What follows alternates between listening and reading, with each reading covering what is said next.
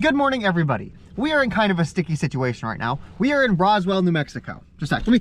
Roswell is an actually interesting place. Let me show you this place. Roswell is famous for having their like alien invasion stuff. If you've ever seen like X-Files or any science fiction thing that talks about aliens, Roswell always comes up. This is a McDonald's and it's literally shaped like a fucking UFO. Like everything in this city is just alien themed. There's a Dunkin' Donuts across the street. Let me show you this. Everything in the city is just aliens. Okay, now back to the problem at hand. We are not going to be staying in Roswell. This is where we currently are, at the very bottom of the United States in the desert, and we are going to be driving all the way up here to Alaska so that we can see the northern lights. So that means that we are going to need to drive through deserts and mountains and forests and beaches, all while the weather is consistently getting colder while we get up to Alaska. The problem is, my car was spitting out white smoke yesterday. Yesterday, I was on a short drive, just driving around town, getting some food, and I noticed the underside of my engine started smoking. It smelled like coolant, and so I'm pretty sure we have a coolant leak somewhere in here, but I can't get it to reproduce it. So I don't want to hit the road right now and end up overheating my engine in the middle of the desert. That does not sound fun. So before we can actually leave for Alaska, we need to figure out what part of my coolant system is leaking. And it seems to me like the best way to do that is to make it leak more. So we're going to turn the engine on, we're going to get real hot, and we're going to start seeing where the smoke comes out of. If I had to guess, I would say it's probably one of these rubber hoses. This car is like 25 years old. I'm sure the rubber has deteriorated. We just need to see it. For any of you car nerds out there, it was coming out of this side, not this side. This side already has the aluminum coolant brackets. It's not using the plastic ones. If you don't know what I'm talking about, it doesn't matter, but it was coming out of this side. I'm gonna let that run, heat up, while I explore UFO McDonald's with you guys. Oh, another fun little tidbit. This is another thing you can only get in New Mexico. Green chili cheeseburgers. You can't get green chili cheeseburgers basically anywhere else at McDonald's.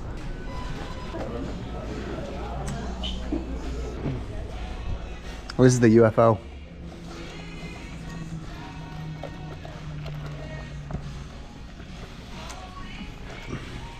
I have to think that they made all of this custom because I don't think that there's like warehouses full of alien grimaces. The entire city is like this. I don't see smoke. The car's not overheating either. I'm gonna scan the vehicle right now, find out if the computer sees anything that I don't. The only code we have is for an evap open purge valve. It's really nothing. It just means that there's like emissions coming out of the car. Has nothing to do with the coolant.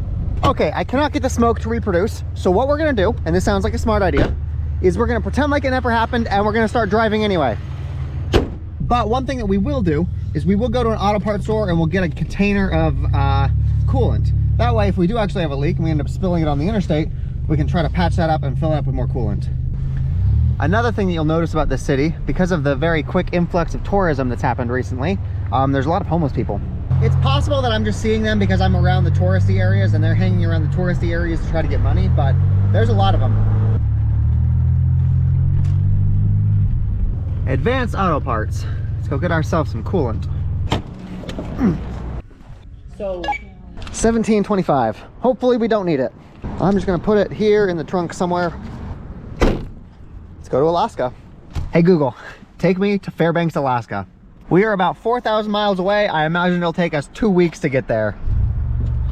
We are going to get some gas before we head out though.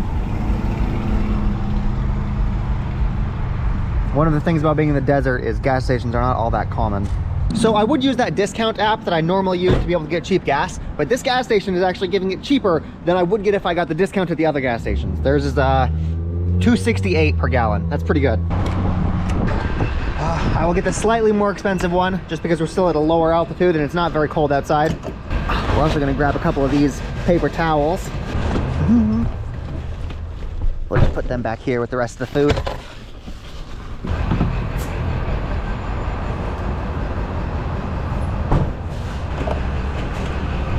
$28 for a full tank. Okay, let's go to Alaska. Hopefully we don't blow up a third engine. Goodbye, alien town. We just spent $28 to get a full tank of gas. You can see that up there. The thing that I want to show people is that traveling isn't actually that expensive. So later today, we are going to earn that money back. All of the money that we spend traveling to Alaska, we are going to earn on the trip to Alaska. We're gonna do this entirely just with the car that we have here. We've been driving for a little bit. My temperature is still fine. I don't see any smoke. I guess that's a good sign. Don't get used to all this desert. It's gonna be covered in snow very soon. I'm not gonna lie. I am legitimately struggling to keep my eyes open. I was up so late last night reading.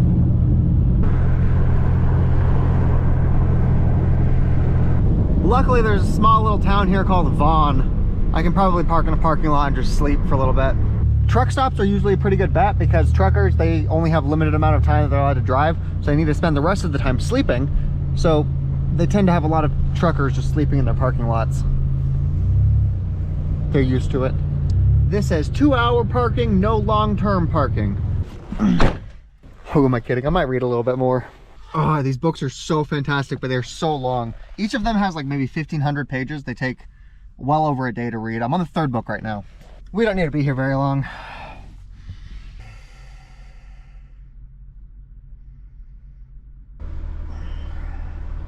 I'm not sure what time it is, and I'm not sure if we've been here for more than 2 hours. I should be good to drive again. Holy shit, it is 5 p.m. We slept here for almost 6 hours.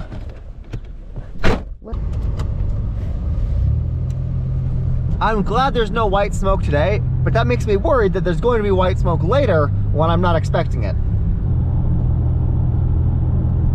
So I'm looking at the map right now. It looks like we're passing through Vegas. That's kind of cool. Not right now, obviously, but like in the future, our route takes us through Vegas. I'm happy. This is a cool route. Wait a minute, I fucking take it back. It's not Las Vegas, Nevada. It's Las Vegas, New Mexico. It's not even the right Las Vegas. It's a fucking sham.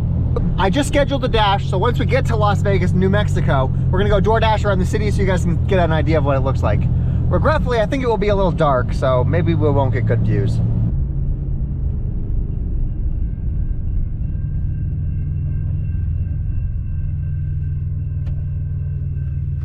We've been here for like 10 minutes. I feel like the trains in America are longer than the trains in Europe, because when I was on my bike in Europe riding through, I never had to wait this long for a fucking train. Oh, there we go. I think I see the end of the train. Yeah, my car's temperature has definitely gone up now that we're not moving and there's not air running through the radiator, but it's not scary high. It's completely normal. I have no fucking clue what was happening yesterday. If there was like a big leak, we would see it by now. We'd see the temperature either go up, we would see smoke coming out. The fact that nothing's happening is really confusing.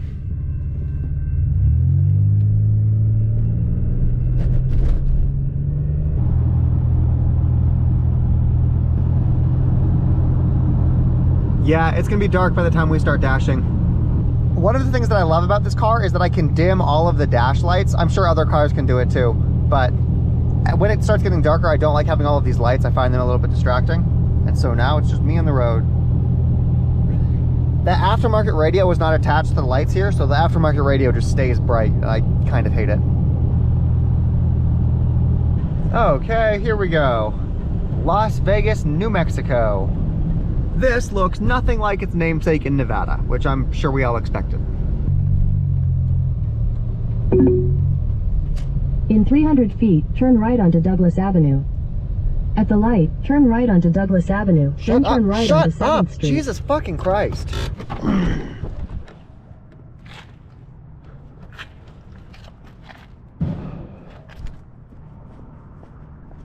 This is the Las Vegas Fire Department. Let's go clock in and start working. They are giving us the option again to where we can earn per offer or we can earn by time. We're gonna go per offer. Apparently the busy part of town with all of the restaurants is about a mile away. We're obviously not getting paid right now because we chose to do this per order, but we also wouldn't be getting paid if we chose to do this by time because no orders have come up. Okay, but I'm in the McDonald's parking lot, so we should be in a good spot to get orders. I imagine most of the orders are gonna come from McDonald's anyway. Now we just wait, I guess. We've been here for over 15 minutes and we still have not got an order yet. Well, while I sit here and wait for nothing to happen, I'm gonna open up my laptop and finish filing my taxes. TikTok finally gave me my tax forms. Hey, look at that, we got an order, Burger King. 4 miles away, whatever, we got it. I'm not gonna lie, I'm a little bit annoyed that Burger King is on the other end of town than McDonald's. It would be great if they were together. We've been doing this for an hour and we've got 1 order so far.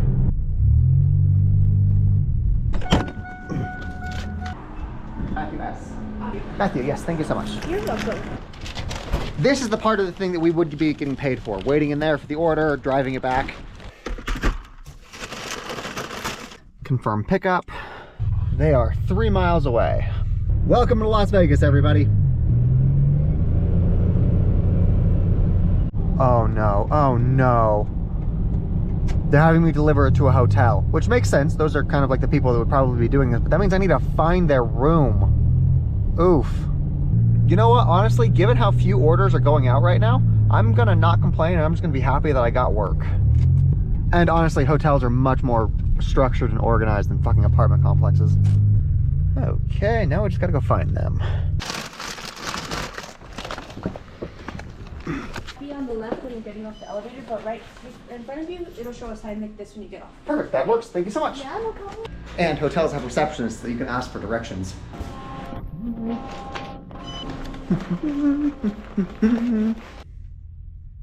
Okay, we made $8.50. Okay, we just got another order. We gotta go to Sonic. This order is worth $6.50. I can tell that the farther north we go, the colder it gets. Like, it's kind of chilly outside right now. Okay, Sonic. I believe Sonic does drive-through, so I might not need to actually go in and get it. I have a DoorDash order for Tammy C. Go ahead and pull up. Thank you so much. Oh, that's heavy. Okay, they are less than 2 miles away. That's cool. They would like it handed to them directly. DoorDash. Well, there you go. Yep, perfect. Have a nice night. We have made $13 so far. Yeah, we've been doing this for an hour and a half and we've only got 2 orders so far. $3.81 for Dairy Queen, and they want me to drive 6 fucking miles. Absolutely fucking not. Decline. Hey, okay, after I declined that one, it came right back up. I think it's possibly the same person, but now they're paying me $8 for it. That's interesting. I literally more than doubled my pay just by declining the low-paying offer. Holy shit. I've got to start doing that more. That's really interesting. It's possibly not the same order, but I feel like it is because it's pretty slow today. And to have 2 Dairy Queen orders back to back, one of them paying $3.80 and the next one paying over $8, yeah, I think that declining low-paying offers is definitely profitable. The only reason that I actually declined it is because my car is not very, like, fuel efficient, and so driving 6 miles there, it means I would have to drive 6 miles back and I wouldn't get paid for that 6 miles back. Okay, Dairy Queen, what you got for me? I haven't eaten a Dairy Queen in a hot minute. Dairy Queen is like the new fucking Long John Silver's. You see it everywhere, but nobody actually fucking eats there. Wait a minute, I've got 2 orders from Dairy Queen. Not just one, so it is actually 2 different people that are ordering 2 different things. And I actually still am probably getting paid like $3 and some odd cents per order. God damn it. I take back everything I said. I got duped. DoorDash orders for a Naomi K and a Felicia B. Thank you. Perfect. Thank you so much. I feel like I got tricked. They're still paying me like $3 per order. They just made it seem like it's more by giving me more orders. Again, I'm not going to complain because money is money, but it looks like declining orders is actually not that profitable because if I would have accepted it, they would have still given me the second order regardless. You know what? The first one's not that bad. It's only half mile away. That works for me. Oh, okay. She wants us to leave it at her door. It's always helpful when they leave the light on so you know where you're going. Yep, this motherfucker, 6 miles away. Fucking fuckity fuck. And here I thought I was clever. Where in the fuck is Google sending me? I'm pretty sure we just left city limits and I'm getting paid $3 for this. We are still 2 miles out. Okay, you guys need to see where Google is sending me. Let me turn my brights on. I'm not sure if this is gonna come across. I'm in the middle of the fucking woods. Like, God fucking damn it. That's a fucking mountain right there. Okay, apparently we are delivering food for a security guard. On the bench it goes, right there. We are so far out in the middle of nowhere. I don't have cell data to, okay, there we go. Yes, done. I got $1 tip from that. Whippy. Again, I guess I can't complain. It's money that I didn't have before, so that's cool. Like, look at this. This is how far outside of fucking, we're in a different city. We're in a place called Montezuma. We have to come all the way back here to get to the fucking city. And of course, we don't get paid on the drive back. That whole Dairy Queen order took over a half hour. I'm trying not to complain. I had the option to deny it. I didn't have to take the order if I didn't want to. I just feel like I got tricked because I tried to decline it, but then DoorDash wrapped it up in two, so I thought I got a different order that was worth more, and I ended up having to do it anyway. That's the part that I'm upset about, not him. He can tip whatever he wants. I had the option to say no. That was totally my right. I'm just frustrated that I got tricked. But on the positive side, we have made $23 so far. So that's almost completely bought our gas back, and we still have half a tank.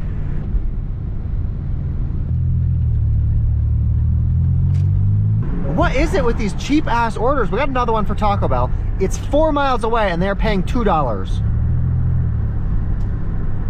Fuck. Accept. Okay, whatever. Fuck it. I'm just gonna complain for the rest of the night. That's just how this is gonna work. This person got 12 fucking items. I'm getting paid $2. Hello, the DoorDash? Yes. Apparently they want me to park out front because the order is so fucking large. Well, I'm definitely not gonna let my engine run. Okay, that goes there, that goes there. Good. It's an apartment complex too. Fucking perfect. This is gonna be a fantastic $2 we get today. No. It's also funny. You remember that order that I declined earlier today?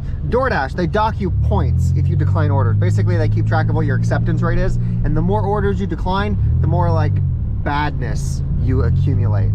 The thing is, I ended up doing that order fucking anyway. They gave me the bad points, and I still ended up delivering it.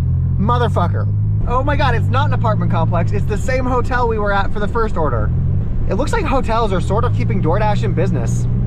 And I mean, it makes sense. People that go to a hotel, they don't want to drive around town to get their stuff. They just want it delivered to them. They're already paying like $100 a night to stay there, so it makes sense that they would pay $20 for a meal. I don't care where I'm parking. We'll be fast. It's just weird because I would expect if somebody is staying in a place like this, spending hundreds of dollars a night, they would tip more than 50 cents. Yes, hello. I have your food. Thank you so much. Oh, they didn't even tip anything. Oof.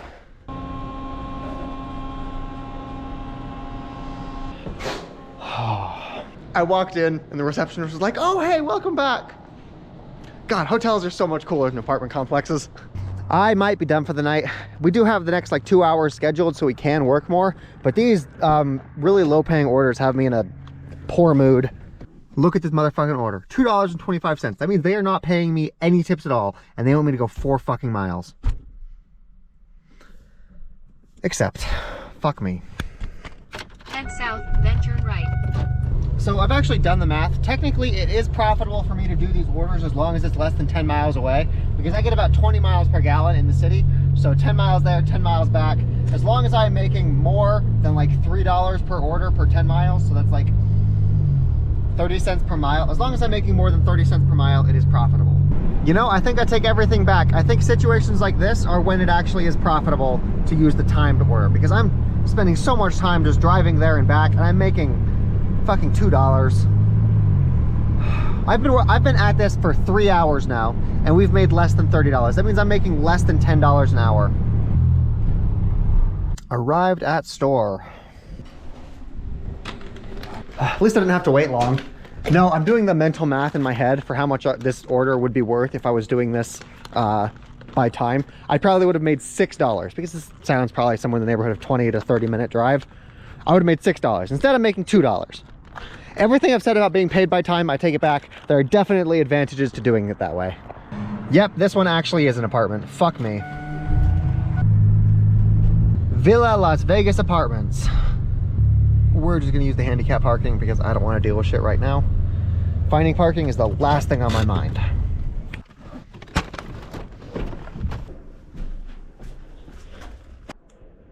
Yep, absolutely no tip. They want me to go back to Wendy's. Fucking $3 for this one. No. Yep, see? They're giving me bad points again. Decline offer. See, I think with pizza delivery drivers, people from like a decade ago, when you actually went up and you knocked on their door and you had to give them a pizza and you had to exchange cash, you felt bad about not tipping them. Whereas here at DoorDash, you just like leave it on their door and they don't need to feel that social pressure to tip you, so they don't. We have made $27.44. We cannot stop until we've at least paid off the gas. I want every day to end with a positive balance. The trip should not cost us a thing. Every day we have a positive balance. Oh, by the way, I know that we spent like $17 on the coolant in the back, but I'm not counting that because I'm not sure if we're gonna need it. I have the receipt so we could possibly just return it. That was just like an emergency thing, just in case we did have a problem, but the fact that we haven't means that I'm not gonna count it because we can return it. A new order from Wendy's for $8.50. I bet that's the old order plus a new order. I bet this is 2 orders combined. I fucking learned. Completing this order should make us positive for the day. Oh no, get back here. Hello, I am back. I have another order for Shelby V. Okay, so apparently they don't have one of the ingredients, so we've got to call them. We've got to like negotiate what they want to be substituted for. We don't have the small meat. For the they don't have small meat. Yeah, for the JBCs. For the JBC, Junior Bacon Cheeseburger? Yep. You come with me, and you guys come down here. Nope, the whole thing is just one order. It's massive. There's like 7 sandwiches in there. But it looks like this person actually fucking tipped me, so that's cool.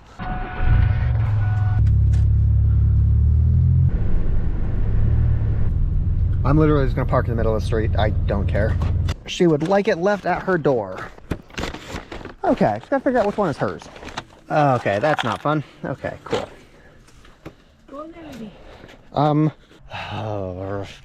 The person who ordered it, she came out to try to pick the things up from me. And when I was trying to hand the drinks off to her, the cardboard container that holds all of the drinks, it broke. And so her drink fell on the ground. One of her drinks did. $5 from Burger King. It's actually not bad. This isn't her fault. It's probably actually my fault, honestly. But like if it says leave at my door, I had the things in my hand in a way that I would be able to put them. I feel bad. That was my first mistake that I've made like that. I just need to do better. It's funny, I told her when I dropped the drink, I'm like, oh yeah, just go into the app, just report it. They'll give you a discount or they'll give you the meal for free or something. But I realized just now that that would actually probably make them want to reprimand me. I might lose my job from that, just as I'm starting to do this challenge. If I lose... We've made $35.94 so far. Back where we started.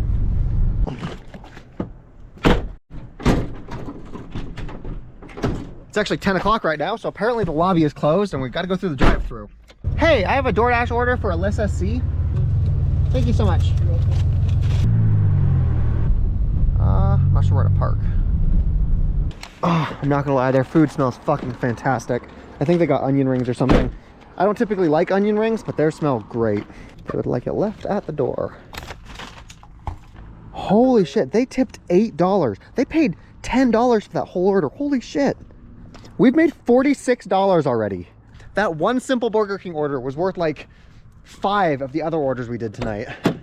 We've been at it for almost 4 hours. I think that I'm gonna call it a night and find somewhere to sleep.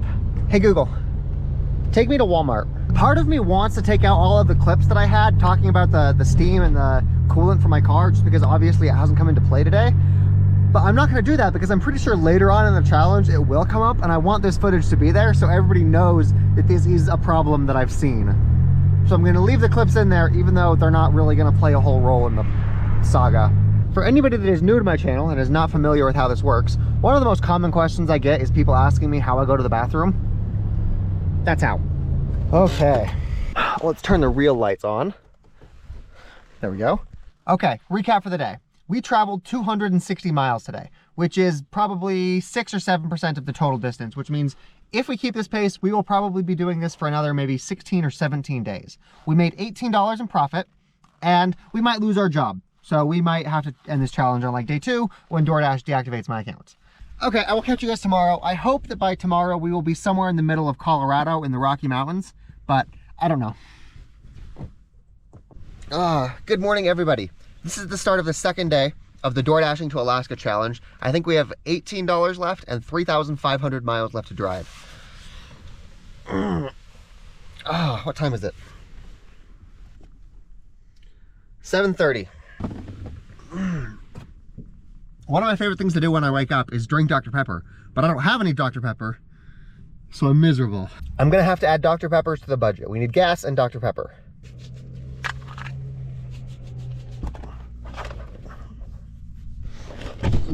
Let's go get some, oh, the wind is blowing. Let's go get some clean clothes.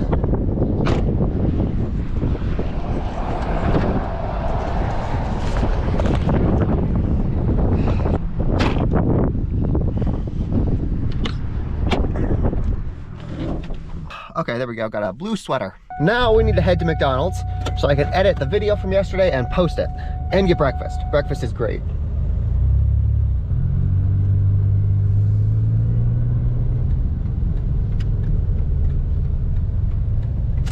Okay, while we're here and while we are gonna spend money, I have a couple trips to make McDonald's much, much cheaper. There are a bunch of steps to this process, but I promise it's worth it. First thing we're gonna do is we're gonna go on their app and we're gonna order using one of the deals that they have here. Look at this, $1 for a breakfast sandwich. Add to mobile order, yes. A bacon, egg, and cheese McGriddle. It was supposed to be almost $7. We got it for $1, add to order. $1.08. Next, we're gonna come up to one of these things and we're gonna use the points here. You can see on the kiosk, we're allowed to use another deal. And they've got a $1.50 breakfast sandwich. Now, instead of paying $6.69, we're paying $1.50. $1.62 for the sandwich. Now we're gonna keep this receipt and we're gonna use what's on the back of it to be able to get another free sandwich. Once you have a physical receipt, if you go to their website and you fill out their survey, they give you a buy one, get one free deal on your sandwich. It takes like maybe 60 seconds to do. Once you've done the survey and you've got the code written, you actually go to the counter and you order something and then you get another one for free. So I have the receipt thing that says that if you do the survey, you get a buy one, get one free. Okay, that cost $7.56, but we got 2 sandwiches and a drink. This right here is our meal. We got a drink, we got 2 bacon, egg, and cheese McGriddles, and we got 2 egg McMuffins. This would have cost $27 if we just did it normally, but because of all of the stuff that we did, this cost $10.26. We saved $17 just because we used a couple receipts and some loyalty programs. That is like a 66% discount. This is why I love McDonald's so much. Whoa. And of course, in addition to the cheap food, you also get free refills for as long as you're here. You get free electricity and free restrooms. Okay, publish the video. We should be good to go now. We are gonna get a refill while we're here because free is free. Okay, and last night I scheduled us some time to go door dashing today while we're in town. Hopefully we can make back all of the money we spent on breakfast. God fucking damn it. Okay, I have replaced the battery in my key fob and it still doesn't work. The problem is not the battery. Okay, I take it back. I guess they are not letting me dash. They want me to schedule a new thing, and yeah, there's nothing that we can do right now. So I guess we're just gonna go hit the road. Apparently there is something on DoorDash where if you do enough orders, they will give you a preferred dasher status. I've never gotten it, but apparently what it lets you do is if you get the preferred dasher, you can dash whenever you want. You don't need to schedule things in advance. Hopefully while we're on this trip, we can get that because it is so difficult to know where I'm gonna be a couple hours ahead of time, schedule that, and then stop there in time because there's a whole bunch of variables along a road trip. If I can get to the point where I can just start dashing whenever I want, we're golden. But we are not there yet, so we're just gonna start driving back to Alaska. It does look like a gas station up the road is giving us a discount on the Upside app, so we're gonna go claim that. And because it's Love's, we also get the extra 10 cents off because we use their app.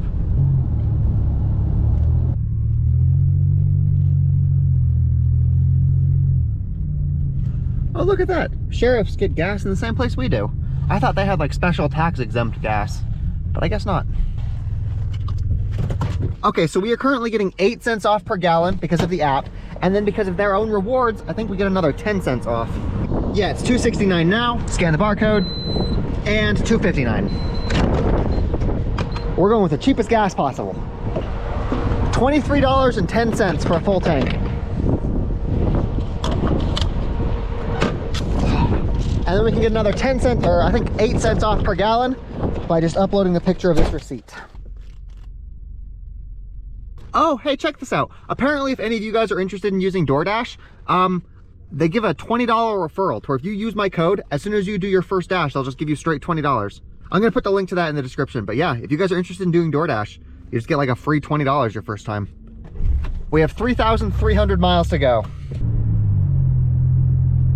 In a quarter mile, turn left onto the I-25 North ramp to Springer, Raton. I am, of course, doing that thing where I only go 60 miles an hour, even though I could be going much faster, just because it's more fuel efficient to do it this way. And we've got a whole lot of ground to cover.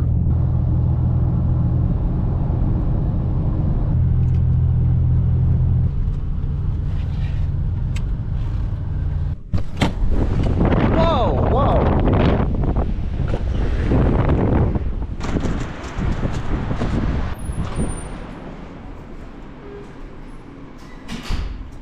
Still no power outlets.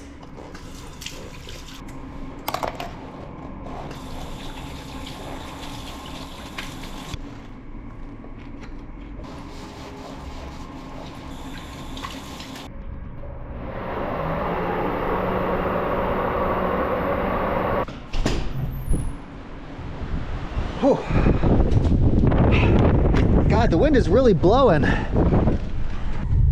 We are about 4 hours away from Denver, Colorado right now.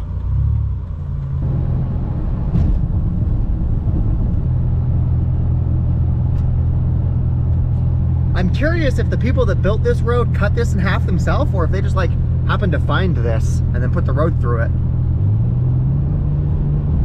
We have officially made it to Colorado.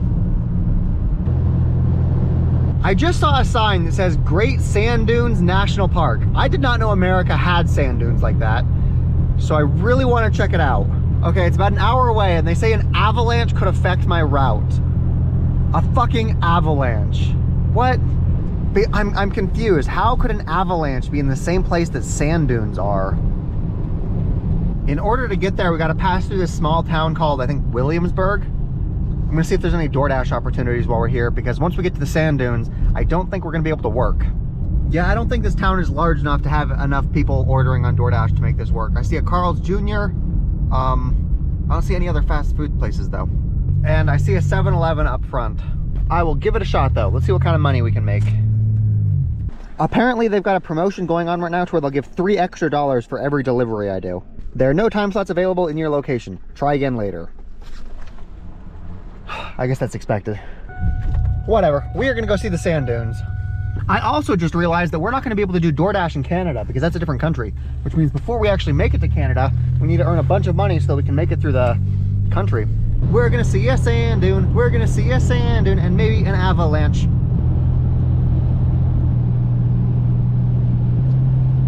That half is completely not snowy. That half is very snowy. You know, this would be a very inopportune time for my radiator to start acting up again. Now the whole thing is snowy. I can see why there might have been an avalanche warning. I just don't know how in the world a sand dune is gonna be out here. I'm just imagining trying to ride up this mountain on my bike. Holy shit, this would not be fun.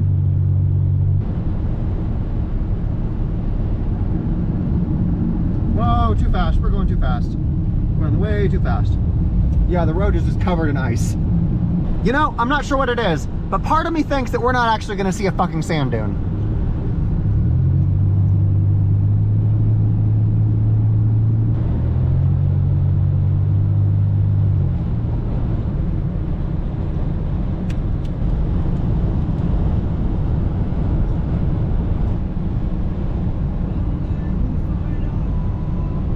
I feel like I am playing Minecraft with just how fast the biome changed. There's not a mountain in sight. I don't even know how to describe this. It is entirely fucking flat in a 360-degree view. We're gonna see a sand dune. We're gonna see a sand dune. Yep, we're playing fucking Minecraft. I literally cannot explain this. Okay, we've just entered the national park.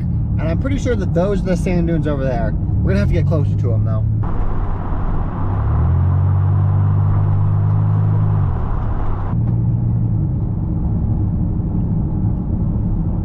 Seven-day entrance, so a 7-day entrance is $25.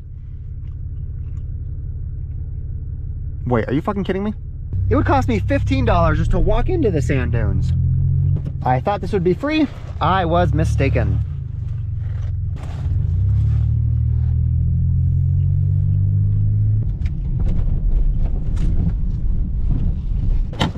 I am disappointed. I thought it would be cool to like camp inside the sand dunes, but I can still see them from here and that's pretty cool.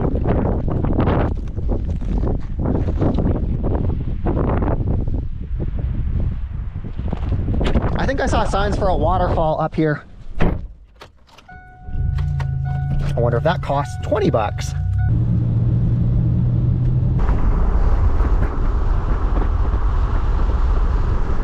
Okay, here we go. Apparently it's called Zapata Falls.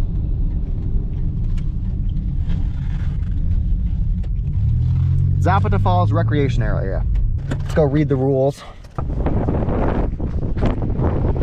All campsites are reserved online. That's not for us, we don't care. Camping is limited to 14 days, we don't care. I don't see anything that explicitly says we can't drive somewhere and park and spend the night. Let's go sleep by a waterfall. I don't think that we'll be able to get our car close enough to the waterfall because I imagine we need to hike up there to get to it, but whatever. I'm not gonna lie, twisty roads like this are some of my favorite because my car just handles them like a champ. Like interstates are fine, but like off-road things like this are so much cooler. Okay, well that seems to be the end of the snow-plowed area, so more Alaska practice. You know what, fuck it, I think we're gonna park right here.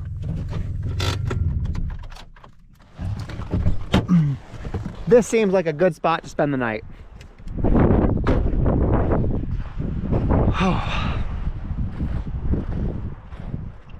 Yeah, see, there's our sand dunes.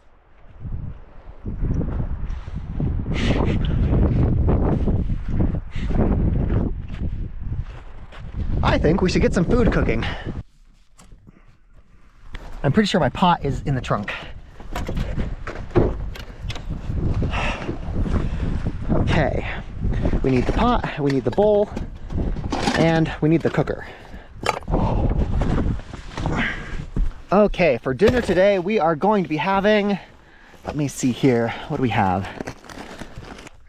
Spicy chicken sausage gumbo, no. Black peas, no. Here we go, chili, macaroni, and cheese. Perfect. Yeah, I think it's just chili and macaroni and cheese. I'm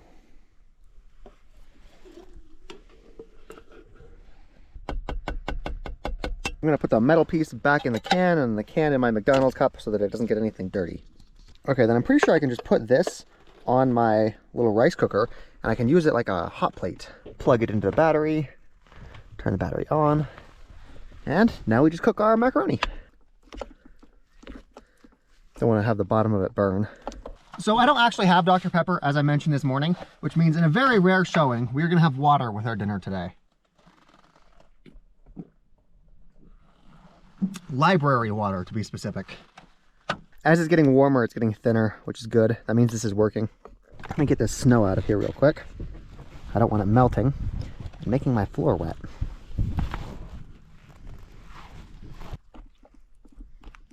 This is so much more stable than using the little propane stove with the little fire on top of it. This is so happy I got this. And the chances of me letting my car on fire are significantly lower, which is not something I say very often. She is probably done.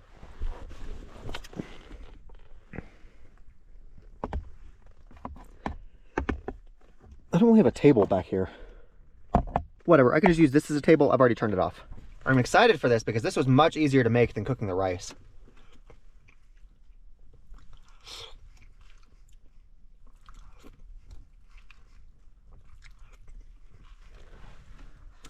It's not so much macaroni and cheese as it is noodles in chili. Like, cooking canned food is just much cleaner than trying to cook rice. Get some of those napkins we stole the other day and clean out the pot.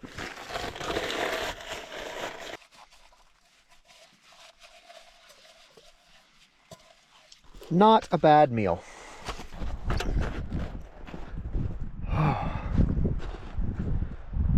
God damn.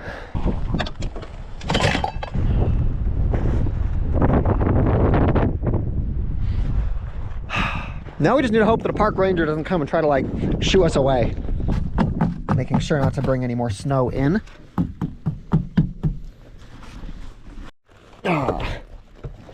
Take out the space heater, plug it in, and then I'll have heat all night long. I'm going to spend a little while reading. I'm on the third book of the Stormlight Archive from Brandon Sanderson. I haven't even started it yet. I just finished the second book, so I'm excited.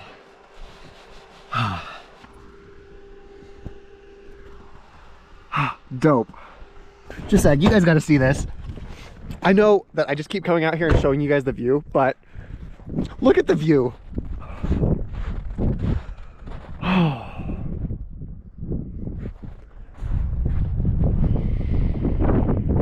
Yes, I'm sleeping in my car tonight. People keep asking me, they're like, oh no, you're not gonna sleep in your car in Alaska, right? I did not go through all of the trouble of installing the batteries and the heaters and all. Yes, I'm sleeping in my car. Okay, I just checked. It is 24 degrees outside. That's like -4 degrees Celsius. We definitely need to conserve as much heat as we can. Heated blanket, you're coming out here. I am legitimately not sure if I'm allowed to park where I am. Like, I don't know what the consequences are. I don't know what the rules are. We're just gonna stay here and see what happens.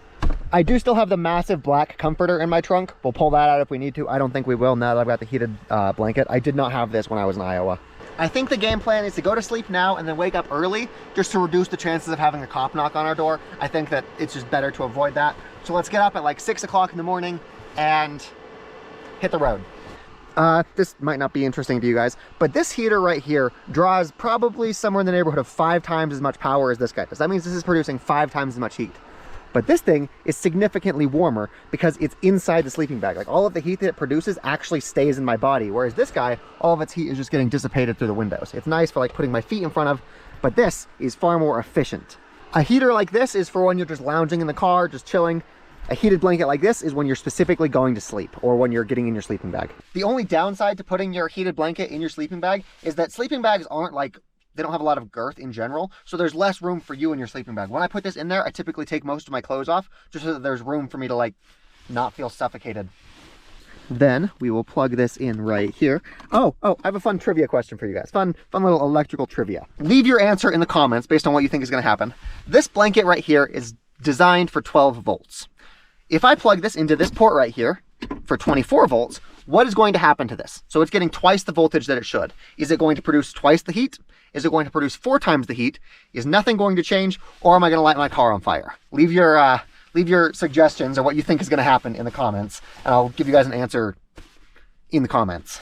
Basically, the question is, what happens to a heating element when you double the voltage? The same thing would apply to the heating pads that I have right here. If I were to put 24 volts into them, would they produce twice the same amount of heat, 4 times, light the car on fire, etc.? What happens when you double the voltage? My brother is an electrician, and we actually got into an argument about this, and like going back and forth. I actually had to plug the thing in and like show him the power reading to show him what actually happens, because he doesn't deal with direct current all that often, and he doesn't deal with like low voltages, so this isn't something that he would typically deal with. But it's just interesting that even professional electricians aren't familiar with Ohm's law. Another thing I always do before I go to sleep is I lock the car. Obviously I'm in the car and there's nobody here, but one time I was in Las Vegas. I was on the outskirts of Las Vegas. I parked on the side of a road like I do, and at like midnight, like 5 kids, they come up and they try getting in my car. I wake up, they run away, I can hear them screaming, I end up chasing them through the town. But ever since then, I've just made sure that I lock my vehicle because I don't want fucking children trying to break into my car at night. I really like this setup because the heated blanket goes on top and the heated pads are underneath, so I'm basically sandwiched in heating elements. I am very confident that I will be able to stay warm when I'm in Alaska. The only thing that I need to consider is that my battery is in my trunk, and if that goes below, I think -20 degrees Celsius, it turns off to try to protect itself. So I need a way to keep that battery warm. You've got to be fucking kidding me. It is 6 p.m. I thought it was later because the sun went down, but it's 6 p.m. So that means if I want to wake up at 6 a.m., I'll be needing to sleep for 12 hours. I think that means we're getting up at like 3 a.m. and driving. Fucking hell. Good morning, everybody. This is the 3rd day of our trip to Alaska. We're negative like $10, I think, something like that. It was very, very cold last night. My windows are definitely frosted up again. But I did manage to stay warm-ish with my heated blanket and my heated pads. I think that I'm going to start getting the big black blanket out because it was a little chilly. Whew. Nobody came knocking on the window to see if we're gonna move our car though, so that's cool. Let's go take a look at what it looks like outside right now.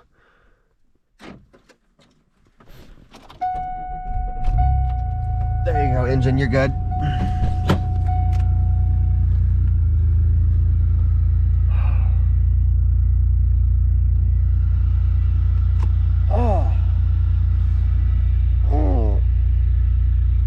Good morning, everybody. Whoa. Oh, okay.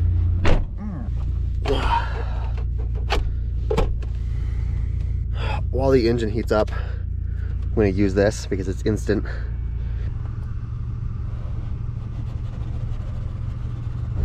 The windows are slowly thawing. Let's actually put this on dethaw mode.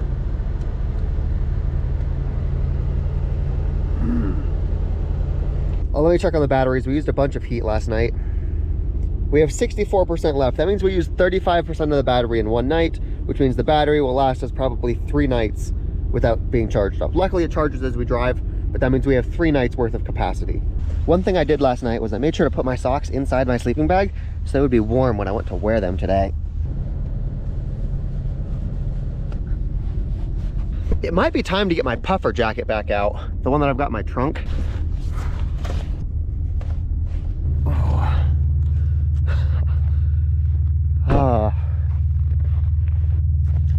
Good morning, everybody. This guy, this little puffer jacket. So this is cold right now, but Alaska will be somewhere in the neighborhood of, so it's -6 degrees Celsius right now. Alaska is like -20 to 25. So maybe 15 or 20 degrees colder than it is right here on top of the mountain.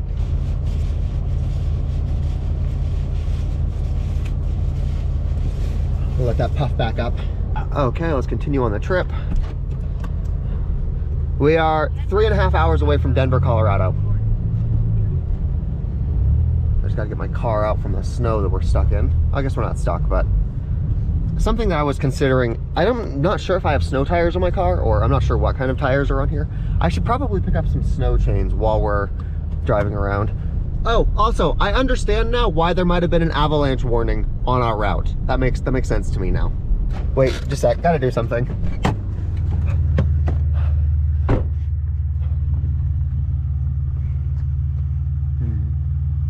This is going on Instagram. Okay, cool.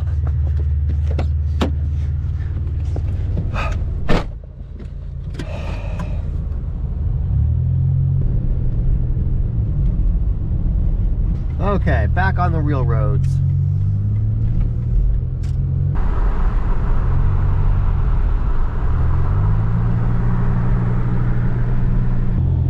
Stupid sunlight.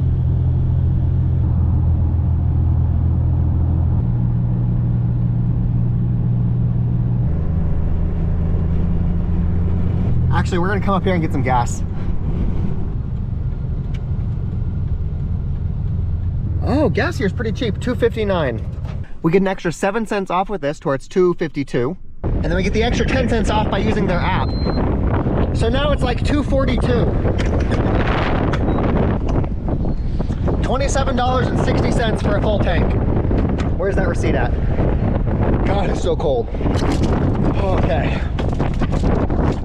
Oh my God. Oh, it's so cold. Take me to Denver, Colorado.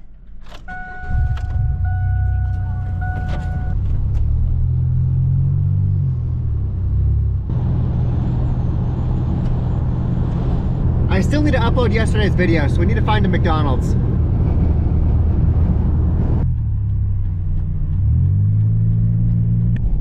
Here we go.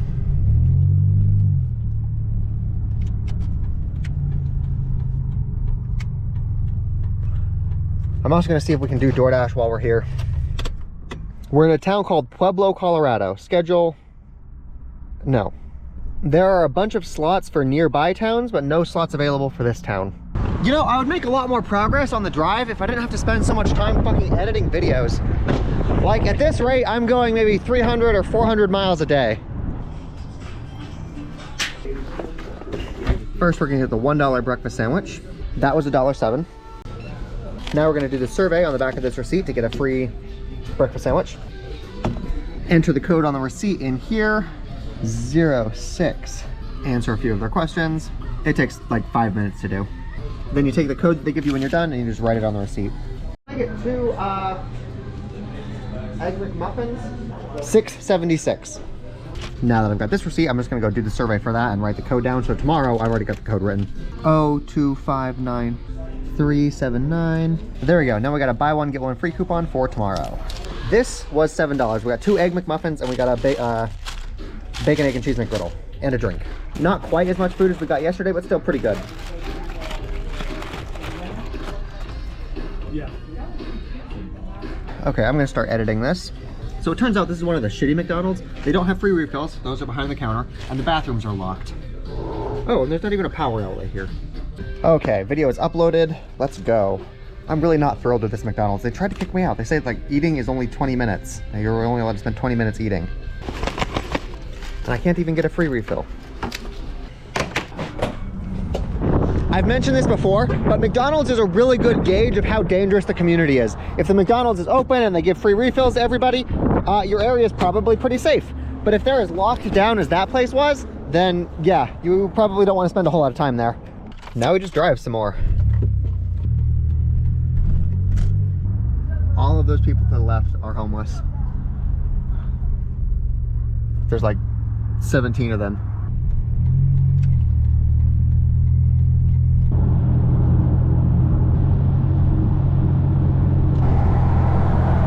Okay, I just scheduled us a dash about an hour ahead of us. We are now entering Denver, Colorado, but we're not gonna stay here. We're gonna pass through it and go to the city after that so that it's easier to DoorDash in. Like, DoorDashing in big cities like this is a nightmare.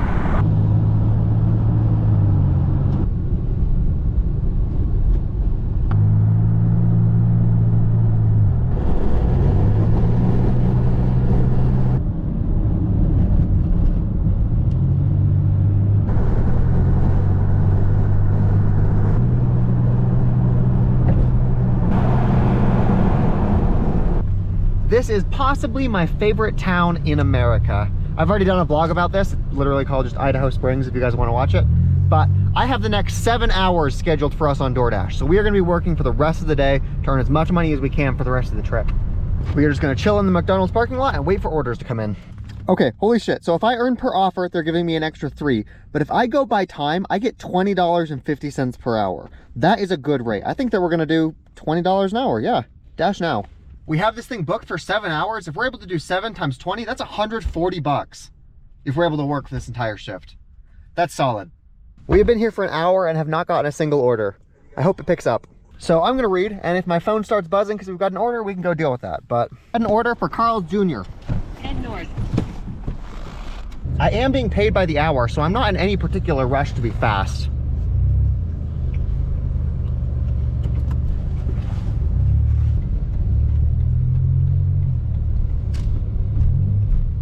They only got 3 items. It's an easy order. Thank you so much. You too. It took them almost 10 minutes to get this order. Do you know how cool that is? I earn $2 for every 6 minutes that I'm driving and dashing. So that means even without tips, I'm already earning 2 to 3 times as much as I would have been if I was doing this in New Mexico by time. See, and I also don't have an incentive to go the super fast way, so we're gonna go this way instead. It's an option. It's telling me that that's an option, so this is the direction we're gonna go. And I don't want to speed either. That would be bad. Speeding is bad. Speed limit is 15 miles an hour. It's funny, the 2 options, whether you get paid per offer or paid per time, if you get paid per offer, it incentivizes you to be really quick, to get your food to them as fast as possible so you can get more orders. But when you're getting paid by time, you have an incentive to go as slow as humanly possible. So I don't think that they're going to keep that option for very much longer. I have no incentive to go any faster than this. If I knew that I would be getting more orders after this, I wouldn't care so much about going slowly. But the fact that this might be the only order we get tonight means that I'm going to get every fucking cent I can out of it. She wants it handed to her at the front desk. You know, I really don't want to slip and fall. I probably shouldn't walk too fast. So I'm looking for a Tabitha G. I have food. Yes, I have food for you. Okay, that took us 16 minutes. Complete delivery. Confirm. Base pay, okay, so we got $4.04 plus we got, holy shit, they gave us $2. The thing that I wasn't considering before is that I get to keep my tips. For any time they tip me, even if I'm working for time or if I'm working per offer, I still get all of that money. And that's where most of your income comes from, is just the tips. So we're gonna go back to McDonald's and we might not get another order tonight. We made $8 though, so that's cool. Notice how I don't give a shit about that 15-mile-an-hour speed limit anymore. Funny how that works. Okay, I'm thinking about it now. I am probably the only DoorDasher in this town. It's not a very large town. So that means that if I'm close to the McDonald's, I'll be able to pick up the order really quickly and it won't take me as long to get there. If I park away from the McDonald's, I'll still be the one getting the order, except I'll get paid to drive there as well. So rather than going to McDonald's, we're just gonna go park in this random fucking parking lot. I'm gonna get paid to go to McDonald's. Yeah, it's starting to seem pretty likely that we will not get another order tonight. Oh, I take it back, we got an order from McDonald's. Except now we're actually getting paid to go to McDonald's. They have 8 items. Yeah, see, this one was super fast. I might have actually benefited from doing this per offer. They're less than a mile away. And I don't get paid for the time in between orders. God, their food smells great though. Your destination is on the right. Hello. What's up, man? There you go. Thank you. Have a good night. Okay, now we continue to wait again. Looks like we're getting about 1 order per hour. They did not tip anything at all, but we got $5 from that, just because of the fucking base pay. It's crazy to me that the people that want me to hand them their food directly are the people that are not tipping anything. Yeah, we've been doing this for 3 hours and we have 2 orders so far. Okay, I'm just gonna end the dash because we are not making any money here. Hey Google, take me to Fairbanks, Alaska. The next left onto Colorado Boulevard.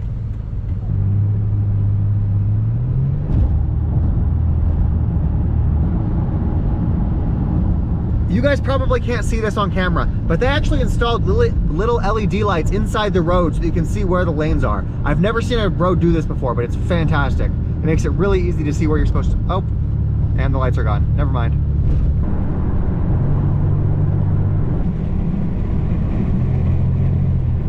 We have less than 3,000 miles to go. 2,998 to be exact. Right now, I'm just trying to find a place that will let us park in their parking lot for the night. Actually, I think that we can just park on the side of the street. I don't think that we need any fancy pants business letting us park in their parking lot. We're just gonna do street parking. Go to the back. So our balance is very negative at this point. I recognize that. I do want to mention that this right here is one of the reasons why a car is significantly better than a van. If we had one of those vans or we had an RV, we would not be able to park in somebody's street because all of these neighbors would call the cops on us. Having a low profile car like this makes it much easier to be able to sleep in front of people's houses. Good morning, everybody. This is the start of day number 4 of the Door Dashing to Alaska challenge. It is warmer today. My windows are not frosted up, so that's good. There's like residential houses here. I don't want anybody calling the cops on us. We should leave once the engine's warmed up. Oh wait, no, I guess I'm wrong. There is a little bit of frost.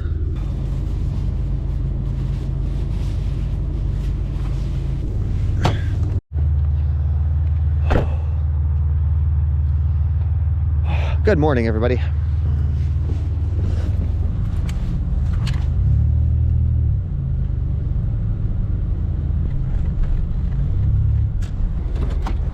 I don't think this McDonald's is in a sketchy area, so I think we'll have a lot more freedom. And because we got to a McDonald's so early, we should have a lot more time for door dashing today. This is actually kind of small on the inside. Yeah, it does not seem like they have electrical outlets for us. $1 breakfast sandwich, $5.75. Thank you so much. This was $6.82. We got 3 sandwiches and we got a large iced coffee.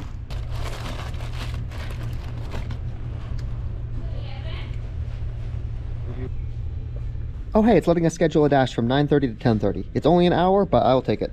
Okay, the video is uploaded. We have to dash in about 20 minutes. And it looks like there's probably enough people here to support enough dashes.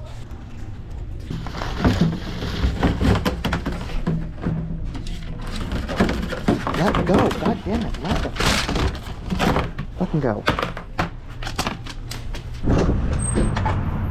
We do need to get some gas because I think we've got like a quarter of a tank right now. Holy shit, gas just keeps getting cheaper and cheaper and cheaper the more up we go. It's $2.43 a gallon here. God, look at that, $2.43. Gotta enter my loyalty number. Yeah, I'm just using the cheap gas now. Like, I used to be concerned that it would be a problem, but we're high up in the mountains. It's cold outside, it's fine. We just got a full tank for $26.34. I'm in a good mood. We have the next hour and a half scheduled for door dashing. McDonald's is right next door, so I'm just gonna wait here. I actually have more than one heater. Oh, is that our, do we have a, no, never mind. I thought we got an order. Yeah, I have more than one heater. This one works on AC current rather than DC, which the one in my backseat does. So we'll just plug this guy in here. It's important to stay warm without using gas. This heater right here uses roughly as much energy as that little rice cooking thing that I use. They both use about 250 watts. We have the two options again. We can earn per offer or we can earn by time. It's not giving us $20 an hour today. It's giving us $16.15. But I'm willing to give it a shot. Dash now. By the way, for all of the people that are messaging me telling me that I can just do DoorDash in Canada or Grubhub or Instacart or any of the things that they've got in Canada, I'm not a Canadian citizen. No matter what app I want to use, I cannot work in another country. Okay, we got an order from McDonald's. It's the one right across the street. But again, we're getting paid by time, so I'm feeling just a little bit lethargic. Your destination is on the right. Okay, they have 4 items. We're just waiting here, getting paid to wait.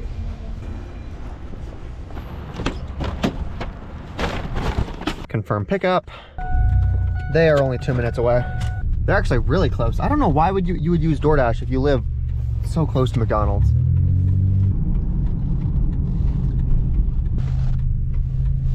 Here you go, sir. No, of course. Have a nice day. Thank you. We made $6.27. They tipped $3. That's great. We got another McDonald's order and it's 2 miles away, so that's great. That means we get more work. And your destination is on the right.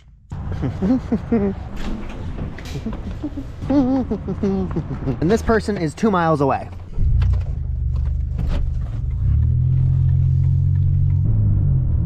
I need to remember to go the speed limit. We're not trying to get there fast. Okay. We made $7.88 from that, and they tipped me $4. God, this place is so much nicer than the last one we were at. We only have 15 minutes left scheduled for our dash, so I don't think that we will get any more orders. Take me to Cheyenne, Wyoming.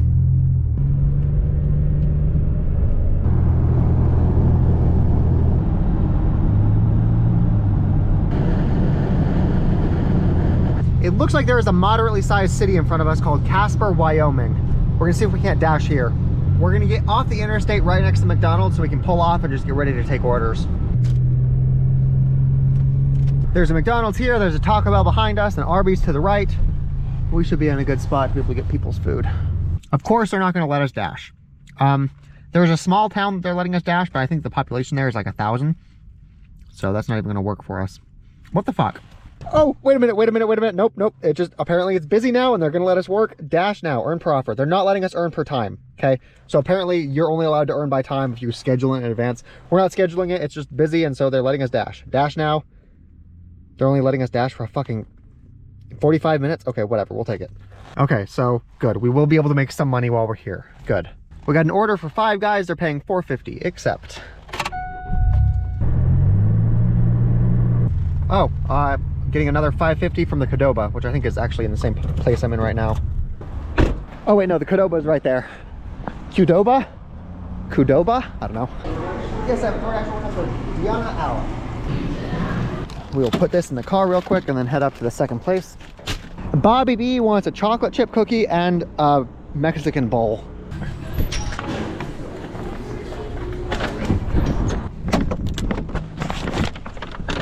Okay, so the first one we're delivering is this one, and apparently they are at Starbucks. It's probably a Starbucks worker, and they want us to just drop it off there at their counter. It is interesting though, I've never delivered from one fast food joint to another. I'm really happy her instructions are clear. It just says, I'm at the counter, deliver it to me. I've had people like give me the address of a bar, or I have to walk into the bar and figure out who in the bar ordered it. I'm glad she was concise. We got $4.50 for that. They tipped $2. Great. Take the next left toward East 2nd Street. Oh, shut up.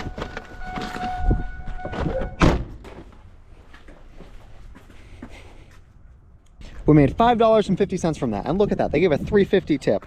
Dope. We only are scheduled to dash for another like 5 minutes, so I don't think we're gonna get an order. I'm gonna head back to the fast food places and see if they'll let us dash anyway. We just got an order from McDonald's for $6.50. We got that just in time too, because we only had 2 more minutes left in the dash. Stephanie M wants a cheeseburger. Okay, so there's definitely a problem with this. The order that they gave me has 4 cheeseburgers and 2 McDoubles, but the order that I've got on DoorDash definitely doesn't. I talked to them, they're just like, I don't know what to tell you. So I guess this person is getting 4 cheeseburgers and 2 McDoubles. I'm trying to call to see if I can like make sure that this is what they ordered, or just like figure out what's going on. Okay, well, they didn't pick up, so this is just what they're getting. Oh my God, they're fucking 3 miles away in an apartment complex. Yay me. Money's money, it's okay, doesn't matter. Casper Village. I am almost certain that this is wrong, but this is just what we're gonna deliver. Oh God, this place smells like my childhood. Oh, they gave us $4.50 as a tip, but they've just finished our dash. We are not allowed to dash anymore. We made $16 and it's starting to snow. We made $16.50. It's fucking snowing.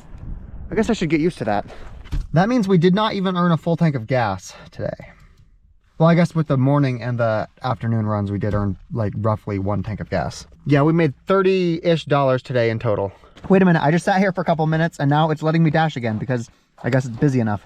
For an hour, we get a whole hour to dash. Back to the food places we go. Holy shit, gas here is $2.31 a gallon. It just keeps getting cheaper. We'll just wait for orders here in the Wendy's parking lot. The snow is really starting to come down. I wonder if it's safe to drive tonight. We got an order, $4.50, but they're more than 2 miles away. Decline. This one is paying $1 more and it's closer. That was like 30 seconds.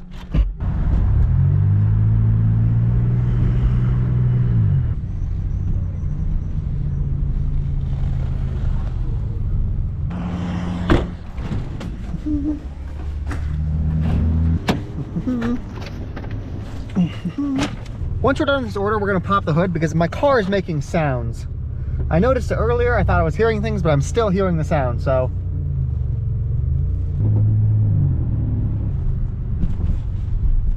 You know, so I just had a thought.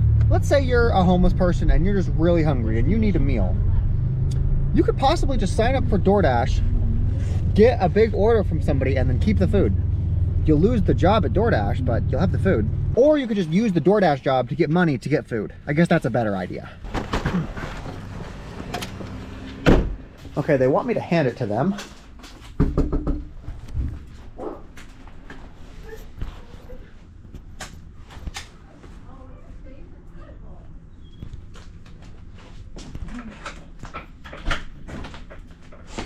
He's harmless. Oh, hi puppy. Come on, Bobby. Have a nice night. Bob, you're not going. What happens if I get bit by a dog while I'm working? Like, is DoorDash responsible for that? Or like, what happens if I'm hurt? They gave a $3.50 tip. Dope. I'm gonna end the dash and we are gonna go investigate what noises are coming out of my engine.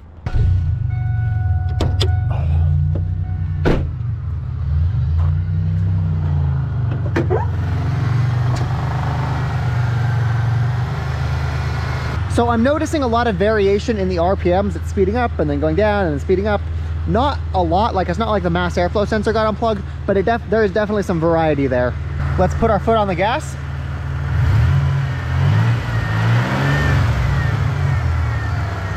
You know what I haven't actually done since I purchased the car? Looked at the air filter. It was really cold when I got the car. The air filter looks fine. I'm curious if this is related to the white smoke I was seeing a couple days ago. I don't hear it now. It doesn't sound bad now. It just sounded odd earlier. Okay, well, I cannot hear anything now, so we're gonna pretend like I never heard anything at all. Billings, Montana. That's a big city. We can stay there for an entire day and just dash for the entire day. I think that Billings is our next bet.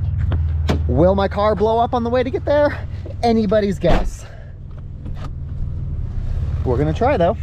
It's a 4-hour drive to get there. It's about 300 miles. Yes, go. We should pick up some gas first. I'm not sure how many gas stations are even in the state of Wyoming.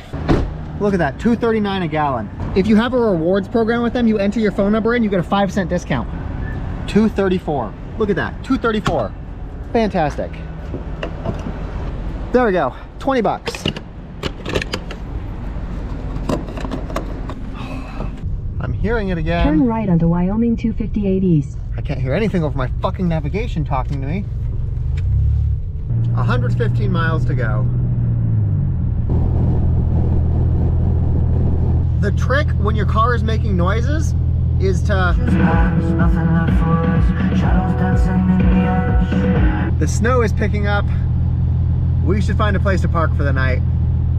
I'm not sure if you guys can see this because it's dark, but visibility is going way down. And just the cherry on top, we don't have cell signal. So if we run off the road, if we accidentally get hit, we can't call for help. We can't call for a tow truck.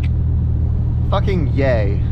Google says there's a gas station about 4 miles up the road. We'll go there and then just stop for the night. Then again, the snow cleared up, so maybe it's not that big of a deal. Okay, it is doing exactly what my last car did. Listen to this.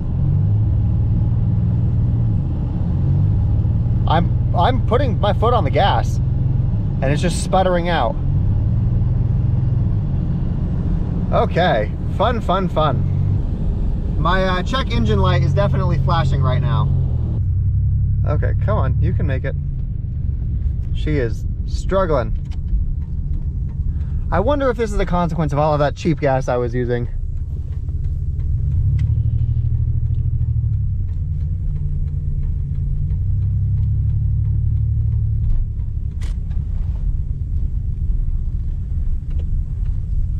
Let's at least get out of the snow. The first thing we're gonna do is we're gonna scan the computer for codes. That sputtering that we saw, that was a cylinder misfire. You can just feel how it works.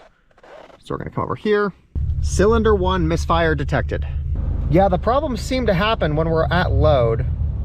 Okay, let's see if we can find anything obviously wrong.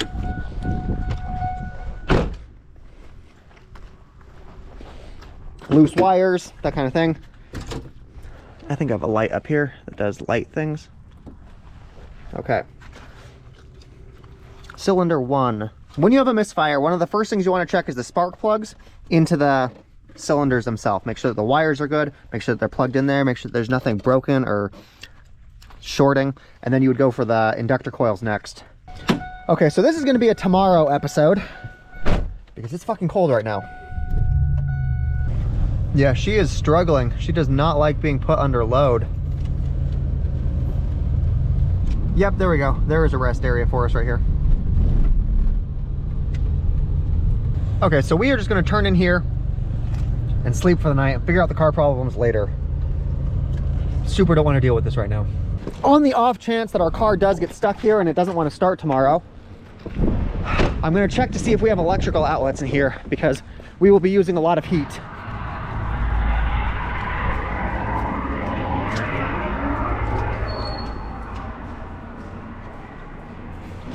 No, it does not look like there are outlets for... Okay, so we have no way to charge up the batteries again if the engine blows.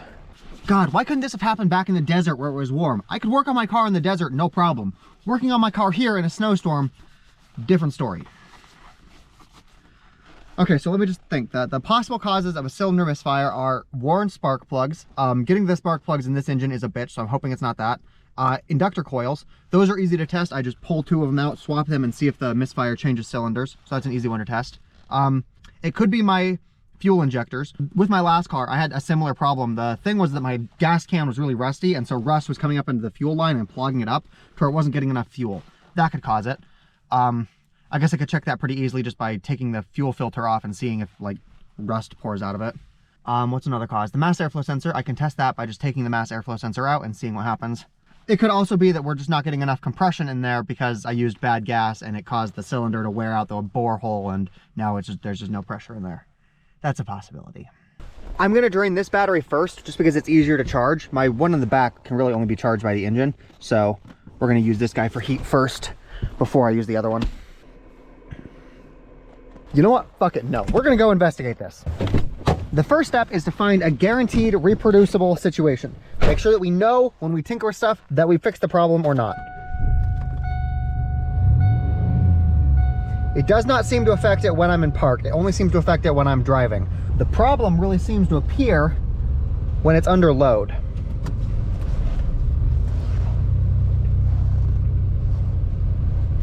So let's go put it under load. Okay, nope, that worked perfectly fine. No problems at all.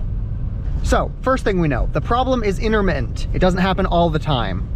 That's good because it helps us identify some of the areas where the problem could be happening, but it's bad because it means that it's not super reproducible. We're not sure if we actually fixed it.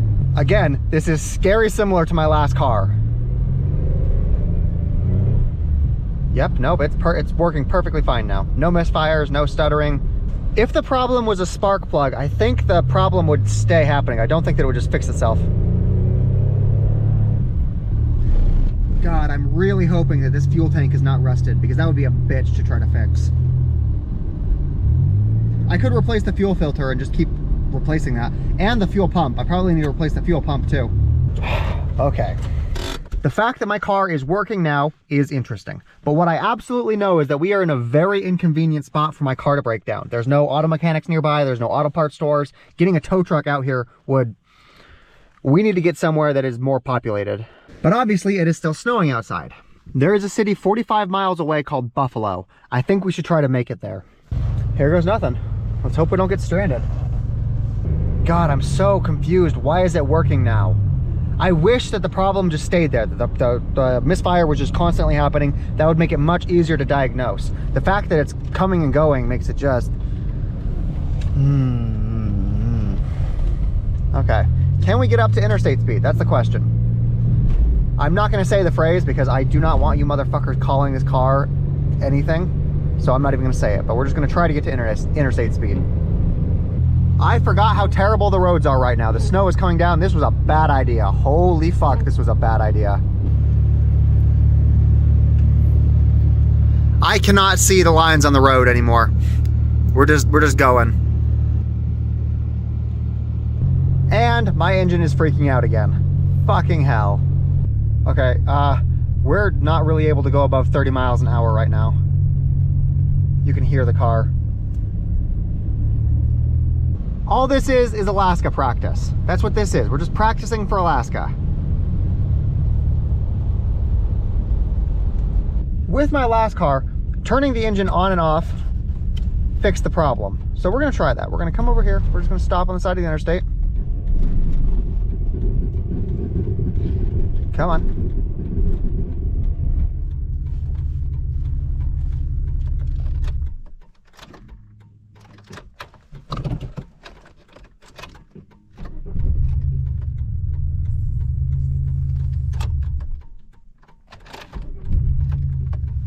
Yeah, I can feel it. My engine is definitely still misfiring.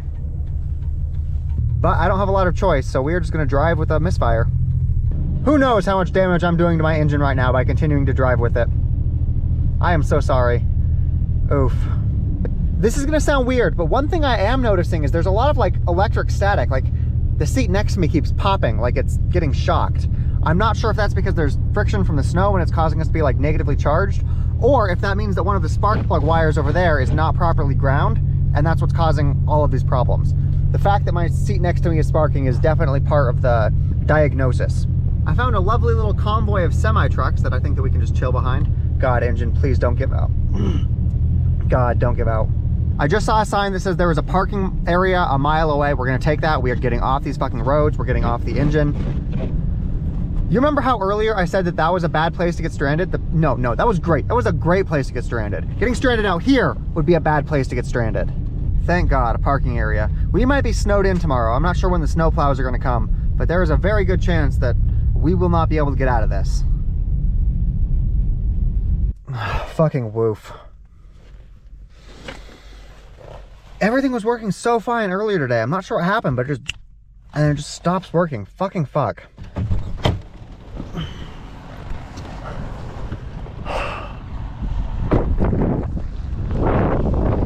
Fucking hell. God damn. Okay. Oh no, I just brought snow in. Fucking rip. We are 28 miles away from the nearest town. My engine does not sound happy at all. Like I moved forward and I tried to reverse into my spot and it was like not even able to reverse. It was just misfiring.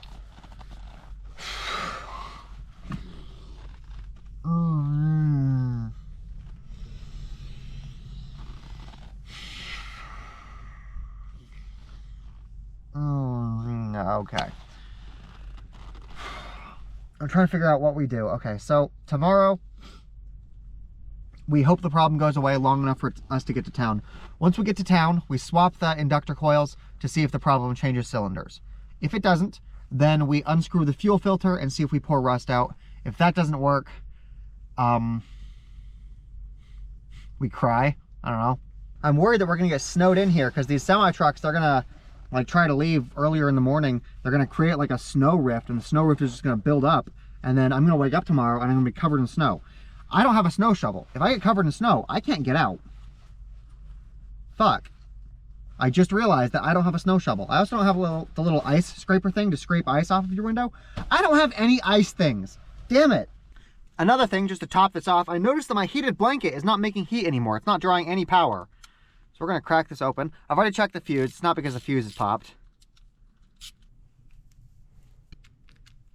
On the inside of a heated blanket, you will find, basically it's just a bunch of wires. These white parts are the part that gets hot. The fact that we're not drawing any power means that some of these wires are not actually connected to each other. They probably burnt out somewhere through here. We just need to find them and reattach it. Okay, after cutting several holes into this, I found the part that was broken. Now I just got to reattach them. I got it fixed. I'll buy another one of these blankets later. I just want this to work for tonight because, you know, tomorrow is going to be rough. Good morning, everybody. I have some good news and I have some bad news. This is day 5 of our door dashing trip to Alaska, and we are currently buried in snow. I mean, just completely buried. And if you'll remember from yesterday's video, my engine is fucked. So we can't even turn the engine on to heat ourselves up. I'm gonna try to show you guys what it looks like outside. I haven't seen it. This is my first time opening the door. Oh, hey. We're not as buried as I thought we were. All of the semi-trucks have gone away. It is just us. Okay, that's good to know. Whew. We are currently in Wyoming. We are about to cross into Montana. You know, if my engine fucking worked. Okay, well, let's give it a go because we don't really have a choice. We need to get this car out of here. It seems to be running. I don't see the check engine light, so it's not misfiring. We might be able to make it to town. The nearest town is about 25 miles away.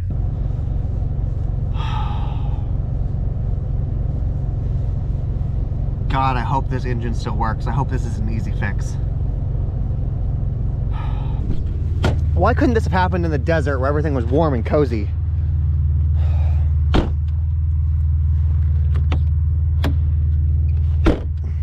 No, come off. Yeah. I don't have ice scrapes. I do have fingers though. This side has no snow on it, so we're good there.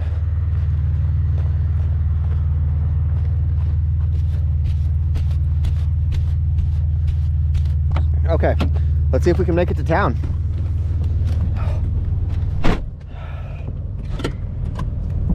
Come on, car, you got this. I'm only gonna risk going 50 miles an hour rather than 80, just because the roads are still like that. Okay, we are misfiring again. The problem has come back. I've noticed that as long as I stay below 2,000 RPMs, it doesn't misfire. It only starts misfiring when you go up. In car terms, what that means is that my car misfires under load. Okay, there we go. We have made it to Buffalo, Wyoming. I'm fucking hungry. Let's see if they have a McDonald's in town. I honestly have no idea if they do or don't. We also need to find an auto parts store. It's possible that the misfire is happening because of a bad spark plug, and we need to be able to replace that. That's not something we can fix on our own. We can try to fix it, but we should just replace it. Well, that is certainly convenient. There's an O'Reilly Auto Parts right next to the McDonald's. Let's go to McDonald's, eat some food, upload videos, and then get back to fixing the mess that is my car. Whew. Alaska is gonna be a bitch. We were in the desert like fucking 3 days ago.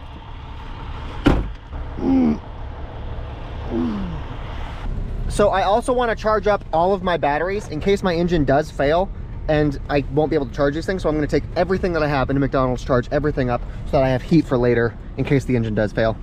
I'm not gonna lie, the problems that my car is experiencing right now are very reminiscent of what my last car had problems with. Fucking lock, you motherfucker. So I think that I want to check the fuel lines to make sure there's not rust in there. Okay, this McDonald's does have the free refills. And it has electrical outlets. Fantastic. Oh my God, I can't find my charger. Did I leave that at one of the McDonald's a couple days back? Fuck, that was an expensive charger. I'm going back to my car to go look for it. God, if I left that at, oh fuck, that was like $100. It was a 100-watt fast charger for USB-C. Oh, damn it, I'm pissed. I do have a spare. It's not quite as good, but it'll get the job done for now. The closer we get to Alaska, the worse my situation seems to be getting. Lock, you motherfucker.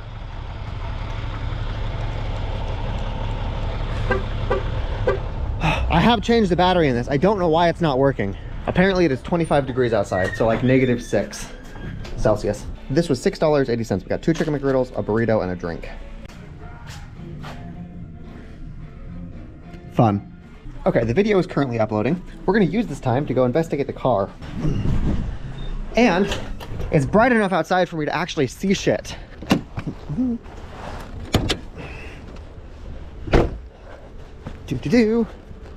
Okay, so it was saying that cylinder 1 is misfiring. Cylinder 1 is this guy right here and this plug. So I think the top one.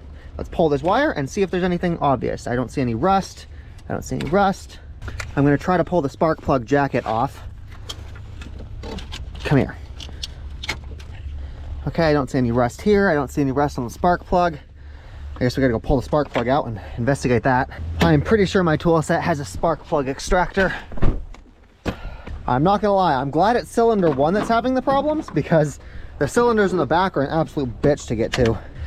Okay, well fuck, I do not have a spark plug extractor, so I can't pull that spark plug out. So we're just gonna pretend that the spark plug is good and assume that the injector coil is bad. Pop this guy back in. Okay, so let's take this thing off. Now doing this won't fix the problem, it will only change where the problem is located, which will tell us if this is the problem. Pull this one out, move this one up top, and then put this one down below.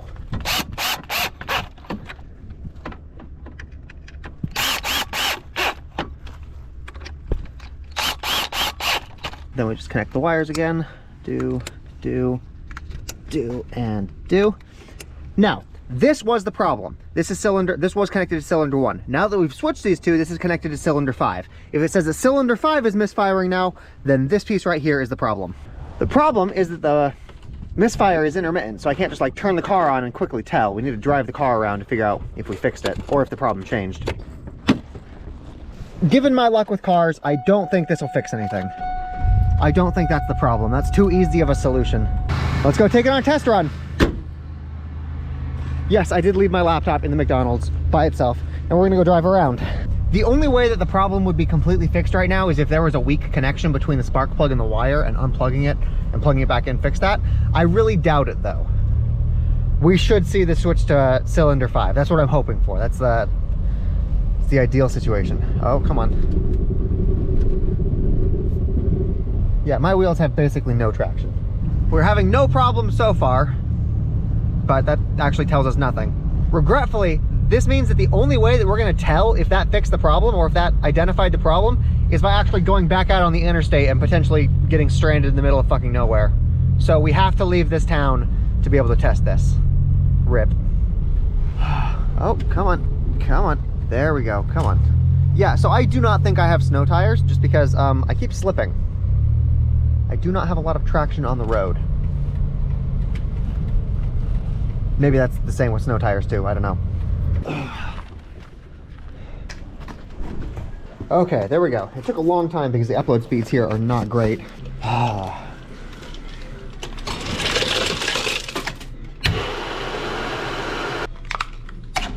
Now we need to make a decision. What do we do with the car? I think the play is to just drive around this city, going back and forth and continually testing new things. I don't want to get too far away from town and end up getting stranded. I need to decide if I want to continue trying this challenge or if we should just quit. Like, I'm not sure if this car is going to make it to Alaska right now. What we need to do right now is we need to see if cylinder 5 starts misfiring. God, I really hope it does. Luckily the sun has come out. I'm going to very cautiously get on the interstate. We've been driving for over 10 minutes and watch this.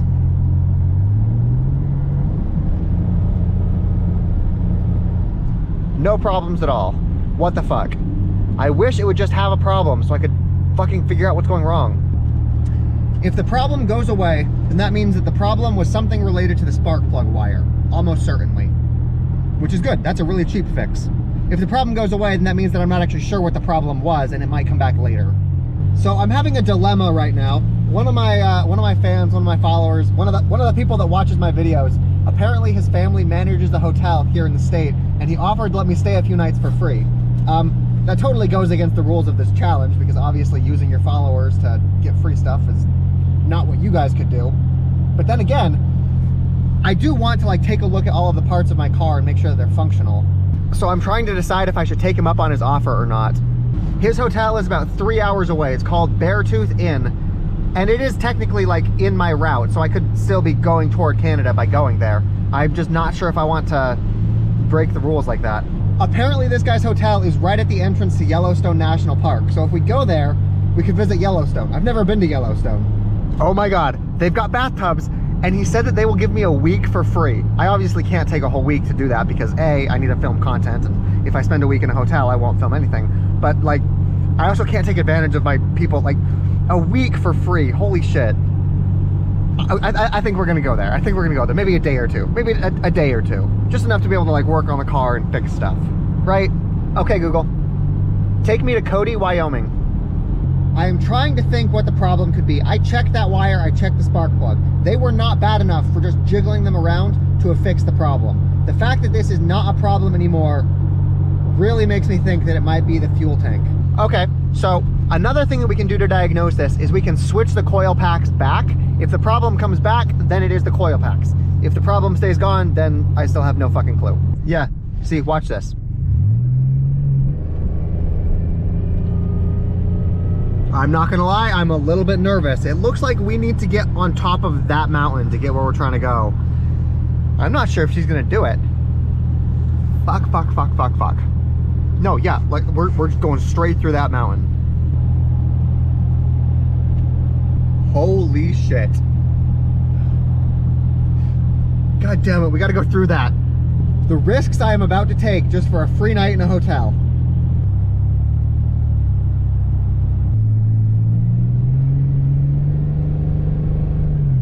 Yep, the engine is still working perfectly fine.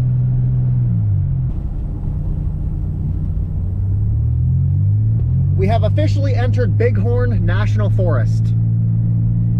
They've got a scenic area for us to look out across the fucking plains. Come on, you got it. Come on. That's my anti-lock brake.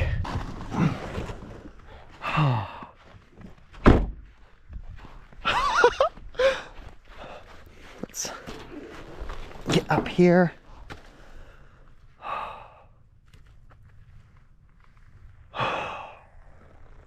That's where we need to go.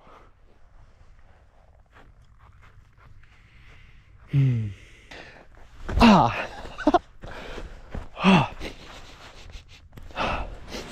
It smells like burning rubber. Is that just from trying to stop and my tires skidding along? Huh. Yeah, it smells like burning rubber. Normally when I smell burning rubber, it's because I did it intentionally. Like this. Whoa. Should not do that on snow. I'm not sure if this area just didn't get a lot of snow or if somebody came through and plowed it, but regardless, I'm happy.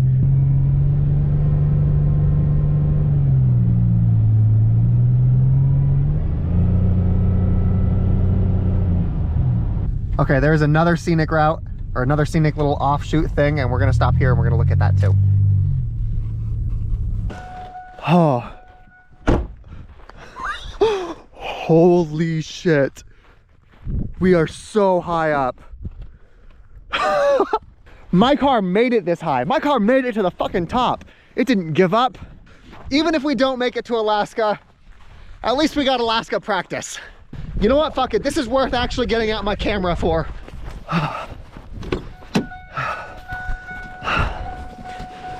think I keep my camera down here. Yes.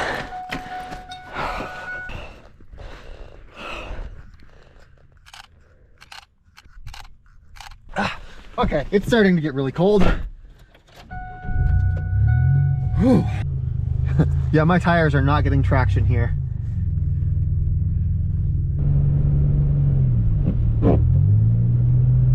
Oh my god, it is so foggy. I'm not sure if that's fog or if that's just like because we're at cloud level. Yeah, it's not fog. They're just like clouds. We're just inside clouds. I guess that is what fog is, but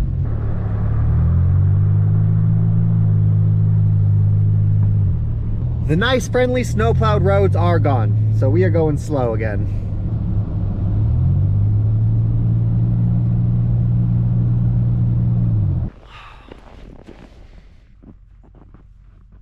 Sorry, had to get the thumbnail for the video. Back on the road. I think we are just leaving the mountain part of it. Okay, for real though, who needs winter tires? We got this. It looks like they do plow these roads. Yes, they definitely do plow the roads. He let us pass, yay!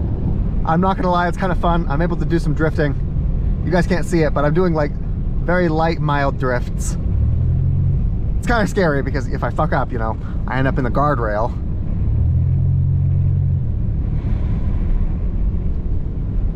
Whew.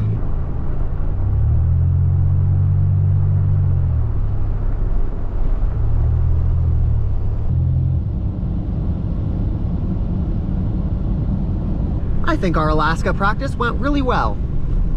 I can't drift anymore on these roads. I've got too much traction. I could drift if I really wanted to. I don't.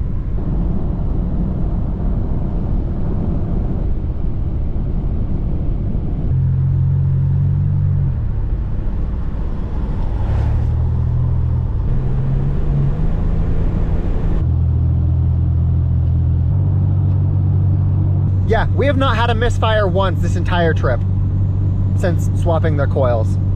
At this point, we can say with a good degree of certainty that the problem is not the gas that I'm putting in the car. The problem is electrical, probably related to the inductor coil, possibly related to the wire, but almost certainly electrical. Which is good news because all of those parts are super cheap.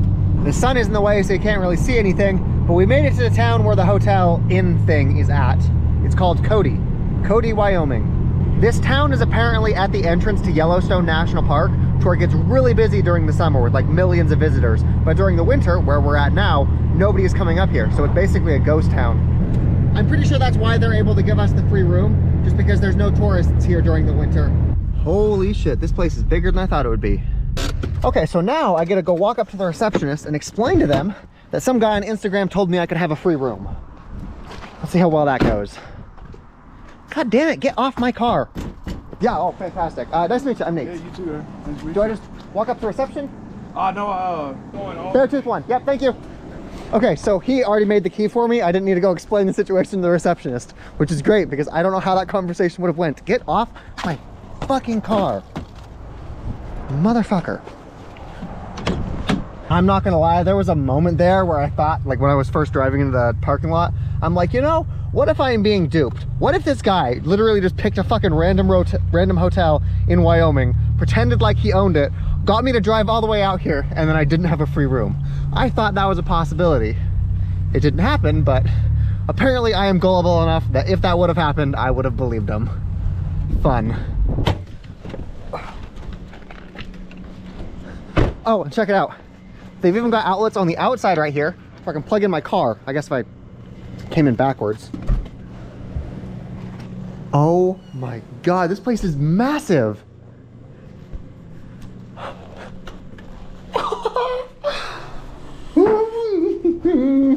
You might be wondering how much this place would cost if I didn't get it for free. So I looked it up, and they are charging $58 a night, which is pretty good. $58 for a hotel room, pretty solid.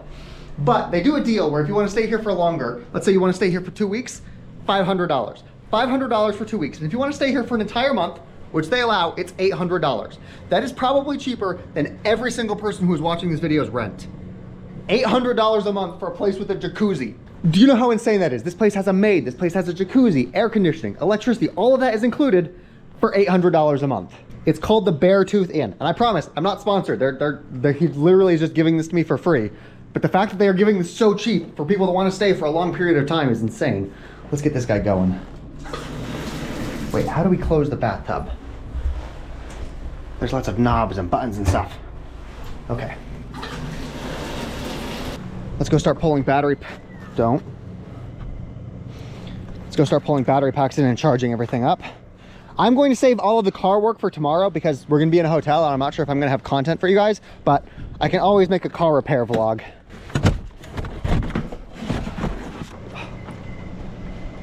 Like seriously, $800 a month with utilities included. Okay, now I just need to figure out how to turn the jacuzzi part on. I figured it out.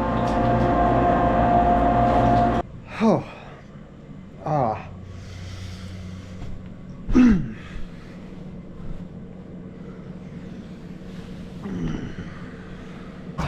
Good morning, everybody.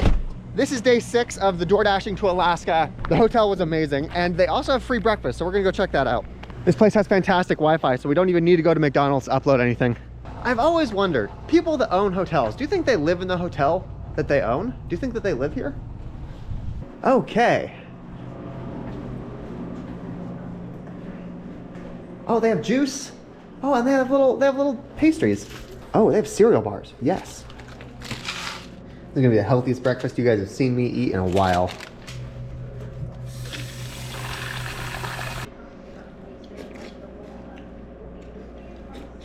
So this is a very American thing. It's basically a cereal bar bound together with like a milky adhesive. So if you're ever in a situation where you want cereal but you don't have milk in a bowl, you can just have a cereal bar. And we have orange juice to make sure we don't get scurvy. Okay, so the first half of the day we've scheduled for fixing the car, and then we were able to schedule, I think, like 7 hours for DoorDashing today. I'm not sure how busy this town is.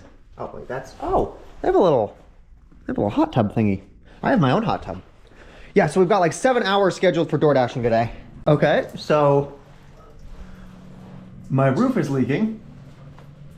I'm not sure if somebody is like above me and they've got like a bathtub and they just let it overflow, but I'm gonna go talk to the guy and be like, yo, we are gonna follow him. I feel bad. They gave me this free room and now I'm like talking about problems that the hotel has. I feel bad. I'm probably gonna have to cut all of this footage out because... Okay, so it turns out the person in the room above us, they flooded their toilet. The guy, he knocks on the door, he's like, hey, did you guys leave your water running? We see water running down. And they're like, no, we didn't do anything. He's like, are you sure? And then there's like a little girl, she comes out, she looks all embarrassed. The guy walks in there, he pulls out, he sees like toilet paper all over the floor and just like, they were trying to lie to cover it up. But yeah, so at least it's not a burst pipe. Now we are gonna spend the rest of the day just DoorDashing. Okay, that's their problem. We've checked out of the hotel. Obviously, we've had a balance deficit for the past couple of days. We need to spend some time just earning as much money as we can. If we want to earn by time, they'll only pay us $11.50, which is not that great. So we're gonna do it per offer. Dash now, yes. We have about a half tank of gas left, and hopefully the engine is in good enough condition to be able to run the dashes for the rest of the day. It looks like there was a Burger King there, but it shut down. So we're just gonna chill in the McDonald's parking lot. Okay, here we go. One of the things I realized is that I'm not getting paid for sitting here waiting for orders, so I don't need to be in my front seat ready to go as fast as possible. I can sit here, I can read, I can watch YouTube. I can just chill while I wait for stuff. Like, I'm not on the clock right now. We're just gonna let this run all day. We'll wait for orders to come to McDonald's and we'll sit here and chill.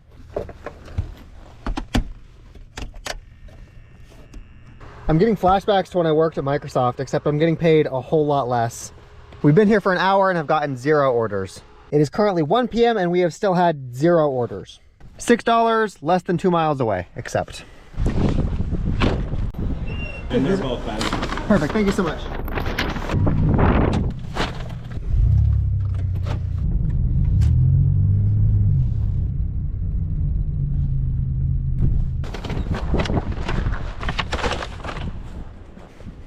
We got $7 for that. They give a $5 tip. That's dope.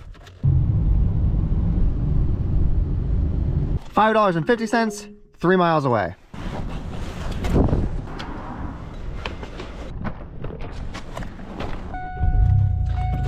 Yeah, they're about 3 miles away. It looks like this person is at the front desk of the hotel here. You know, that's interesting. Something I've noticed a lot of is the people that are actually ordering my stuff are fairly often just people that are working and they want food, but they can't actually leave their job. We got $5.50 and she tipped us $3.50. Dope. We gotta take the car to get off my car, you fucking ice. We gotta take the car to a car wash soon. It's getting dirty, which means it's probably getting icy and salty, and we don't want rust. We just got a $5.50 order for Arby's. It's kind of funny. When I go to Arby's now, literally the only thing I eat is their gyros, their gyros, or whatever the fuck the European sandwich thing is called. Like, they're known for their roast beef, but literally I just come here for their gyros. Oh, looks like I'm not the only person who does that. Apparently they have fried macaroni and cheese bites now. That looks pretty good. I didn't actually look at how far away this order was. They're only 2 miles away. That's not that bad. Okay, it looks like they are waiting there for their order. We're handing it to them directly. Hello. Okay, perfect. Yep, $5.50, $3.50 tip. God, the people here are tipping a lot. I like that. There's an $8 McDonald's order, but it's like 5 miles away. Fuck it, I'll take it.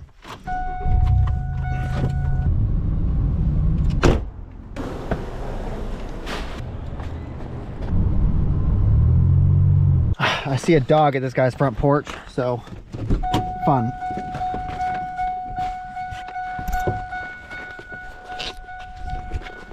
I'm just gonna let the camera roll because there's definitely a dog here.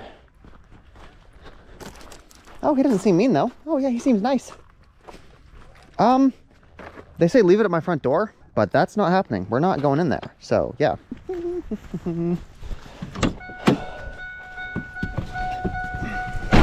It's already 6:30. I'm not sure if we're gonna get any more orders tonight.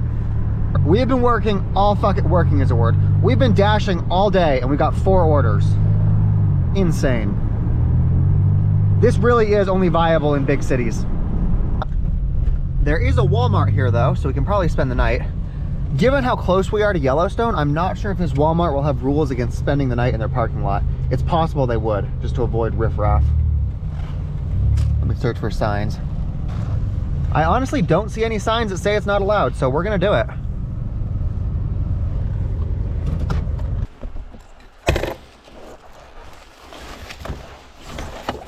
I'm honestly disappointed. I thought today would be more productive. I thought that if we schedule an entire day just for door dashing, we would make hundreds of dollars. I think we made like 24 bucks. That's the balance we have right now. We gotta fix the car tomorrow. Good morning, ladies and gentlemen. This is day 7 of our trip to Alaska. I think we have like negative $50 right now, and we are completely buried in snow. Last night I got cold and my heated blanket stopped working, so I went into McDonald's, or I went into Walmart and I got another heated blanket. This one's got a little remote control thing. It's got 4 heat settings. The problem with this one is it uses the same little outlet that you would plug into like your wall. It doesn't use a DC jack. God, it's so much warmer though. It's able to draw more power because of that. Fuck it, let's get this day started. Unlock and then start the car. Just as a testament to how warm this is, I was able to sleep without my shirt on, which is a lot more comfortable because there's not a lot of space back here inside my sleeping bag. Right now, the battery in the back is too cold to actually charge. If they're below freezing, you cannot charge a lithium iron phosphate battery, but it has heating coils built into it. So right now, rather than actually charging the battery, it's just taking all of that energy and pumping it into heat, which is one of the reasons I bought that battery. It is so fucking cool. The battery right there does not have a heater in it. If it's below freezing, you can't charge that battery. I actually forgot to mention that when I was first talking about that battery. This one does not have heaters in it. So that's one of the primary reasons I keep it inside the cabin with me, because this is typically above freezing.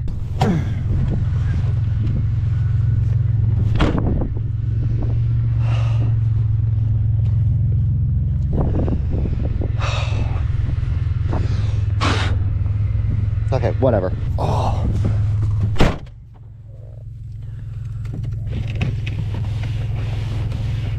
Oh yeah, the inside of the window is frozen too.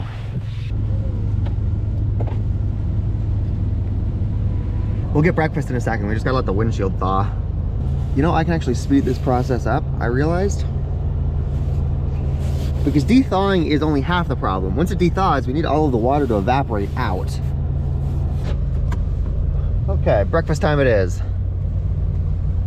So I have some bad news. I am pretty sure that we lose this challenge. I do not think it is possible to get to a positive balance using just DoorDash, because repairing the car, the inductor coil thing that I did the other day, that's gonna cost like probably $80 to $100.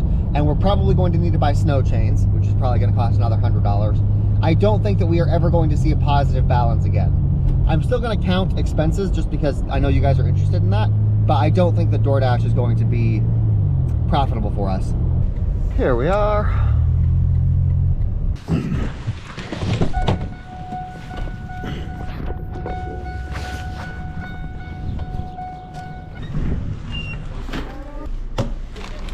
This right here was $7.13. We got 3 sandwiches and a drink. We're not done yet though. We got to go get the battery from the car. Unlock, you motherfucker.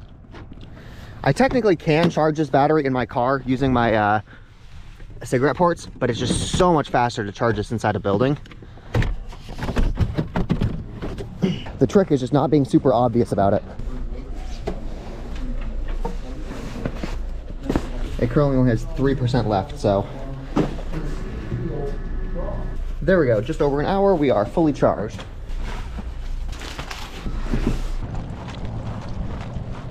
I don't have enough hands. Okay, before we get gas, we need to do a little bit more electrical work.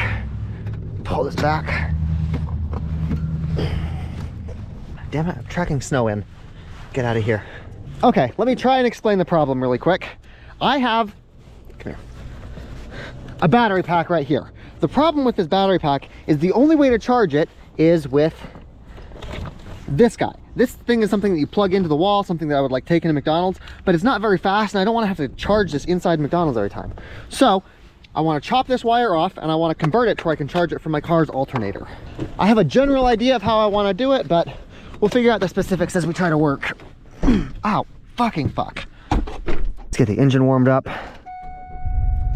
And let's pull this cable out of the glove box. I already have this cable right here. This is something you plug into your car, and this will charge the big battery pack. I just need to add this second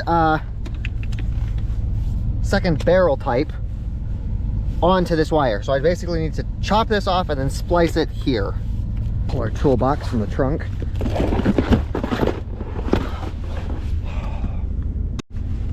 I do have a soldering iron right here, and it looks like you guys are gonna go watch me solder.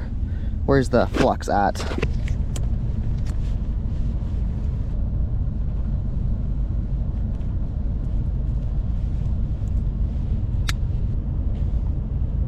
We're gonna slide some heat shrink on one end, black and red. Now we just plug the soldering iron in and hope we don't burn the car down. This is where we're gonna put the soldering iron while we wait for it to heat up. This is gonna be difficult to do and film at the same time, so this is just the angle you guys are gonna get. I'm pretty sure the fumes are toxic, so I should probably open a window, actually. Gonna open both of them. Okay.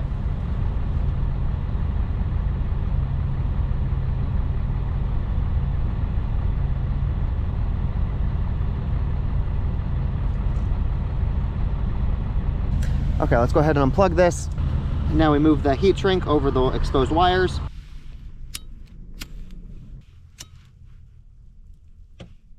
And lastly, we just take some electrical tape to give the wires some reinforcement.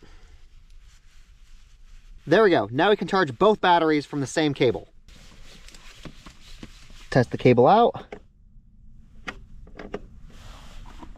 Fuck, did I blow a fuse? No, I didn't blow the fuse. I guess we gotta take the whole thing back off and figure out what I did wrong. Okay, let's test it out. One end goes in here. We can see the light turns on. And the other end goes... Hey, it's working. This should pull about 200 watts. I am also noticing now that I'm almost out of water, so we should fill up our water jug at some point. Okay, battery's charging. Let's go. Okay, next up we need to get some gas. We are a couple hours away from the Canadian border. It's entirely possible that we will be in Canada by the end of the day. So I told you guys that we were gonna fix the car today, and there is a slight problem with that. This car is like 25 years old, so the chances of us being able to walk into an auto parts store and pick up the parts we need are pretty slim. They will be able to order them if we like wait 3 or 4 days for delivery, but that's not something we can afford to do. We potentially have the option to go into a junkyard and find an older car that's got a similar engine to us and pick some parts off of that, but I'm not sure how close a junkyard is, and I'm not sure if they'll even have the parts that we need. What I think we need to do is we need to plan a route for where we're gonna be in approximately 2 to 3 days, a big city on that route, and then have the part delivered there to an AutoZone or an O'Reilly's or something. That way, once we get to the city, we can just pick it up. But that means if our car breaks down over the next 2 days while we try to get there, we're kind of fucked. First, we need gas. In 1,000 feet, turn left onto Riverview Drive. Holy shit, I've never seen a 0.5. We're not touching that. We're gonna go with the mid-grade. $3.45 per gallon. It's actually crazy expensive considering what we paid last time. While the problems that we experienced with the car earlier are not related to the gas at all, people will say that it is. It's not, I promise. It has scared me enough that we are going to start doing this properly. $39.31 for a full tank. God damn. We do get 13 cents off per gallon because we're gonna use the Upside app when we take a picture of this receipt. I just spent fucking $40 on gas. First stop, AutoZone.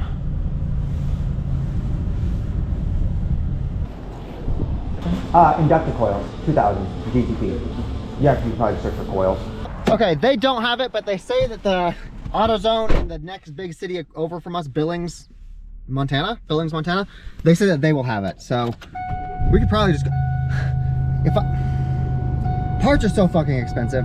It's gonna cost $100 to replace my inductor coils, my ignition coils, or whatever the fuck they want to call them.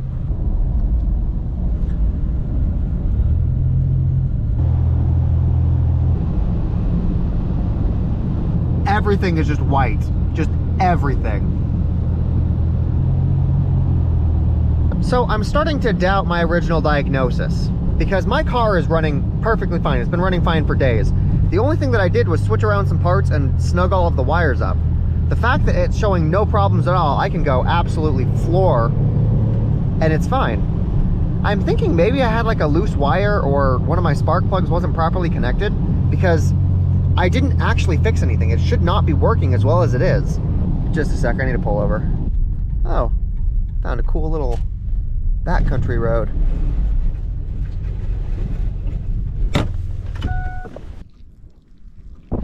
Okay, back on the road. My car's not really meant for off-roading like this, but it is high enough up that I'm not worried about scraping the bottom of my car on anything.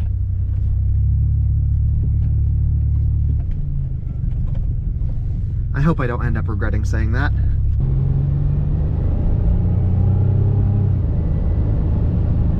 Yeah, see, I can accelerate perfectly fine now. We have officially crossed into Montana. There is now nothing in between us and Canada.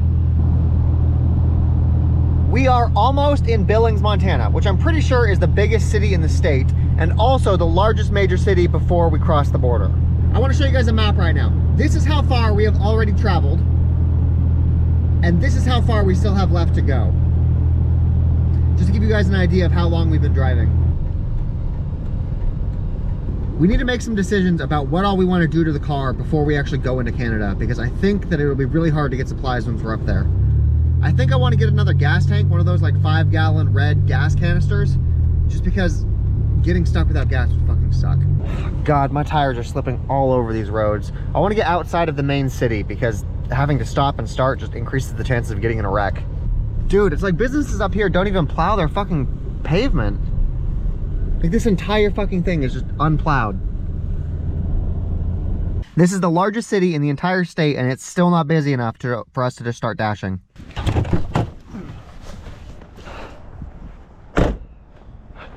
Yeah, it's just completely unplowed. Well, I guess there is like some hills of snow over there, so I guess I have plowed it like once maybe.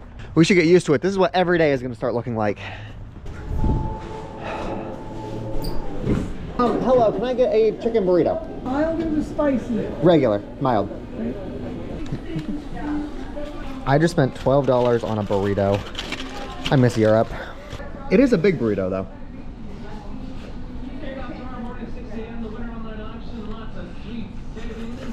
God, I'm looking at the maps right now and this looks super daunting. But getting to the border is only, I think, like 4 hours away. I wanted to come here. Fucking open. I wanted to come here because I knew that they had the car parts that I needed. But now that my car was able to make it here, I'm not even sure if my car needs those parts. We have 300 miles more in the US.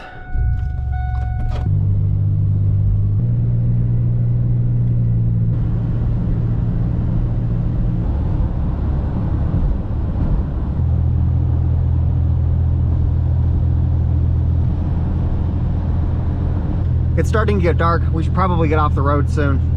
I'm not sure why, but I smell burning rubber, and I really hope my serpentine belt didn't like... No, my car wouldn't be running if it did. Okay, we're good. I still smell burning rubber. Are you fucking kidding me? Now it decides to do it again. God damn it. That's actually not a bad thing. The fact that my engine is doing this again while we're still in America means we can fix it. I had no idea how to fix it when it wasn't doing it. Now, thank God. Oh, let's find out if this is cylinder 5. If this is cylinder 5, we're golden. It says cylinder 2 misfire detected. I think 2 and 5 are together, so I think it is still that exact same thing that we swapped. That is the problem. Yes, cylinders 2 and 5 are connected, so that is exactly what we expected. The problem is the ignition coil. In hindsight, back when we were in that big city, I should have replaced them, but now we absolutely know what the problem is, and I can replace them confidently. Before, I wasn't sure. I didn't want to just like throw money at parts and then end up in Alaska not having fixed the problem. But we've absolutely confirmed this is the problem now, so we can fix the part. Good. I was pretty anxious about that. Fuck. I'm glad. Ladies and gentlemen, welcome to Great Falls, Montana. We should be able to find an auto parts store somewhere. Oh, there's a Walmart. We can sleep in their parking lot. We'll find an auto parts store and we'll pick up the part that we need. We are almost out of gas. How is it possible that the nearest auto parts store is 5 miles away when we just saw like a Walmart? I feel like all of those places should be bundled up together. Nope, never mind. I found an AutoZone. Hopefully they have the part that we need. Come on, car, you'll make it. You're okay. Just a little farther. There you go. There you go. Okay. You did good, kid. Whew.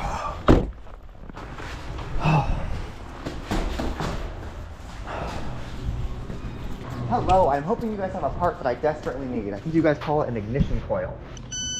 Thank you so much. Perfect. Now we just go install it. God damn it, go away. Let's get some tools. And then the drill.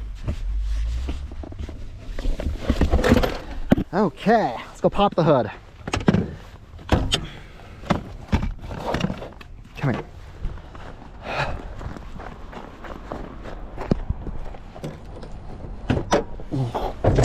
This is honestly one of the easiest parts of my car to replace. You just pop this wire out, pop this wire out, unscrew, unscrew, then pull it out. Take the new one out of the pack.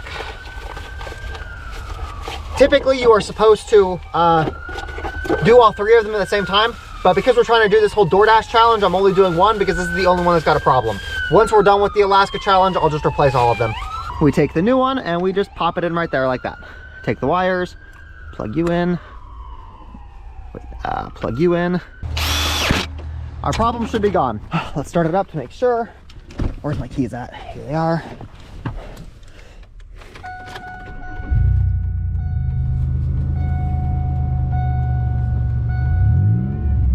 Perfect. Come on, it's fucking cold. Get in the thing. I'm just gonna set this right here. I'm fucking cold. That cost $42.99.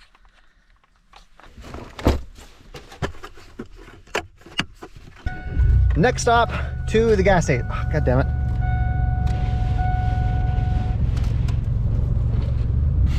I am proud of myself. I was able to diagnose that problem from the first fucking day. I wasn't able to confirm it until now, but I fucking knew my shit.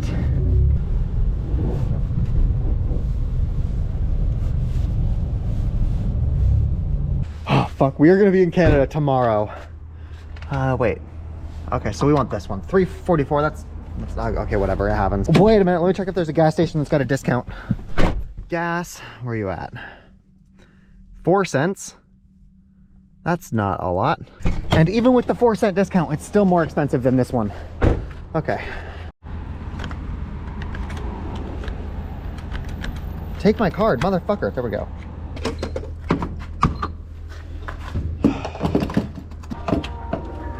$42.81 for a full tank. We've spent almost $100 in gas just today. Oh, and everybody's telling me that Canada is going to get so much worse in terms of pricing. We are definitely going to settle down for the night because I don't want to drive on these roads in the dark. Haha. Okay, so there's a slight possibility I might not have actually fixed it. It's possible that my tires just aren't able to get traction, so let me turn traction control off. Are you fucking kidding me? It's still misfiring. Let me see if I can get it to actually give me a code so I can figure out which cylinder is causing the problem now. Oh, nope. Okay, that was not a problem. Maybe it is completely just traction control. Okay, so before we cross the border tomorrow, let's go on a test drive, you know, make sure that it's still working. Because this would be fucking devastating if it's not actually fixed. My car is definitely not fixed. It's stuttering, it's God damn it. Okay, there we go. I was able to get my check engine light. Let's scan it again. Yep, cylinder 2 misfire detected.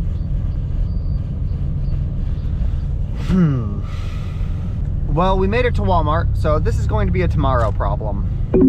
I'm going to get close enough to their building so I can use their Wi-Fi and upload this video.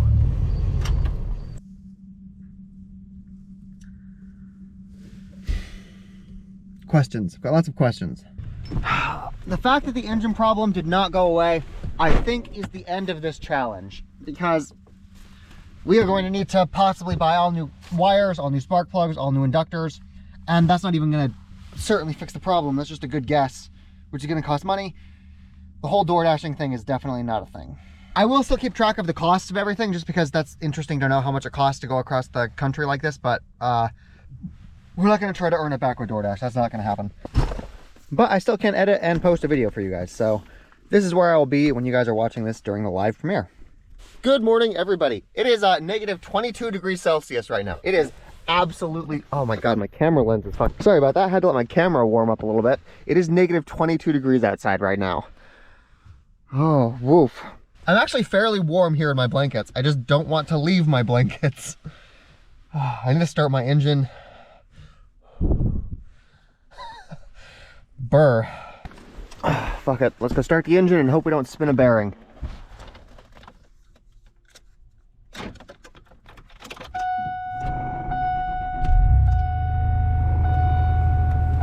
I don't hear any rod knock, so I think we're good. The sun is out. It started to melt everything on these windows. Those ones are still frosty, but I'm not getting out of my car yet. We're just gonna chill here for a bit. One of my favorite things to do in the morning when I wake up is just watch the rear defroster melt the ice in the little lines. Luckily, my engine problems don't happen at idle, so I'm able to warm up my car. If my engine was misfiring right now, that would be a big problem. Holy shit, that car was there last night and its engine is running now, which means I'm not the only person sleeping in my car in negative 22 degree weather. I'm gonna show you guys a clip of what I had to go through last night.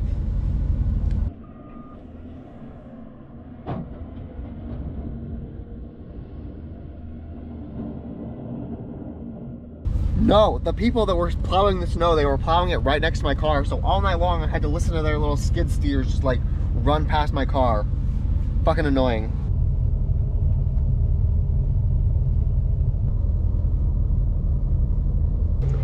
Now we get to figure out what's wrong with my car.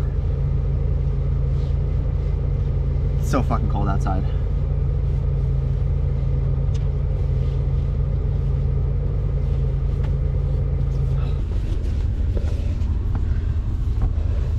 My water has frozen solid.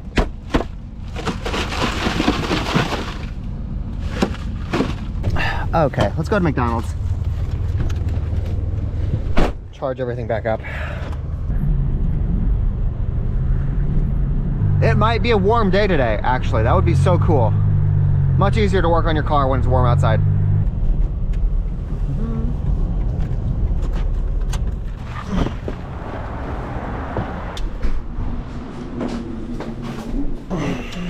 Make sure the outlets actually work. Good, they do. Unlock, you motherfucker. You know, it's cool. The more often I do this, the less awkward I feel every time.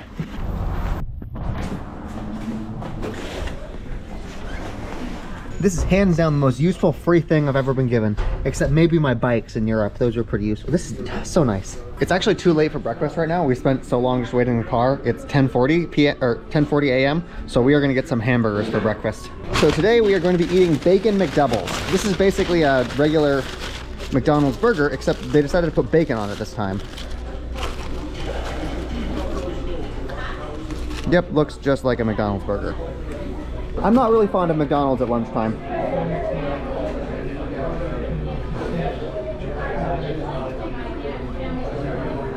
It's fine.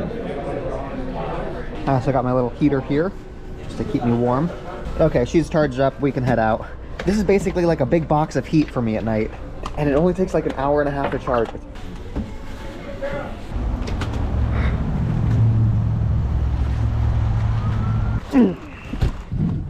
Okay, let's go crack open this engine. Or, let's go crack open this hood. I hope we don't need to crack open the engine. Okay, take it back. Let's move the car. One of the biggest problems with working on this car is that the problem comes and goes. So it's really hard to figure out if I fix it or if it's still there. Let's go to an auto parts store so we can pick up any parts we need while we're working on it. One of the most common responses that I got in yesterday's video was that I accidentally mixed up my wires, that I didn't plug the right cylinders into the right ports. If that was the case, I would not have made it to McDonald's. If you mix up the wires there, your car does not move. Like, that's not the problem, I promise. I will check it just for your like peace of mind, but my car would not be running right now if I mixed up the wires. Come on, AutoZone.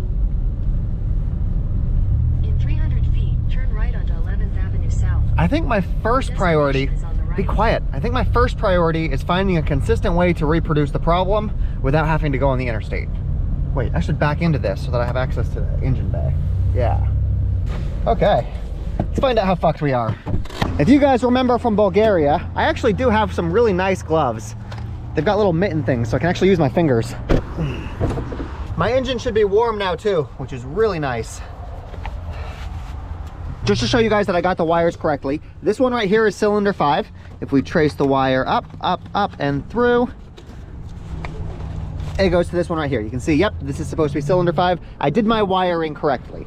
Okay, so this is cylinder 2, the one that was having a problem, and I feel the wire is actually kind of loose. Like, okay, so this one is, actually they're all kind of, this one is very, very firm, very sturdy. This one's kind of loose. This one's very loose. This one's a little loose. I think that my wires, I don't want to have to replace them all, but I guess we've got to. Okay, so this is going to be a little bit awkward, but I have a friend who is a dealer and he gets like good pricing at AutoZone. He put in an order for spark plugs and wires, and so I get this really cheap. But I've never done this before, so yep, perfect. Just a moment, I'll be right back. Okay, well, we got spark plugs and wires at the same price as if though we were a car dealership. So we're not getting like the customer pricing, we're getting dealership pricing. The wires and the plugs together was $47.06. Wait, I need to get a spark plug socket. $10.49. Now, I know from personal experience that you're probably tempted, if you're going to do this yourself, to replace all of the wires in one go. Pull all of them out and then put them all back. That is the wrong way to do this. What you do is you do one wire at a time, because they've got a specific length for one to reach the other. You want to do them one wire at a time. So we know that cylinder 5 is the problem, so we're going to do that one first. God, it's so fucking cold. It's warmer than it was this morning, but it's still not fucking warm.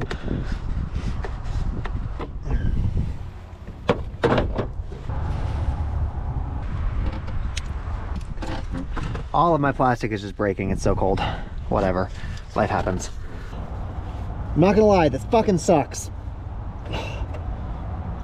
Motherfucker. There's not enough space back here to get my hands into the plugs. This is a shitty job to do even when it's warm outside. I'm going back in here where it's warmer. Let's go for round 2. These front spark plugs are easier because you can reach them. The ones in the back are the ones that are a fucking bitch. Oh, fucking God. Just a sec, I gotta go to the restroom. If you need to use the restroom, big grocery stores like this are always a good bet because they always have public restrooms. If you use a gas station, it's hit or miss. Sometimes they'll have them, sometimes they won't. So I came into this store to use the restrooms, but they've got like a full buffet here. I don't know what this is, but it looks good.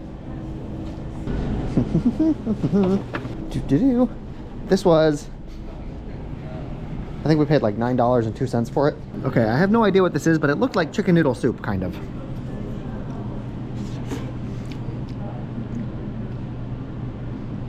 Definitely not chicken noodle soup.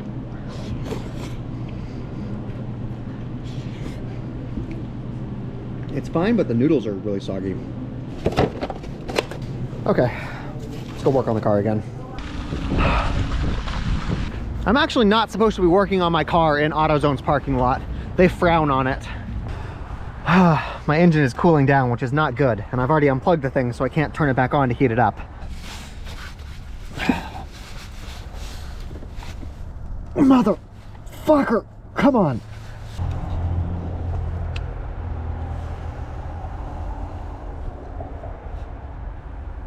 God fucking damn it. Fucking hell, I just broke a fucking vacuum line. I'm fucking dripping blood everywhere. Fuck it, we're gonna see if AutoZone has a tool that could make this easier. Fuck it, we're getting some big pliers. We will get this motherfucking boot off. I'm getting fucking blood all over my engine. Oh, okay, I finally broke the seal on the boot. Come on, come on. Oh, fucking got it. These ones in the back are an absolute fucking bitch. Now we come into the box and we find the wire that is the same length as that one. There should be 6 of them in the box. I didn't even need the fucking pliers. We just wasted 20 bucks.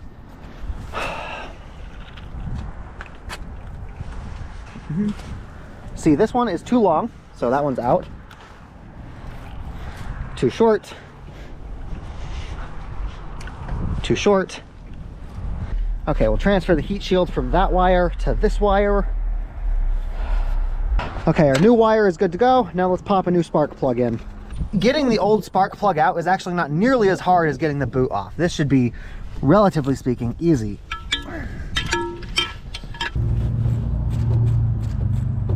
I think I can do the rest by hand.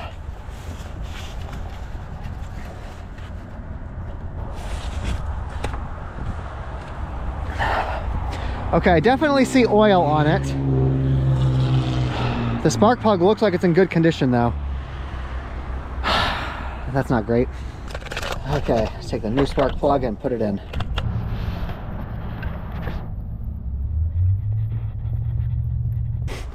Okay, now we just stick the spark plug wire back on the new one. And then we connect that back here. Now you guys might think that we're gonna do all 6 of the spark plugs, but we're not. I can hardly feel my fingers right now. Cylinder 2 is the one that was having problems, so cylinder 2 is the one that we replaced. If the problem goes away, we can do the rest of them when we're in fucking Florida and it's warm. Okay, let me at least test to make sure that I installed it right.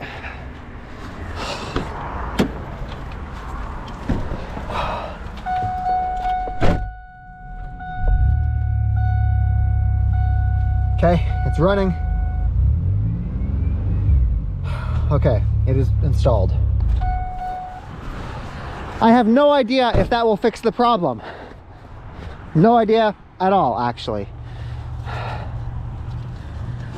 What I know is that I've got to get inside.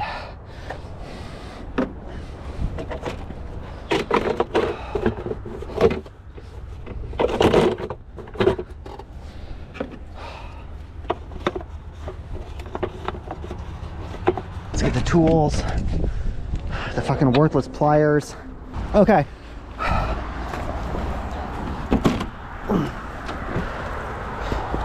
I'm gonna keep the extra wires and spark plugs here, We will do them eventually. We just need to get somewhere warmer.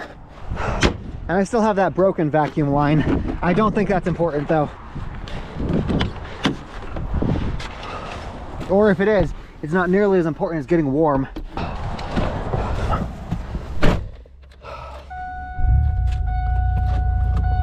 At this point, I am covered in grease and I need to take an actual shower. I'm noticing that my engine is revving a little bit higher than it normally does.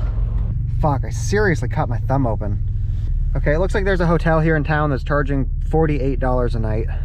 It's revving right again, so I guess it took like a couple of minutes for the computer to, I don't fucking know, but it's revving how it should.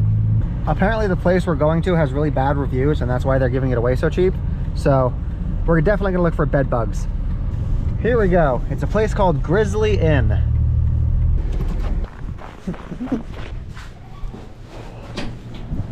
Okay, we are in room 218.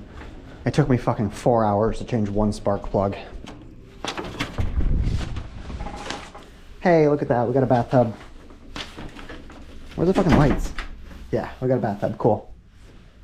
Yeah, I don't know why this place was 50 bucks a night. That's not bad.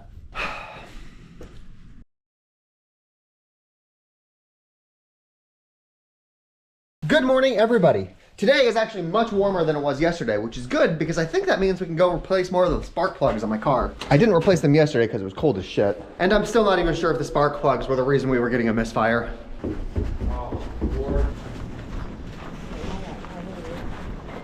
Yeah, like yesterday was negative 25 degrees. Today is actually just below freezing. Everybody is over here commenting about how warm it's gonna be this week, and it's still below freezing.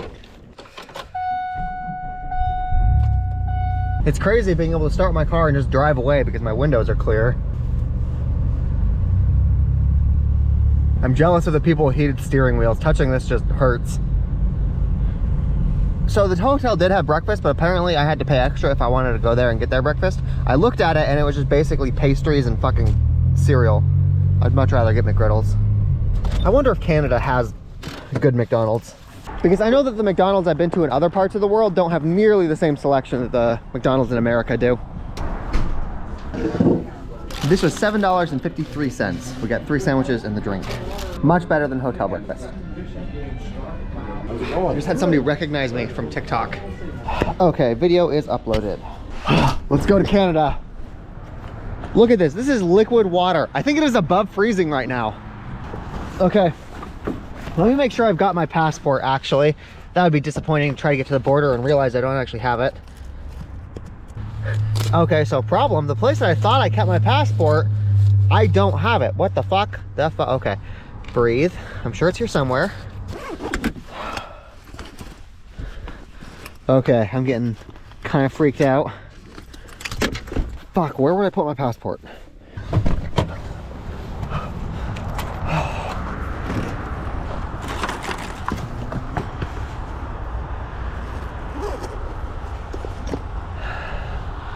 Fuck.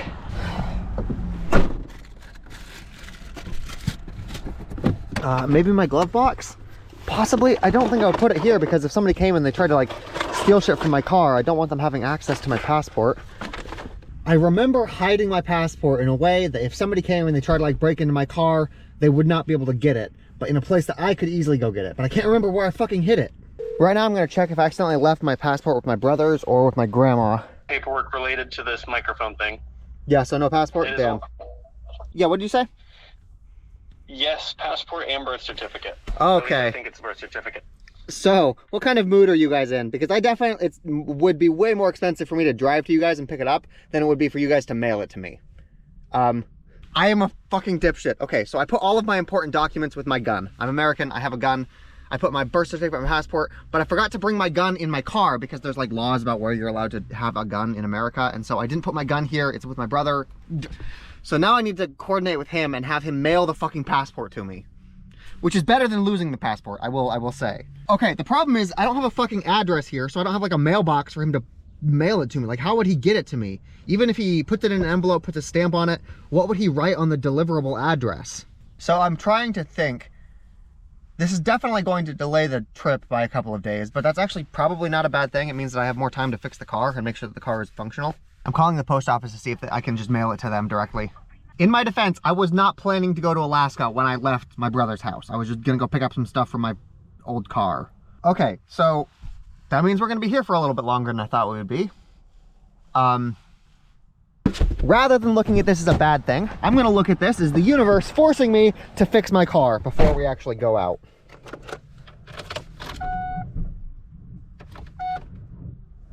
Is my battery dead? Oh my God. Fucking killed it.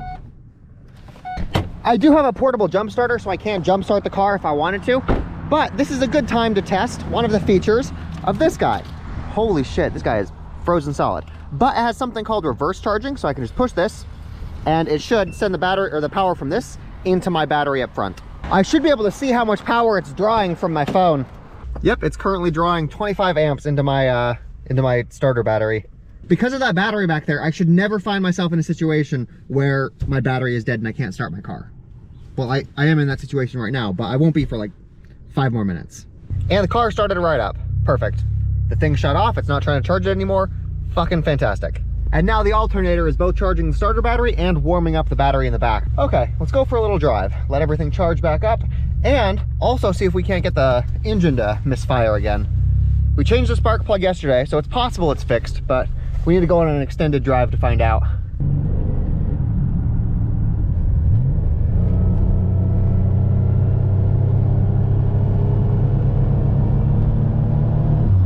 Yeah, she's running fine. I think that all we need to do is replace the rest of the spark plugs and spark plug wires, and she's probably golden. Given that we are stuck here for the next couple of days waiting on my passport, that means we could DoorDash. We could try to get our balance back up.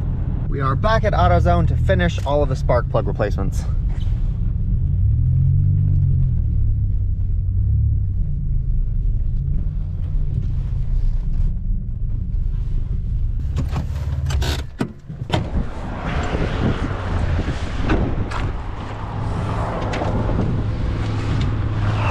The ones in the back are still the hardest to get to, so we'll deal with those ones first. But this one was the hardest. The two back here are a little bit easier to pull out. Oh, I should also fix this vacuum line when we're here. I think I can do that with just some fucking electrical tape. I just need to tape the two ends of it together. Damn it, I broke off another piece. Fucking brittle ass plastic.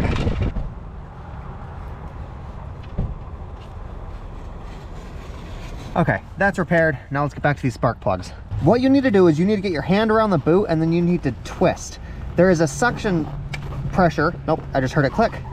There's suction pressure holding onto the spark plug. You need to twist it so that that comes off. Ah, look at that, so much easier.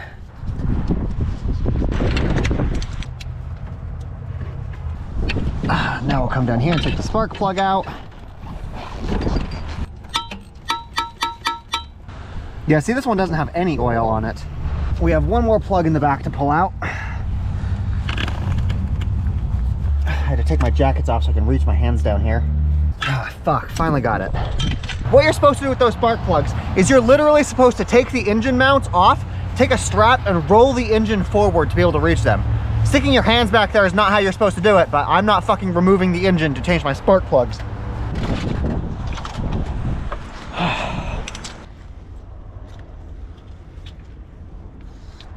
Let's see if I can get the spark plug out without taking my jacket off.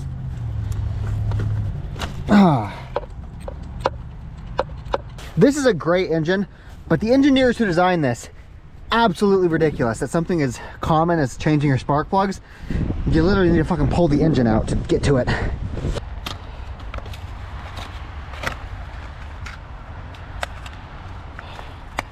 Got our new spark plugs right here.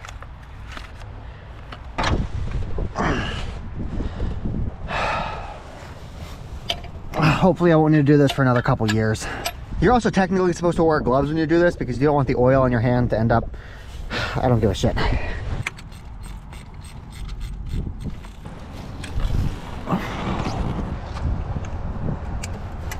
There we go, the back spark plugs are done and the front ones are honestly a cakewalk in comparison. Like, look at how much room I have to work back here. Or I guess up here. I take it back, these pliers are actually useful. And then the new spark plug goes in. Yeah, so far, only that back spark plug that was misfiring before had oil on it. All of the other ones have been clean. I'm so glad that today is warmer. Yesterday fucking sucked.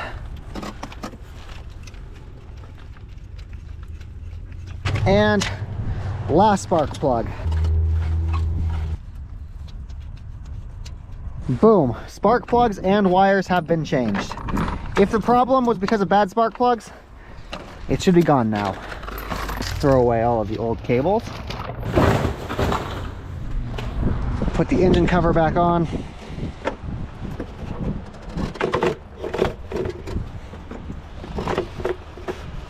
Now let's start it up and make sure I connected everything properly. Yep, perfect. Now, thanks to the magic of video editing, we're gonna go see if the passport has arrived yet. My brother mailed it a few days ago, but that was on a weekend, so I'm not sure if it'll be here.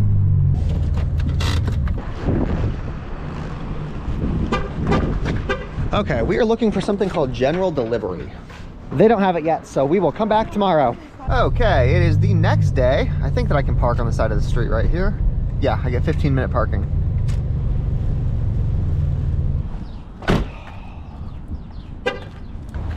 Still nothing. Okay, so he shipped it like 5 days ago. And I'm not gonna lie, I'm a little bit worried. Like, what happens if the mail loses my passport? Okay, it is now Thursday. He sent this 5 days ago. I am freaking out that I might have just lost my passport for real by having him try to send it to me. Ladies and gentlemen, we have the passport. We're ready to go. God damn, I am so ready to get out of this town. I've been here for like a week. We're just going right to Canada. We're just leaving. We have about 2,300 miles to go, and I'm pretty sure the car is in good enough shape to make it. I've been in this town for like a week now, and I am definitely ready to go. I went to the library, which was nice. I did some door dashing, but the longer I stay in one place, the more I start to feel like a vagrant rather than just like a spunky traveler. So I want to hit the road again just because I feel better about myself when I'm driving.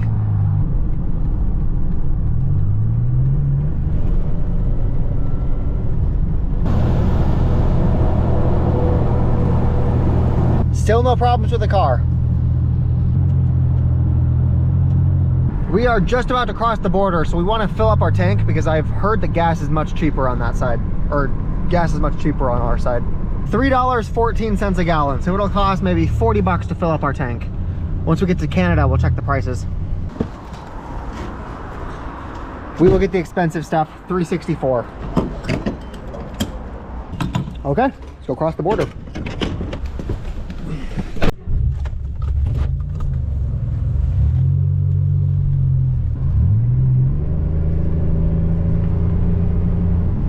We are 20 miles away from the border.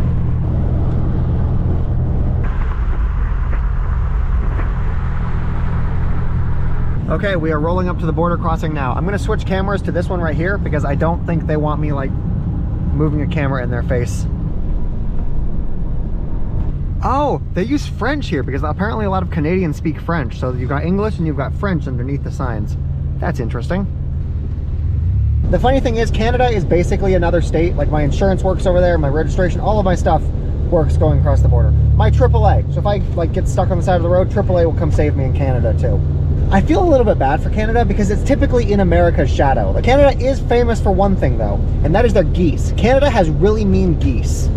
I've never tried to cross a border in a car before. I've never driven a car in a different country. I'm not actually sure what kinds of documentation they're gonna want from me. Hello. Hi there. It says 1 day and 14 hours. Okay. Parking lot to the left, come on inside to the traffic counter. Okay, so we're going to something called the traffic counter. I don't know what that means. I believe our car is getting inspected. They want me to drive my car into their little garage thing. You know, I'm really hoping that the previous owner of this car didn't have like a joint hidden somewhere. That would not be fun. No, when I went up to the desk, they had me give them my car keys. I thought they were gonna like try to inspect my car without me here. I'm not sure what they're gonna do, but I think I'm gonna have this camera rolling up there.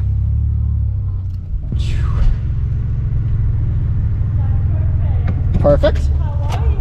I am fantastic. Am I getting inspected? Is my car getting? Yes. Welcome. First of all, I want you to bring the keys. Oh, Gave you and your passport. yes, I have these for you. So my work here is to make sure that what enters in Canada is good, right? Okay, she is currently inspecting it. We'll find out how this goes.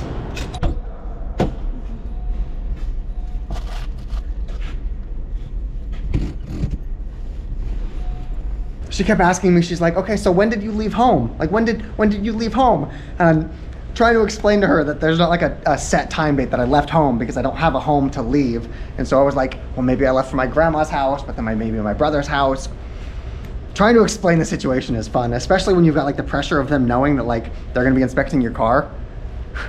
I've got anxiety right now.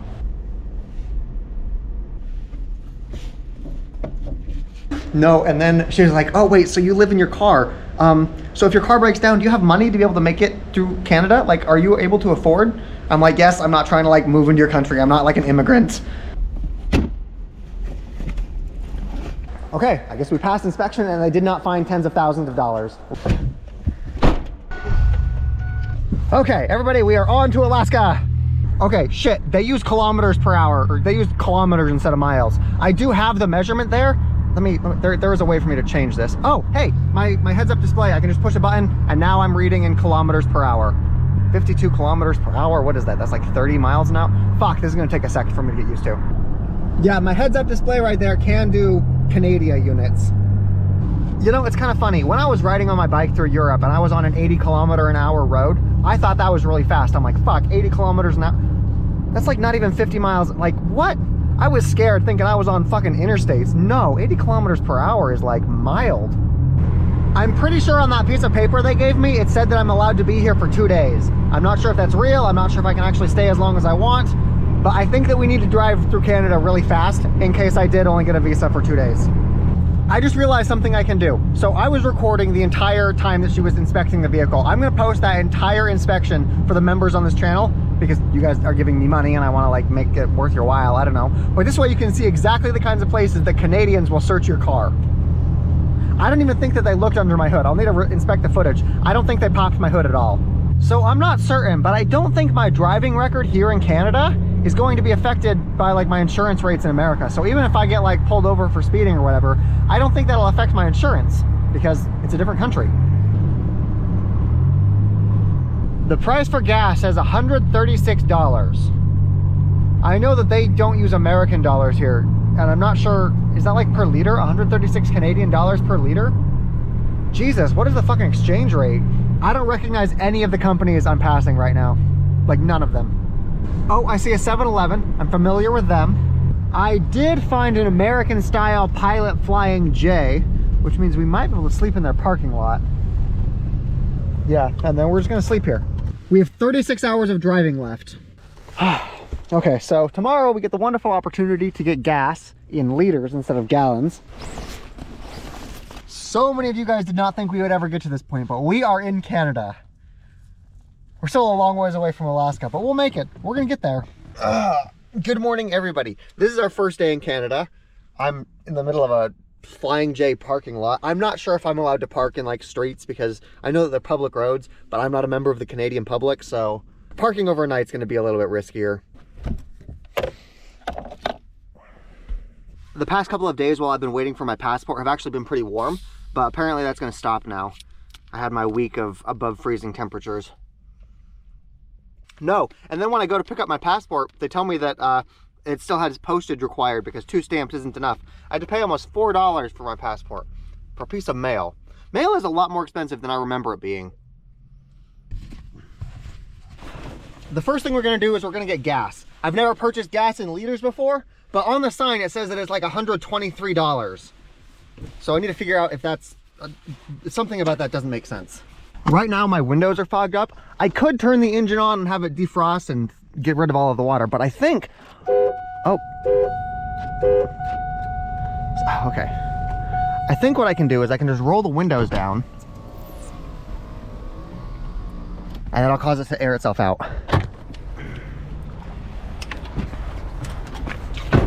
The truck stop should have public restrooms. See, look at this. It says the price is $128, but I'm not sure if that's like per 10 liters or per 100 liters. I think the Canadian dollar is worth like 25 cents less than the American dollar. So that's basically like $100 per liter or per 100.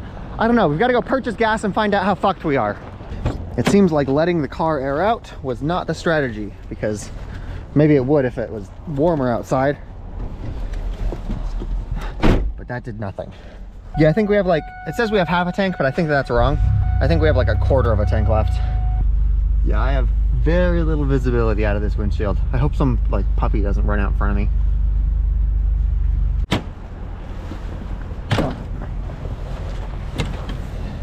Yeah, so it is $149 per liter? No fucking way. I know that my car can hold about 15 gallons, so we will pay for it and then see what it actually comes up on my app. Like I have to be misunderstanding. Swipe your air miles card? No, go away. Yeah, I have to be misunderstanding something. There's no way gas can be this expensive. Oh my God, it's not $140, it's 1.4. They just got, their decimal is just fucked up. Yeah, I've spent $10 so far, I've only got 7 liters, which is 100 times cheaper than what they're saying here. Okay, we got about 10 gallons. It cost us 50 Canadian dollars, which means something in the neighborhood of 37 American dollars. So it's about $3.70 per gallon. It's a whole bunch of conversions I had to do in my head.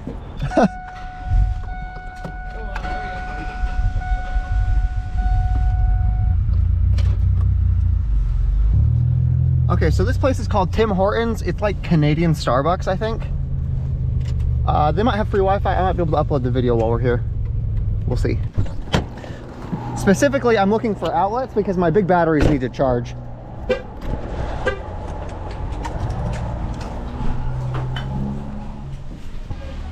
I don't think so. It was worth a shot. God, it's so fucking cold.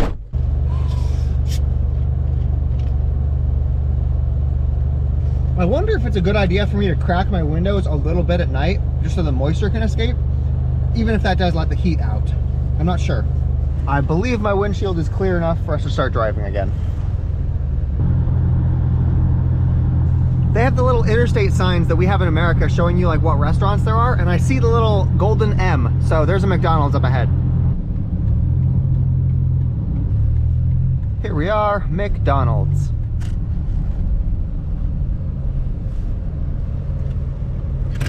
You know, every so often I think that I should buy McDonald's stock because I'm here, I spend a lot of money at McDonald's. But then I remember that they're probably losing money on me, given all of the free stuff that I get here, from bathrooms to electricity to all of the free food with their app and their receipts. The fact that I spend so much time here is actually probably a reason to short the stock. Hey, outlets, perfect. It does not look like my rewards program works here. Oh my God, they have so many more options though. Look at this, you can get different types of bagels, everything. Sausage bagel, you can get a BLT, you can get a BLT bacon, egg, and cheese McGriddle. You can get chicken McGriddle, of course. Oh, there's so many options. $13.72, so that's like $10, give or take. I am excited. When I came here, I thought that the McDonald's in Canada would be like, not that good. They've got way better food items than we have in America. Oh, let's go get the big battery.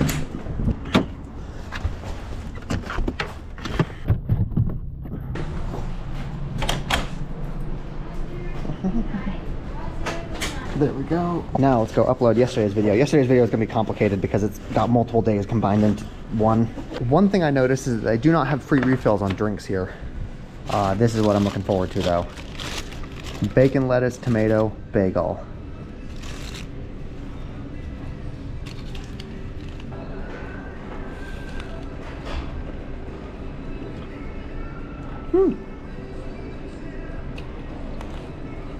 God, I think I might get another one. Okay, we are ready to go. I think it's starting to snow. Okay, into the storm. The snow is definitely starting to come down, so it's a good thing we got all of our batteries charged because we're gonna need them for heat. I am confused. I don't know how to get out of here. So it looks like we are gonna be cutting through a place called Calgary. And honestly, every time I hear Calgary, I think Caligula. The car inspections that we had yesterday, that's actually 60-ish% of the reason that I don't take my seat out. I don't want my car looking like they need to look further. I want my car looking nice, clean, just like stock out of the factory. Because if they had a bed over here, if there was like all kinds of like weird shit in my car, they would have inspected a lot harder. I just saw a sign that says that there is a Walmart ahead of us and we absolutely need to check that out. McDonald's and Walmart are two linchpins of American consumption, and I'm always fascinated to see how they translate to other cultures. Apparently the city we're in is called Red Deer.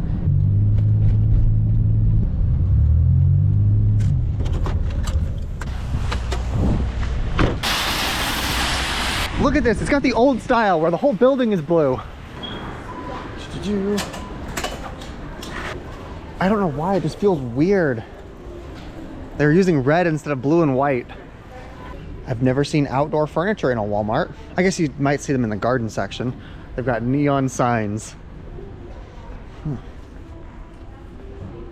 Okay, let's go check out their prices on Diet Coke. Okay, you can get 2 bottles here for $4 if you convert that to USD. Each bottle here is about $1.40. So I see that they do have the option for Dr. Pepper if you want Dr. Pepper, but I'm worried about getting cans because it will be below freezing in my car and I don't want the cans to explode in my trunk. So we are going to get some Pepsi instead because I know that these plastic bottles will hold up better. If the liquid inside of them expands, they won't pop. We're getting Pepsi instead of Coke because these are Coke mini bottles. They don't have the like a 12 pack of regular size bottles, and the bottles here are smaller than the Pepsi ones. We get more liquid this way for the same price. Oh shit, they've got like different flavors of Takis. I've never seen these before. They seem to have all of the major brands that we do, Reese's, Hershey's, but they've also got some other stuff like Mr. Big and Aereo. I wonder if they have any fruits or vegetables that we don't have.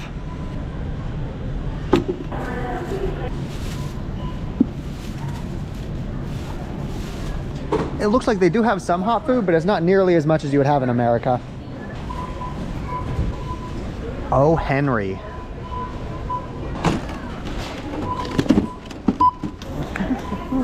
All in all, it's pretty similar. There's some stylistic differences, and there's candy bars called Oh Henry, but pretty similar. I'm just imagining some guy named Henry naming an entire chocolate brand because he wishes his wife would say it more. Onward and upward. You know, I'm disappointed I didn't get any Dr. Pepper, but I'm really glad I don't need to clean up any frosty slushy from my trunk.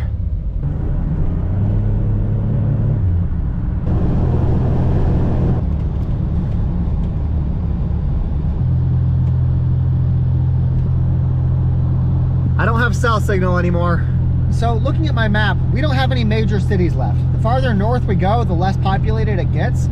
We could find ourselves in a situation where we don't have any Wi-Fi to upload videos for several days at a time. So I just realized I can use this as an opportunity to get a thumbnail, but I did not know that this road would not be like, this is a farm field and I might actually get stuck in the fucking snow trying to do this.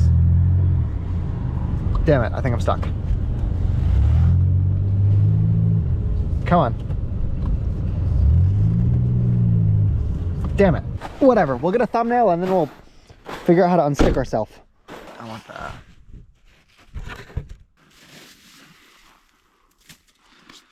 That's cold. Okay, let's get unstuck.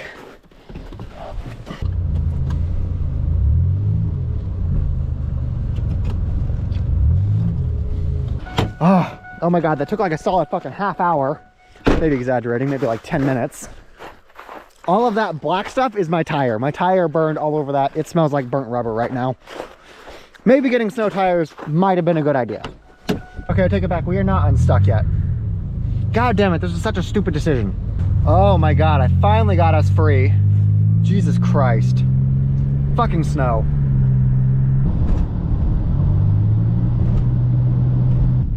We are gonna get some gas, and it seems like this place is more expensive than where we got gas this morning. I think the more north we go, the more expensive it's gonna get.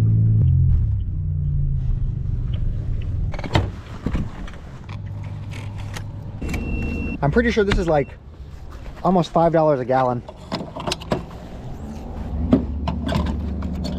64 Canadian dollars, so that means that we spent probably somewhere in the neighborhood of $50.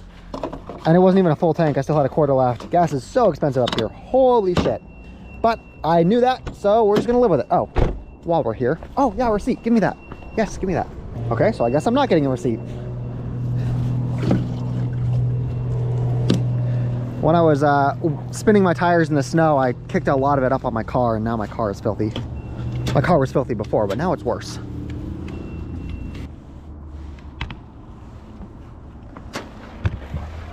We have about 2,800 kilometers left. What is that in miles? I don't know. We have, what is this?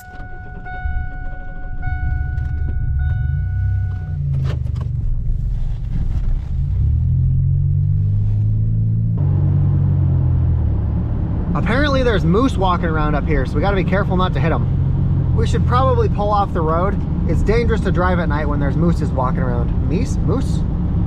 Mooses? I don't know what the plural of moose is. Maybe moose is plural of moose. We are gonna park in this Best Western parking lot for the night. Oh, that's a speed bump. Holy shit, look at this. Just a sec. Check this out.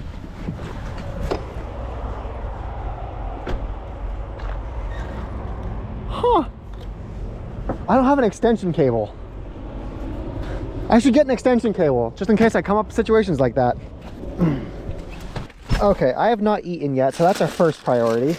What I've started doing is I've moved most of my important cooking stuff to the front of the trunk right here, because it's ridiculous to have to walk outside and go into the back of my trunk if it's so cold outside. So I'm playing around with this new arrangement. Damn it, but my water is still in the trunk. We'll change that after tonight.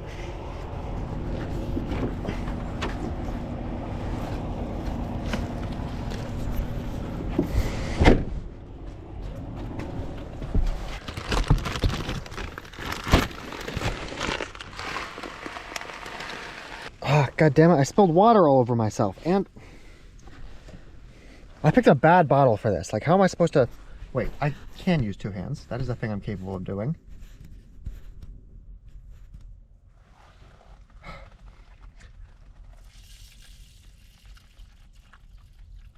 And then rather than reaching up there to plug it in, I'll just plug it into this battery that I have right here. My phone has been blowing up the entire time that we've been driving over here because I'm playing a game on Instagram. I'm letting all of my followers predict the next time that my car is going to break down, and whoever is closest gets $100. So they're all messaging me the date that they think is going to happen, and hundreds of messages right now. I've got to go like get my laptop out and start tracking these people and like when they've predicted it. If you guys want to play, you can. Just message me the date that you think it's going to happen. I'll send the winner $100, and if it's a tie, I'll split it between the people that won. Oh, I have more chicken.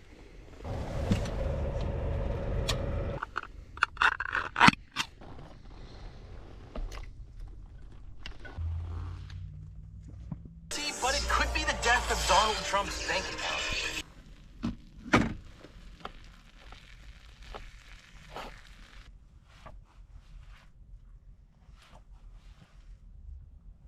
One lord. So one lord would have 2 or 3 villages to his name. That would obviously change. Some had fewer, some had many, many more. And if you were servile, you had to work 2 or 3 days a week for the lord of the manor on.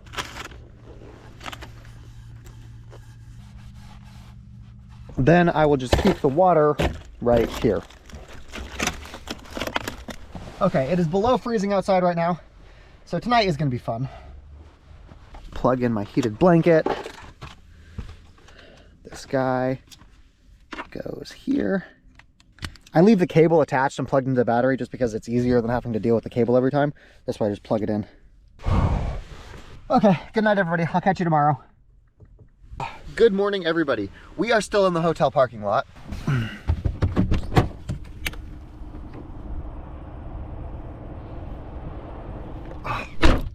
Yeah, it's cold out there. I'm gonna start the engine up, get the work de-thawing all the windows. Defrost.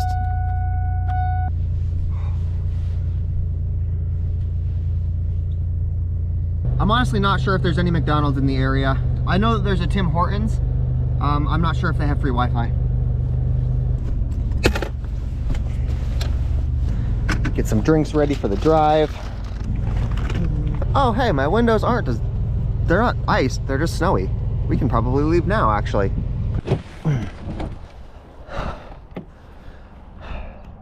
Good morning, Canada.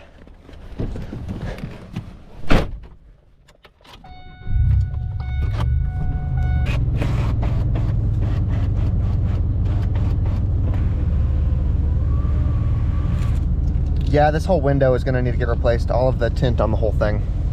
The first thing we're gonna do is we're gonna go to the Tim Hortons, which is like Canadian Starbucks, and we're gonna see if they've got free Wi-Fi. It doesn't even need to be free. If I have to purchase something, that's fine too. Just Wi-Fi at all. We're looking for desks, outlets, and Wi-Fi. Oh, hey. I think this might work. That'll do. Oh, I got that. I'll use the English. Dine here.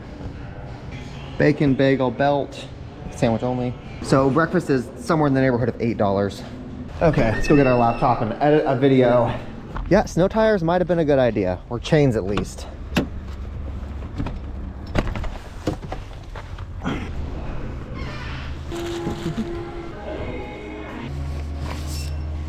Okay, Tim Hortons breakfast. We got like a bacon, lettuce, tomato, egg, bagel thing.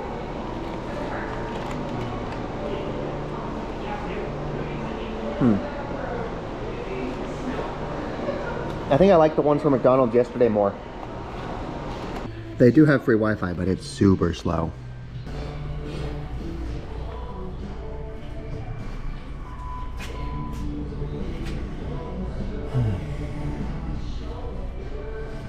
Okay, finally done. The upload speeds here are just terrible.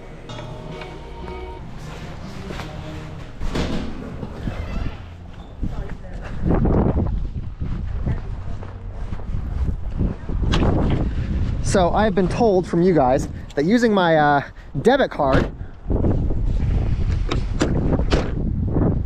Okay, yeah, debit card again.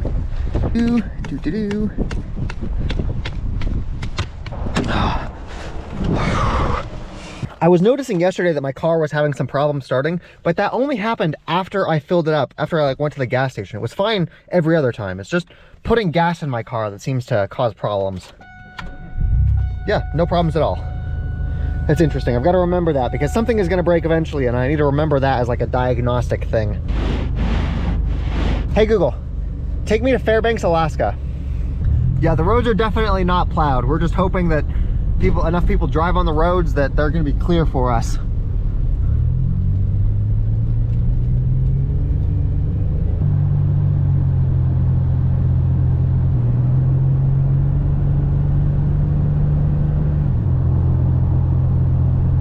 Are you fucking kidding me? It's doing it again in the middle of a fucking snowstorm. Good God. Let's scan the codes and figure out which cylinder is misfiring. It says random multiple cylinder misfires detected. We are going to turn off the road and do some inspections. I'm going to try something. I'm going to turn off my battery in the back so it's not charging anymore. Here's my current theory. I've been using a lot of energy to run all of my heating stuff. And so it's possible that I've been draining more power than my alternator can produce. And so my battery is actually draining while I'm dying. It gets to a low enough voltage that it's not able to actually cause the spark plugs to shoot up. That's what I'm thinking. Okay, it says cylinder 4 misfire detected. Damn it, I hate myself for being cheap. It might not be related to my battery in the back at all. When we were in that last city, Great Falls, one of the things that I changed was this guy right here. You can see this is black and these two ones are white. I mentioned that you should replace them all at the same time because they tend to go out at the same time. Cylinder 4 is this guy right here.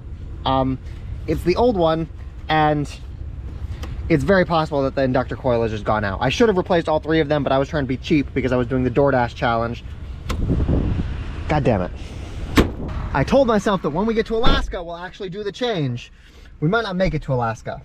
There is a Napa Auto Parts like 4 minutes away from here, but they are closed on Sunday. They don't open until tomorrow.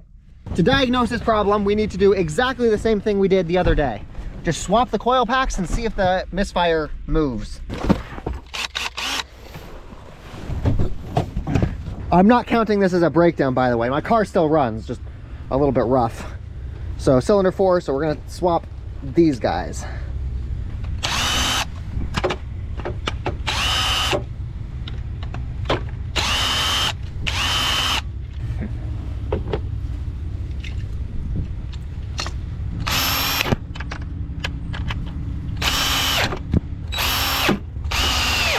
Okay, we should see the cylinder misfire switch to cylinder 2 instead of cylinder 4. This will sound really weird if I did not put the wires together right. I don't think I put the wires in the right spot because my car is shaking much more than it should. Let me swap these two. Okay, we are not misfiring anymore, so I'm gonna drive us into town and see if I can't get the code to pop back up. Assuming we're not stuck in the snow, that's possible. Yeah, we're definitely still misfiring. I just need the code to pop up to tell me if it's switched. It's kind of ridiculous how long it takes my car to actually throw the code. Like, we've been misfiring for the past like mile trying to get up there, and I still don't know if we actually changed the misfire cylinder. It's not giving us a specific cylinder, it's just saying random multiple cylinder misfire detected. There is a Napa Auto Parts here, so that's good. It is closed right now, but that means that tomorrow we will be able to get parts. I just want to confirm what the actual problem is before we go throw money at random miscellaneous car parts. Hey, look at that, cylinder 5 misfire detected. It moved exactly like I said it would. The problem is that I was cheap and I didn't actually fix the car when I should have. I am not counting this as a breakdown. My car can still run and drive, albeit poorly. I'm not counting this as a breakdown. So I'm not actually sure how big this town is, but I think I saw a sign for a hotel. Yeah, I see 2 hotels over there. I can't imagine it's tourist season right now, unless maybe skiing. I guess skiing people need hotels. Oh, check it out. The hotel room is 45 bucks. Yeah, we're gonna, 45 bucks, that's a steal. Yeah, they're super close. Come on, car, you can do it. Honestly, I've heard that housing is really expensive in Canada, so I'm surprised that the hotels are so cheap.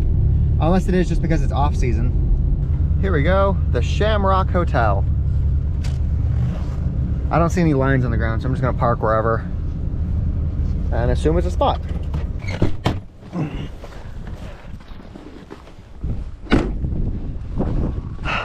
Great place to have your car have problems. I'm not gonna say break down because it didn't break down. It's a great place to have your car have problems. Please ring bell for door service.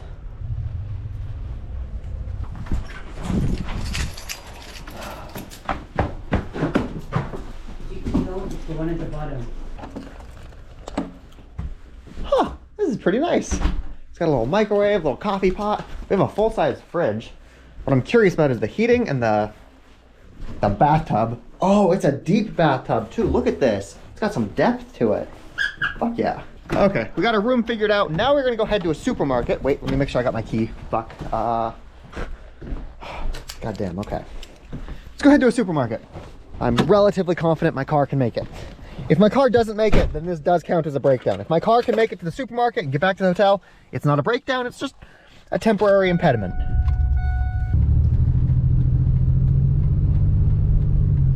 Who needs snow tires? So this place is called Co-op. I'm not sure if, oh shit, no, I forgot to put my tools back. My tools just spilled, whatever. This place is called Co-op. I'm not sure if that's just like a business name or if this actually is a co-op where like the entire town owns the grocery store. I do not know. The reason that I'm refusing to say that my car broke down is because literally 12 hours ago, I started playing a game with people on Instagram to see if they could guess when my car would break down next. I don't want to pay $100 just because my car decided to be a little bitch. Canadian grocery shopping. I do have a microwave and I do have my little stove, so I do have the ability to cook food. Look at this, the coffee place has its own brand of soup. I think we are gonna try some Canadian macaroni and cheese. I only need a small amount of milk. Hello. We're gonna try Canadian macaroni and cheese. It's funny, everybody says that I have the worst luck, that I've got terrible, terrible luck. But of all of the places that my car could not break down, it happened like right in the middle of a city that's got food and a cheap hotel and a Napa Auto Parts. Like, this could have been much, much worse. But now we've got Canadian macaroni and cheese and a car that like sort of works. Now, I can't do stuff like this very often because I can't store milk in my car. Actually, I probably can store milk in my car out here because it's definitely cold enough. Like, my trunk is basically a refrigerator at this point. It might even be a freezer. I could probably have like frozen meat in my trunk. I wonder what kind of cars Canadian cops drive. Do you think that they drive the same like Dodge Chargers and Dodge Challengers that American cops do? Okay, to cook our macaroni and cheese, we are going to need our little oven thing. I think the same, oh no, my tools did fall. Okay, it doesn't look like they made too much of a mess, that's good. I believe I can make macaroni and cheese with this. I think that's a thing. All of this stuff is gonna go in my bag and we'll take this in one fell swoop. I'm pretty confident I don't need to worry about like locking up my car because nobody's here. Let me in. Let me see if I can figure out how their heaters work. There's an actual fire in here. This is basically an entire furnace. This is not like the electric heaters that you'll find in most hotels. There's actual fire in there. Okay, so I got some oatmeal for breakfast tomorrow. We have our stove and our macaroni and cheese. I do have my own heater, so we can plug this in if I can find an outlet. Okay, now we've got our own extra heat. Now I'm going to take all of my electronic devices and make sure everything is charged up. I'm going to use all of the electricity that we can. You know, it's probably a good thing we're not out driving right now.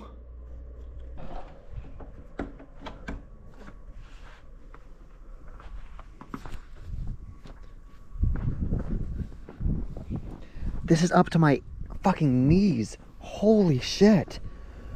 I'm starting to think that it was a blessing that my car misfired.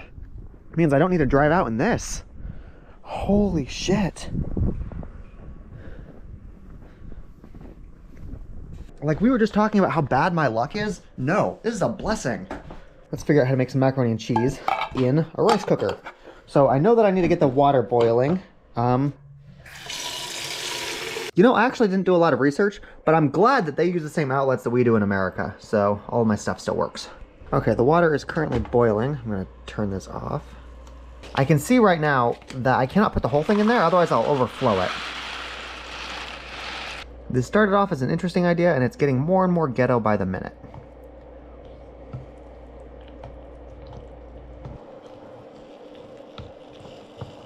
Okay, so here's what I'm thinking. This pot, or I don't even know what to call this, is a little bit too small for one whole box of macaroni and cheese.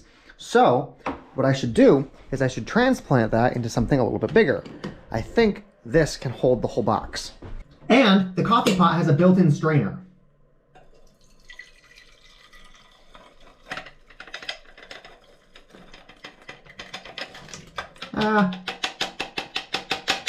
And then to strain the water out, we just hold the lid closed. We will come over here, we will add the milk, and we will add the cheese.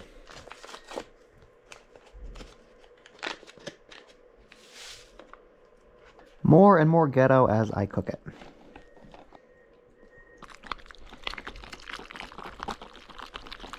I'm getting flashbacks to cooking top ramen in a kettle in Lebanon. Okay, Canadian mac and cheese cooked in a coffee pot.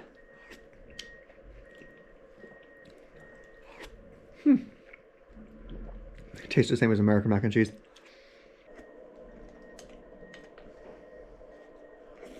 Actually, I am really happy with that. I might start keeping macaroni and cheese in my car just to cook. That was really good.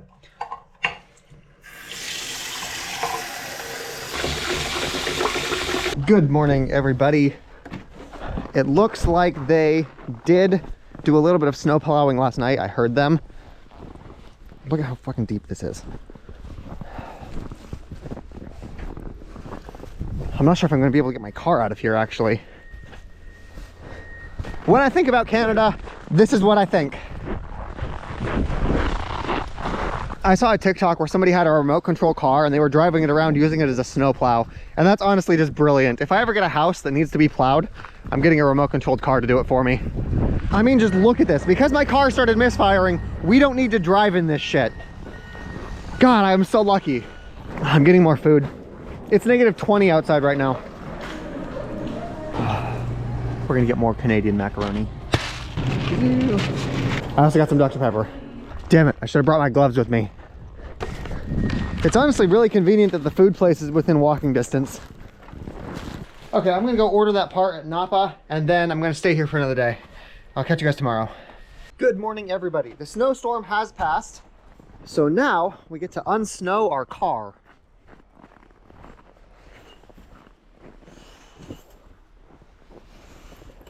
I should have got an ice scrape, damn it. I'm gonna go turn it on, see if I can get it up to operating temperature.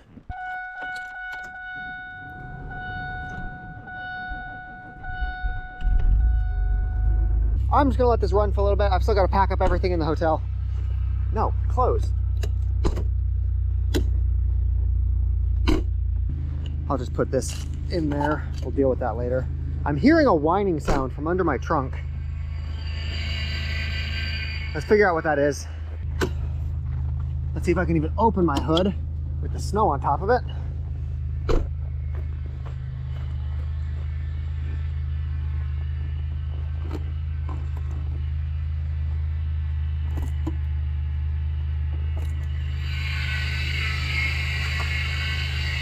The fucking hood won't stay up. Ooh, okay, so it's possible it's just because of the cold, and that's maybe the belt or the alternator. Yeah, I don't think it should be making that whining sound. Well, the squeak went away. I'm confused. Okay, so maybe my car is in trouble, maybe it's not. Who knows? The sound sounded like it was coming from my belts or my alternator, maybe my air compressor. The owner of the hotel brought me a broom.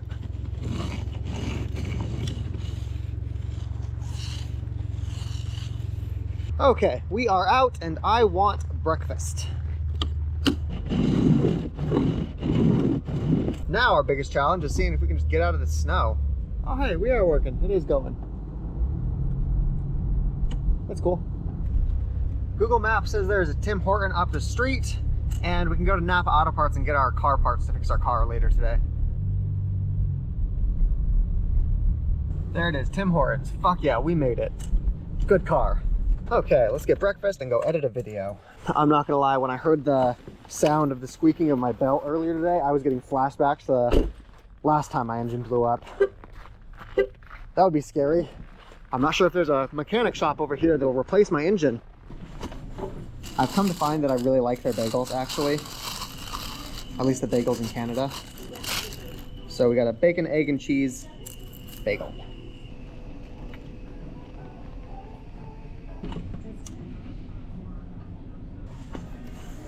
Tim Hortons is really expensive.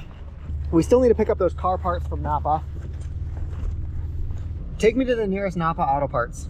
At least the sun is out today and it's not snowing. Hello, I have an online order for Nathaniel Hayes. Okay, so apparently their supplier, the truck that was delivering stuff, broke down, so they don't have my part. They don't know when they're gonna get my part. Maybe I don't have the best luck. I guess this means we're gonna have a gimpy car for the next couple of days.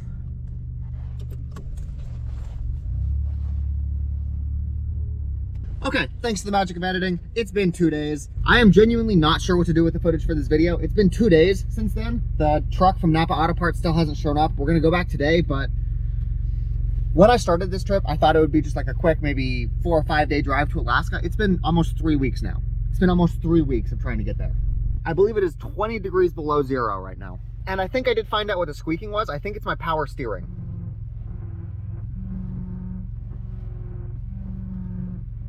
I think the power steering fluid is just too cold. Something that's probably worth pointing out, I think they only gave me a 2-day visa, and we have definitely stayed beyond that. So we should get out of here as soon as possible. My GoPro battery was so cold, I literally had to put it in my armpit just to get my GoPro to turn on. It's so disappointing because yesterday was actually quite warm. If we could have left yesterday, would have been great. Hello, I'm hoping you guys have my online order. I ordered it a couple days ago, but you guys' truck broke down. Perfect, thank you so much. Okay, after replacing these, if the misfire comes back, we need to stop the trip because I don't know what's wrong with my car. We've already replaced the plugs, the wires. This is the last easily fixable solution. Oh, God.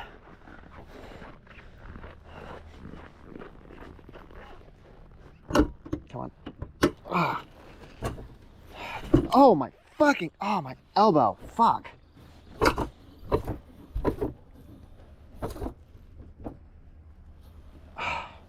My struts aren't holding up the hood anymore because it's so cold. We'll just have my toolbox hold open the hood then. God, my hands are fucking freezing. Okay, hopefully that holds. I don't want that hitting my head. I have gloves right here.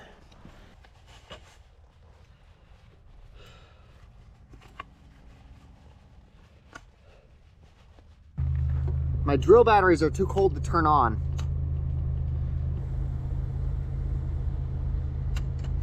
I think I might need to start wrapping up some of my batteries in my heated blanket at night. Actually, I can just put the batteries in my clothes. Use my body to warm them up. Fucking hell. Technically, I can use my ratchet and my hand tools, but this is faster. Dude, if that fucking misfire comes back after replacing all of this, I think we still need to try to at least get into Alaska, because my visa in Canada is just a transit visa. I can't just stay here. Our 2 new ones are different colors. Yay. Let's go. Shut up.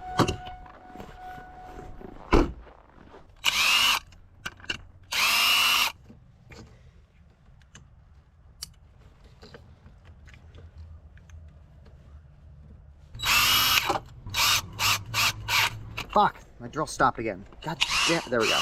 Just get these screws out, please.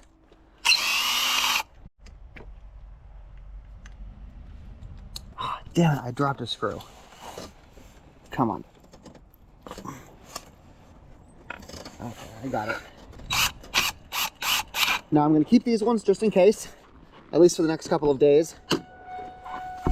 God, it's so fucking cold. Holy shit.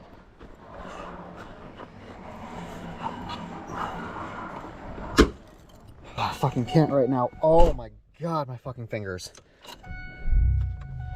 Holy fuck. Hey Google, take me to Fairbanks, Alaska. Here we go, let's try it.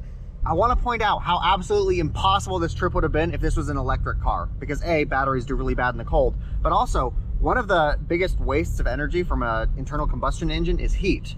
But actually, in this situation, that's not a problem at all. I'm very glad it's getting hot. Sunlight. It's gonna get warmer. Good. Just a sec, I'm gonna pull up to this guy, but I'm pretty sure this guy has a Starlink satellite on the top of his truck.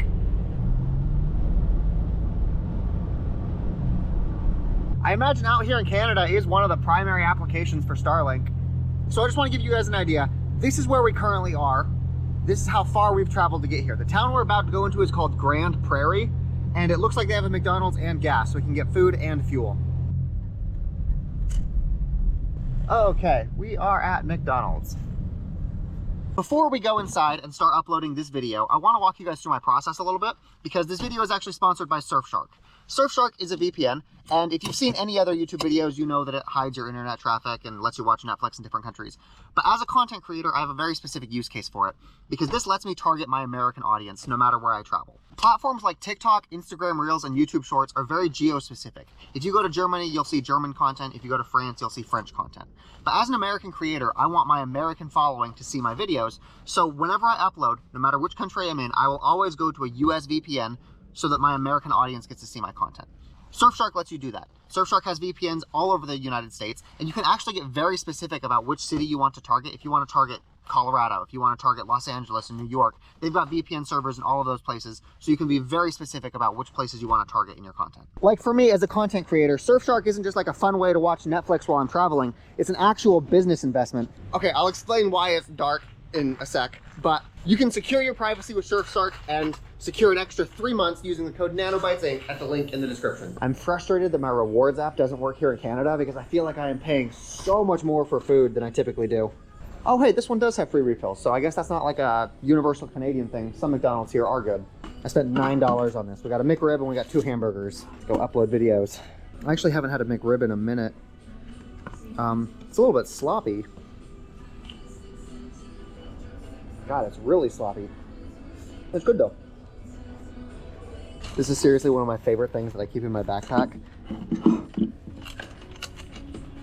I did melt it a little bit on accident, but it's okay.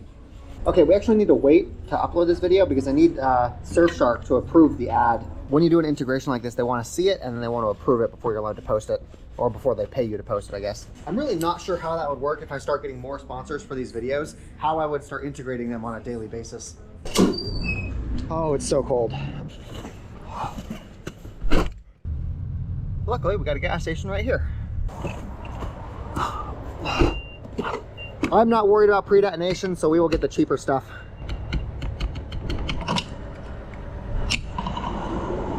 We spent like 45 bucks.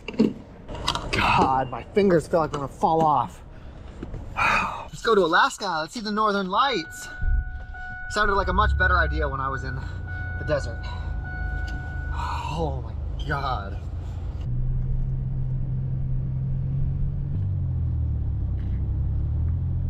I am starting to think that maybe just trusting Google to pick a random route for me might not be the best idea, because I'm on a back road right now. It's 2-lane traffic, there's stop signs behind me. Like, I am a little bit worried that if I don't pick the route myself, Google will send me down some routes that have not been plowed yet.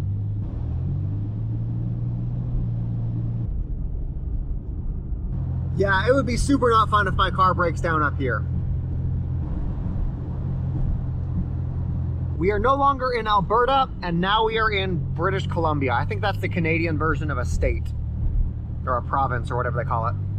Hey, we got ourselves a little village, town looking thing. I want to see if we can find a grocery store. Nope, no grocery store. Guess we're continuing. Okay, so get this. Apparently there is something called the Alaska Highway, and we're on mile 0. We're at like the start of the Alaska Highway. I think that's like Canada's version of Route 66. But that means that the whole thing is probably plowed, because there's like an established route to get there. Okay, so this is the first city at the start of the Alaska Highway. I think it's called Dawson. I found some place called Pervy Mart, or PV Mart. But looking at the front of it, it might not be a grocery store. No, it is a hardware store. I stopped at a gas station here, because one of the things I realized that I need to do is I need to de-thaw my food. So it got below freezing last night, obviously. That means that all of my frozen food, I've got, let's get the rice out of here. The rice is probably fine, but all of the food back here is basically just a brick of ice. All of my canned food is. So what we're gonna do is we're gonna take our canned food, we're gonna take my heated blanket, and we're gonna wrap the food up in this and then heat it. We're not gonna cook it, we're just gonna try to de-thaw it. Lay the blanket down, put the food in the blanket, and then plug the blanket in. There we go. I'll put it on the second hottest setting, and we'll just let this sit here for like an hour or two. Hopefully this will be warm enough with the warm air from the car to get this stuff to thaw out so that we can eat later tonight. Okay, let's go hit the Alaska Highway. I'm honestly not sure if there's a good way to stop that from happening in the future. I don't think that they will turn into a block of ice over the course of one night. So maybe I should keep my food inside the main cabin of my car when I know it's gonna be that cold. Or I should just avoid using canned food. I already drank all of my water, so I don't need to thaw any of that. It's funny, all of the signs are saying that this is mile 0, even though they're in a country that uses kilometers.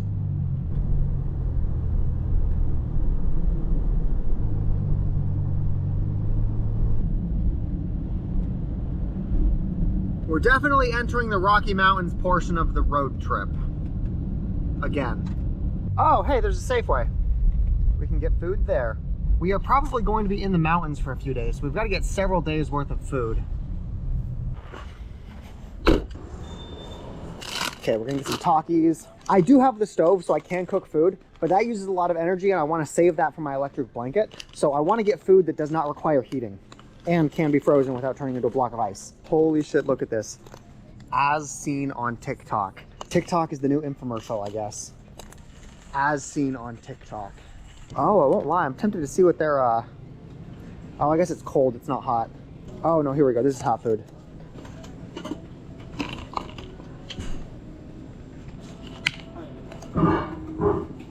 Okay, we got a whole container full of wings. I feel like meat will do well in the cold. Grab some water for cooking. This will let us cook rice, pancakes, and oatmeal. Okay, so we have snacks, we have protein, and we have water for cooking liquid stuff.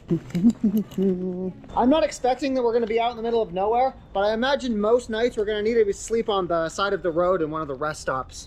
I just wanna have food for that. This is something that I did notice about Canada that I thought was pretty cool. All of their corral things, they're covered so the snow doesn't get in there. Regretfully, the thing about this meat is that it won't stay warm for long, so I'm going to put it on the heated blanket, and this blanket is just going to be like the keep stuff warm place, I guess. Check on our little ice cubes. No, still very much ice. I don't think that's going to change anytime soon. Yeah, this whole thing is just not doing very good.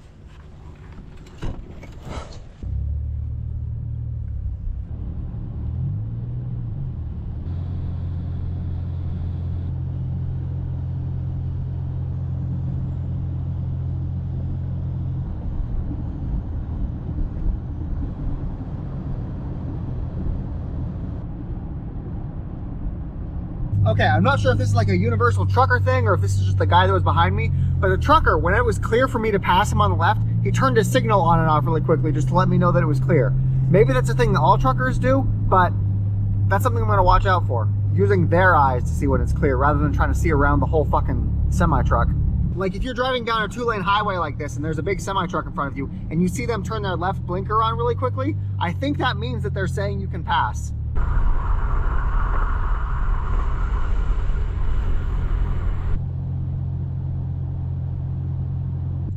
I'm pretty sure I see a gas station here. Maybe. Actually, these don't look like pumps anymore.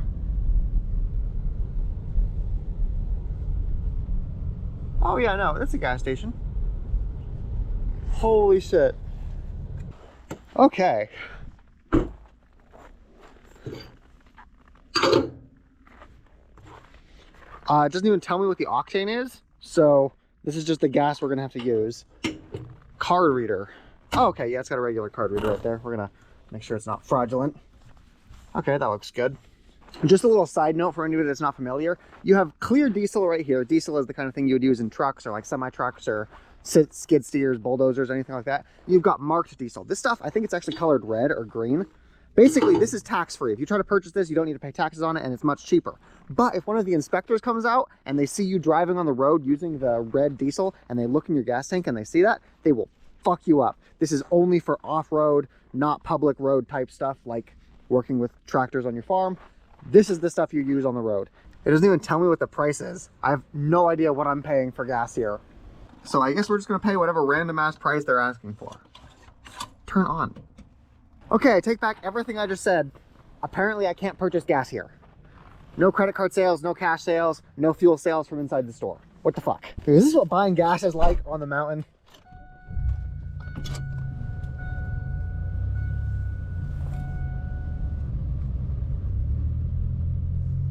It said we had a quarter of a tank earlier. I'm sure it'll correct itself, but we should get gas soon.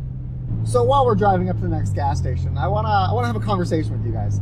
In my last video, maybe 2 videos ago, people were really upset that I ended up getting stuck in the snow. They thought that I was just being a dipshit, stupid. Why would you go off the side of the road if you know that you're gonna get stuck? It's important to understand that a lot of the things I do are just to make the YouTube video interesting. I knew that I would get stuck when I went off the road. I went off the road so I could make the video longer. I could add controversy, I could add drama to the video.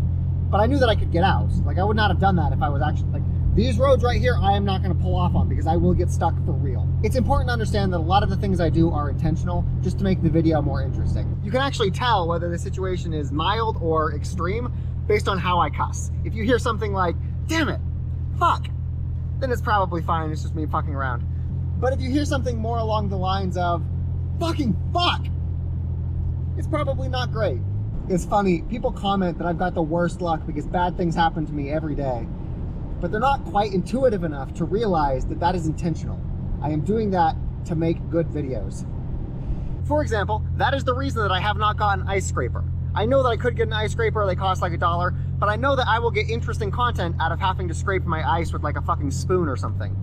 Like, obviously, I can fix that problem, but it's a small enough problem that it's worth trading for the content. It's not because I'm just so cheap that I don't want to pay for an ice scraper. It's because I want my windows to get frozen so that I can film myself unfreezing them. One thing that I actually did not plan for is snow tires and chains. I'm pretty sure I have all-weather tires because I would not be doing as well if I was in summer tires, but I don't have snow chains. I'm just banking on the fact that it's kind of warm outside right now. There's no snow, so. See, that definitely is true. I am too cheap to buy snow tires for a 2-week trip to Alaska. Those cans of soup in the back, for example, I easily could have brought them into the hotel with me just so they didn't freeze. I left them in here so I could get content out of unfreezing them. Okay, there's a semi-truck ahead of us. I'm gonna test this little blinker thing. I'm gonna get behind him and then see if he tells me when it's clear to pass or if I have to figure that out on my own. Holy shit, he did it too. I swear, this is not a common thing. I've been driving for a long time. I've never seen an American trucker do that. Maybe that's just like Canadians being polite or something, but that's so cool. Okay, we might have a small problem. Google says the nearest gas station is like 2 hours away. Yep, and I just saw a sign that says, check your fuel, the next service is 176 kilometers away. Oh my God. Google is just wrong. There's a gas station right here.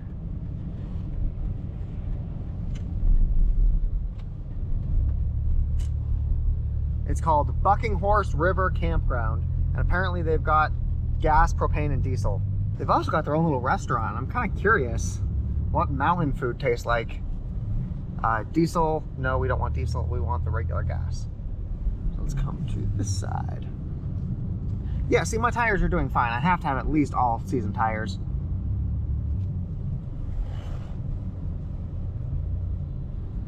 Regular. Yeah, they don't even tell you what the octane is. It just doesn't matter. We just get whatever they got. $2 per liter. Definitely not cheap. Looks like we have to go inside to pay.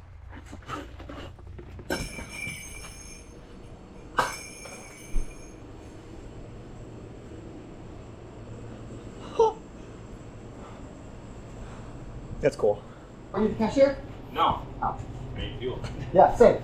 Oh, nobody's come yet? Nobody's come yet, no. You ready to go? I did. It doesn't look like anybody is here. Oh, the gas people are here. Regular gas? Sounds good. If you need a card or ID. One or the other works. That works. There you go.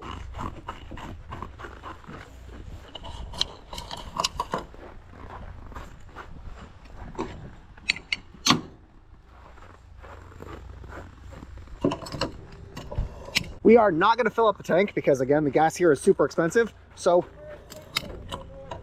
more expensive. More expensive than up in the middle of the mountain. Huh. Costs more in here, bud. Okay, we will fill up then. Thanks for the advice. Yeah, that means a full tank costs like $70-ish. Fun, fun, fun. Then we turn the pump off, put this back, and then we go pay for it. They make you give your ID or your card so that you don't just like run off with their gas. Okay. So expensive. I did originally want to go to their restaurant, but that was before I paid almost $100 for gas. And apparently gas just gets more expensive.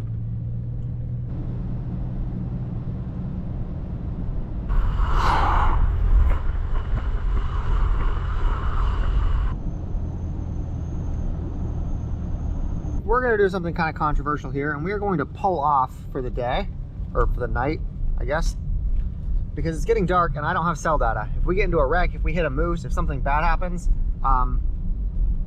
we can't call for help.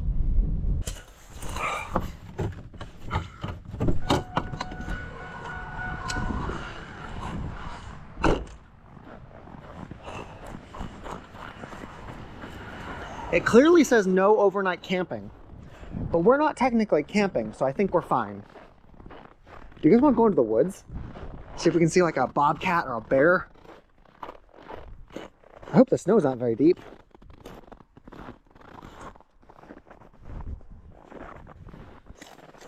Oh my God, I would love to go on a photo shoot in some place like this. It looks like it's really dense from far away, but when you get closer, there's lots of space to walk around and explore.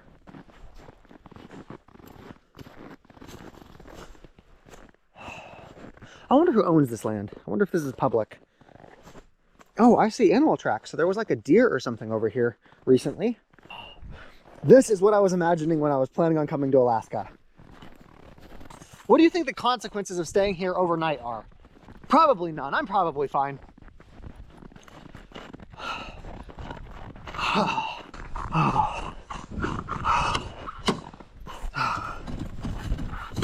Go forward, motherfucker.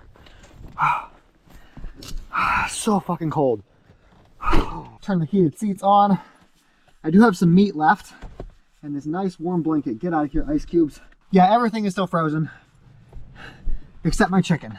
I imagine that's because this is saltier and so it's got a lower freezing point. I'm not sure if it's because summer is coming or if it's just because we're going more north, but it's 6:30 and it's still kind of bright outside. I remember just like a couple weeks ago, 6 o'clock was pitch black. I'm not sure if any of you guys give a shit about this, but there's an Age of Empires 2 tournament going on, and I can't watch it live, so I had to download them all, and we're gonna watch it now. I'm gonna watch it now.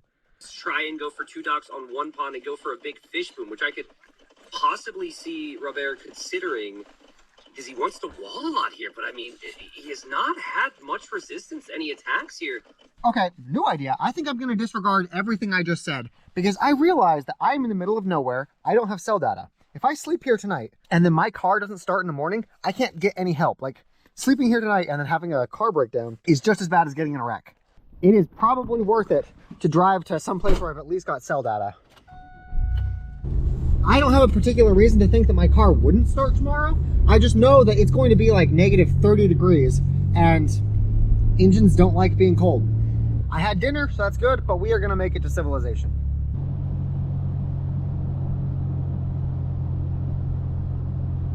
I have cell data again. This is just gorgeous.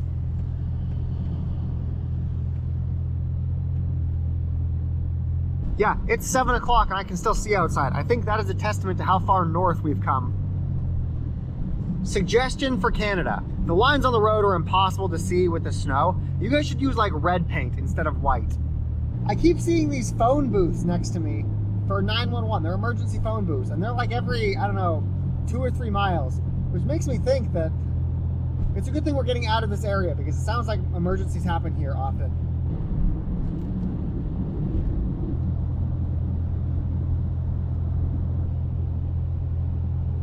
It's crazy. I remember the last time I was in Alaska, it was pretty similar to this. Like, it never got completely dark, but that was during the summer. I feel like during the winter, it will get pitch black. It's 7:30 and I can still see.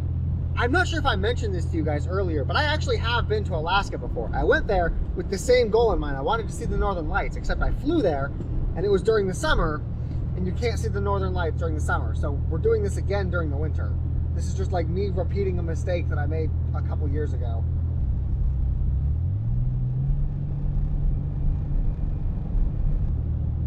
I think that might be an oil refinery or a gas place.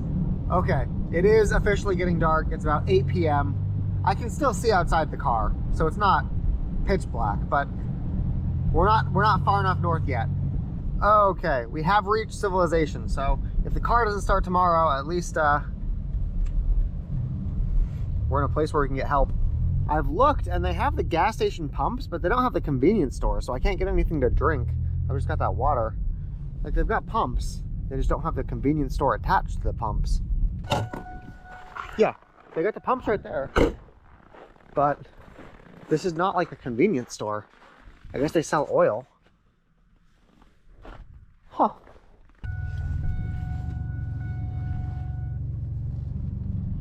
Wait a minute. No. Is this a power outlet right here? I heard somebody say that you will find a lot of these in Canada because people need to plug in like their block heaters. I have batteries that I could plug in. I have heaters that I could... They are outlets. Interesting. I still don't have a fucking extension cable. That is something that I should have bought. Fuck. Okay, well, I think that we are just gonna park here for the night. Let me show you where we parked. Pretty sure we're not supposed to park here.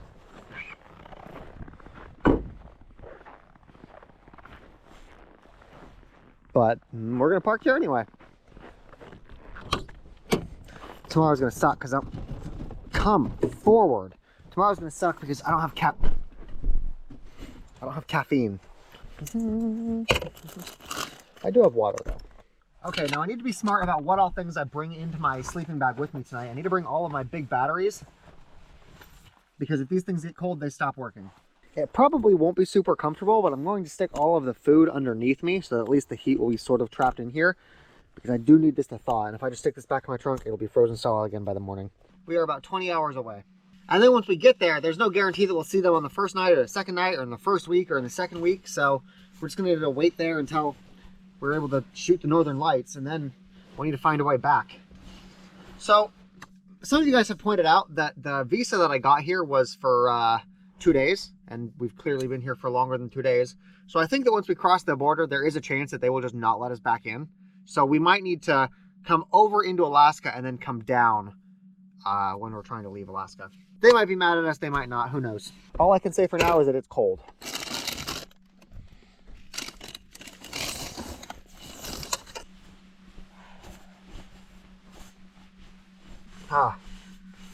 Okay, so we could potentially be there in 2 or 3 days, depending on how long we want to drive. If we do 10 hours a day, we'll be there in 2 days. If we do 7 hours a day, we'll be there in 3. That sounds a lot more reasonable. 3 days is the benchmark. I want to show you guys something. So, if you guys have been watching my videos for longer than like a couple of weeks, you'll remember that we stayed in the desert so we could get some block heaters for our engine. I have them. They're in my glove box. The way they work is that they've got this like adhesive on one side. You stick this on the underside of your oil pan and it keeps your oil warm, and you just plug this in. What I was going to do is I was going to stick this underneath the car. I was going to snake this in and I was going to plug it into the battery right there. I just never got around to it, and now it's too fucking cold to do that. This is one of those situations where I actually was just a dipshit, and I wasn't planned for content. If I was going to make content, I would have just made the content. This is me just being lazy. Oh. Good morning, everybody. It is... Oh, you can't even see. Good morning, everybody. It is 6 a.m. I got a little bit of sleep, but these things were fucking cold. They're still blocks of ice. Damn it. Okay. We're gonna start the car and pray to God it doesn't fucking spin a bearing.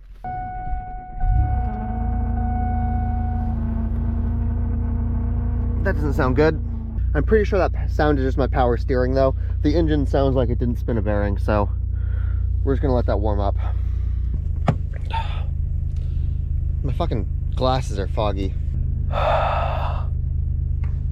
God, so freaking cold. Luckily, my heated blanket and my heated pads are keeping me warm. Last night, I was able to stay warm. The rest of everything else in my car wasn't. I think we have 20 hours of driving left before we get there. I wanted to make pancakes for breakfast, but I guess I forgot to keep my water warm. This idea sounded a lot more fun when I was sitting in a nice warm desert.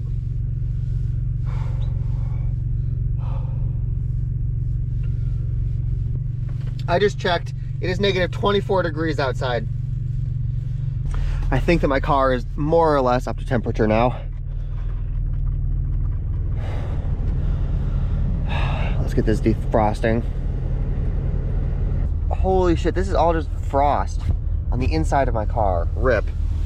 Hey, they're not completely frozen solid though. Some of them are. It looks like some of them were in warmer spots than other ones. Okay, just one of them. Just the one that was touching my thigh.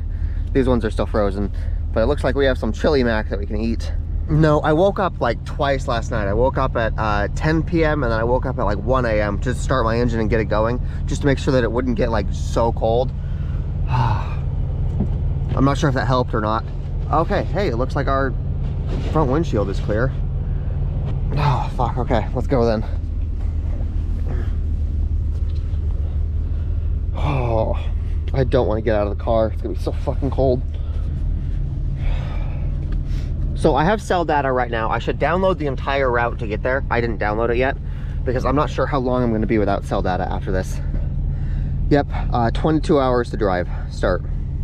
You guys like calling this car Red Beans or Beans 2.0. This car is still fucking running. Beans would not have been. I'm gonna put the water here inside my bedding. I turned the heat off, but it's still warm because my body was there and the air from this is gonna come in, so.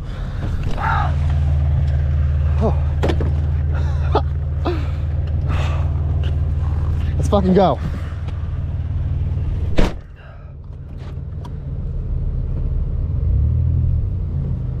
It is currently dark outside, and driving in the dark doesn't sound very fun, but being cold doesn't sound fun either.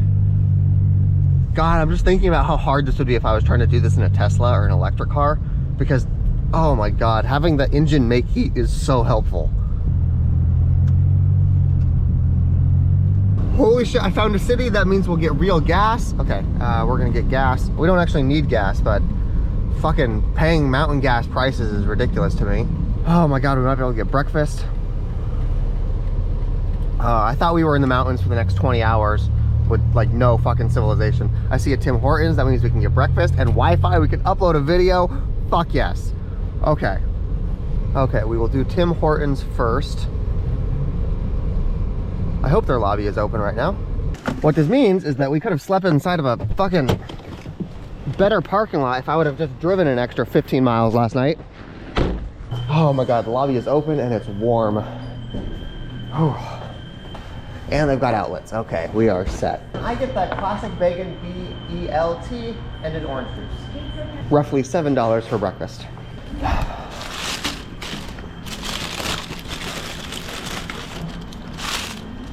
I actually love these things, the bacon, lettuce, tomato things Tim Hortons sells. I just take the lettuce off, but they are just really good. My laptop powered off, it was so cold. I guess I forgot, this is one of the things I forgot to put in my bag with me, my sleeping bag. The internet here is surprisingly fast too. I thought we would get like 1 or 2 down just because we're in the mountains, but no. I take that back. Oh, also, I'm looking at this right now. I'm American, so I can stay in Canada for up to 6 months. I don't need to worry about 2 days, whatever you guys were talking about. It is 11 a.m. right now. We've been here for like 3.5 hours. The upload speeds here are not great. One thing I absolutely want to get while we're here in town is an extension cable so I can take advantage of those heater block outlets that you see on the side of the parking lots. Yeah, it was dark when we got here.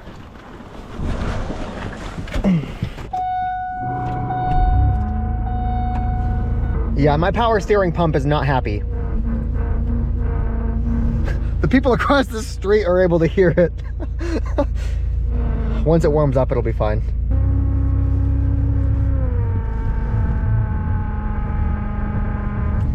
Stop whining. You'll be okay. God damn it. I've got 3/4 of a tank full, so I don't need to fill up. But I looked on the map and it looks like there's not a lot of gas stations on our route, so we're gonna get gas while we have the opportunity to. I'm not certain, but it's possible that this little gas station will have an extension cable. Shut up! It's possible that this gas station will have an extension cable for us. They do have drinks though, that aren't, you know, a block of ice. So I don't typically drink water, but this is one drink that I absolutely love. It's vitamin water, it's lemon flavored, love it. Oh my God, do you remember that guy on the mountain yesterday saying that, oh, the gas is so much more expensive? This is literally 25% cheaper than the gas at the other place, but I filled up my tank because it's so much more God damn it. Ah, he's like, oh, it's so much more expensive the further north you go. No. And I get much better quality gasoline. Look at this, 94 octane. I knew that the mountain gas would be more expensive. God damn it. Yep, yep. First you do that, click, and yep. that, and then... Nope, it still says wrong grade selected. God damn, my fucking fingers. Yeah, and on the screen it still says wrong. Okay. Oh my God, it's too fucking cold for this. Select grid.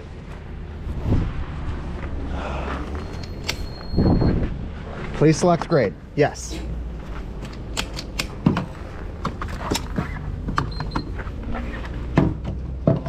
Fucking lose my shit. Fingers are gonna fall off. Pump number 2 is frozen. Sir, please, Pump 4? no, sir, first you have to come. He says that pump number 1 will work, but it's attached to the same pump as pump number 2, so I'm skeptical. I'm in a bad mood and I should not be letting that affect my fucking... I would say I need to cool off, but that's the problem. I can say though that this is a first. I've never had a gas pump freeze on me before. Just touching that metal makes my fingers burn. Wrong grade selected. Are you fucking kidding me?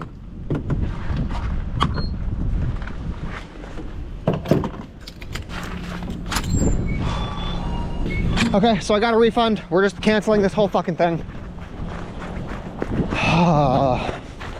I prepaid in the cash register with my Android Pay, so he couldn't give me like a refund very easily. I prepaid when I bought the drinks. Never prepay for gas, I guess. That's the lesson. God. Bad mood. Bad mood, bad mood. There's probably another gas station here somewhere. Petro Canada. Oh, looks like they've got one of their pumps that is out of service too. And I want to point out, this one is just as cheap as the last one. We're not prepaying for shit.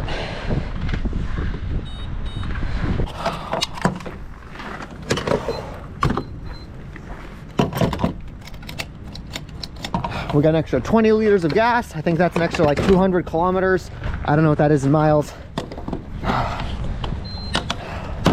I do still want to find a extension cable.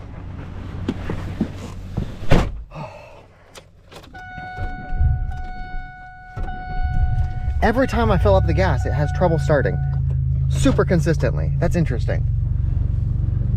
I'm looking for a kind of store that would sell an extension cable. I see a lot of motels and I see a McDonald's. I don't know why we didn't go to the McDonald's. I didn't see it then, but looking for extension cables. I saw a sign that said that there was an auto parts store. I imagine an auto parts store would have an extension cable. Okay, scratch that. I found a place called Home Hardware. That definitely will have an extension cable. We don't need an expensive one. We just need one that will let us take advantage of things like this. Okay, I guess they've got the extension cable here for us, but I don't need it right now. But I want to be able to take advantage of all of those outlet places the Canadians seem to have. Oh, yeah. So I just want to show you guys something interesting. So these, they're both 16 feet. I guess this is 15 foot, this is 16 feet. These are the same thickness of wire. Look at this. This cheap little one is the same thickness as this. They're both 16 gauge. This one just has like a thicker insulation. So 1231. Perfect. Okay. So technically this one does not have a grounding. So I need to manipulate my cables a little bit to get this to work. This one doesn't have the 3-prong. This only has 2, but it's fine. It's not that big of a deal.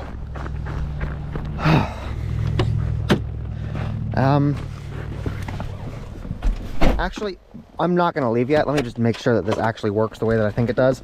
That way, if it doesn't work, I can go back in the store and I can buy the thing for real. So yeah, the problem is that this has the 3-prong and then this has the 2-prong, and it's got a little plastic piece right here to try to stop you from doing exactly what I want to do. Like you can't plug it in like that.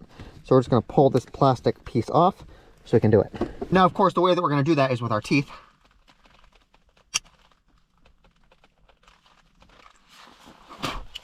And it has been removed. And I would say that this might be a fire hazard, but I promise nothing is going to melt out there. This is not going to be a problem. You know what? Fuck it. Let's test the whole system. We see that they've got an extension cord out there that we can use. Let's just go plug this in and test it. My battery already has like 80% capacity, so we don't need to do this for very long and it'll charge up really quickly. But I do want to test. So this end will come right here, plug it in right there. And then we'll just pull this end over here and plug it in.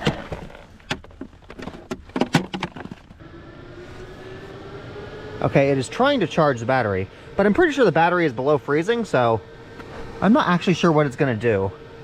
It does work. This is bringing power to it. It's honestly not worth risking the battery. Like I said before, you absolutely do not want to charge a lithium iron phosphate battery when it's below freezing. You will fuck it up. So I'm not going to risk it. I will risk lots of things, like not putting snow tires on. I won't risk that. We're going to drive around a bit, wait until the hot air from the car is able to warm it up, and then we'll charge it. If a cop stops me and asks for my documentation, that'll be fun. Get in there. Okay, cool. We are on the road back to Alaska. It's crazy. My engine was up to operating temperature when we went in to get the extension cable, and in the like maybe 7 minutes it took to get there, my engine fucking dropped, I don't know, 100 degrees. The battery in my trunk back there, that's made out of the same chemistry as that one. So charging the battery in my trunk would be just as dangerous. The difference is that actually has heaters. You can see here it's got the heating state on. That's got heaters in there. And before it ever lets energy go into the battery, it gets it up to operating temperature, which is like 5 degrees above freezing. When I was shopping for batteries, I did have the option to buy one for my trunk that didn't have the heaters, but I thought that I might be going on a trip like this. So I'm really glad I made sure I paid the extra money for one that can survive Alaska.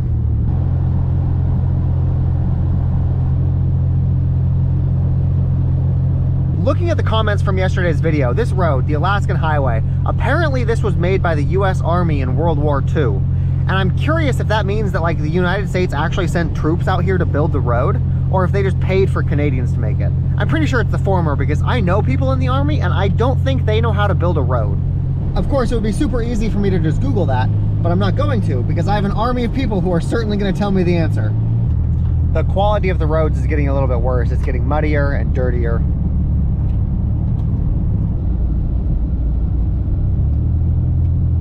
Okay, looks like we are coming down the mountain. I mentioned this a lot when I was on my bike, but going downhill is much sketchier than going uphill. going uphill, you can control your speed a lot better.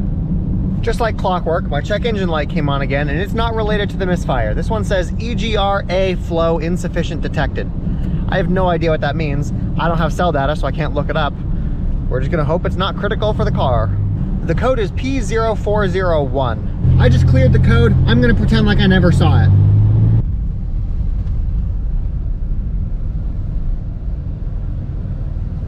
Yeah, I'm not gonna waste gas on this.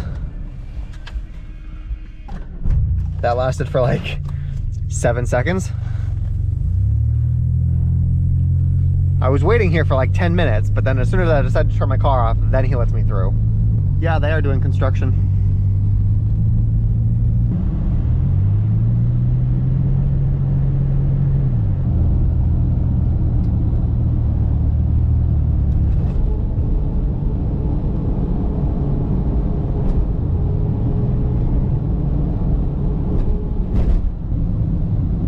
Holy shit, are you guys seeing that? That's a mountain.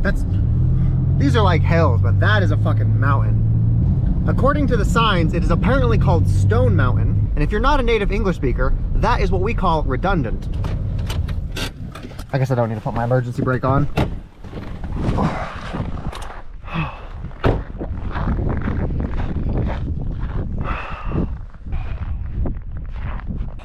It's pretty cold still. We're gonna get up on the snowbank. Gotta get a thumbnail for the video. Ah! I accidentally slipped.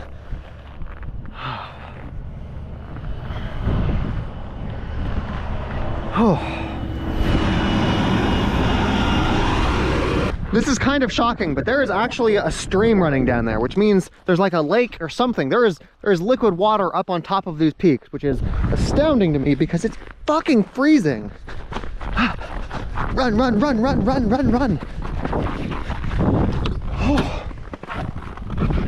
Oh, I'm glad they gave us that little offshoot so we could look at Stone Mountain together. Oh, well, apparently that lake I just mentioned is over here, and it's called Summit Lake. Okay, well, apparently the top of the lake is frozen and it's got snow on it, but underneath it is still liquid and it's still flowing down the stream. Water is crazy. Like, I would have assumed that if the top of the lake was frozen, that all of the tributary streams would be frozen too, but clearly that's not the case.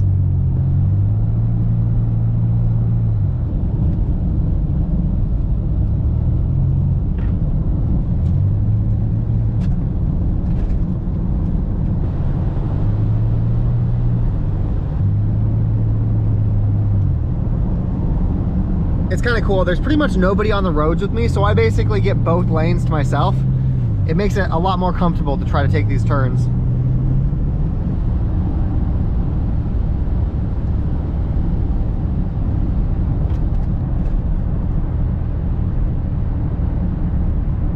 I am blown away by how pretty this is. The last time I felt like this was when I was on my bike riding through Albania.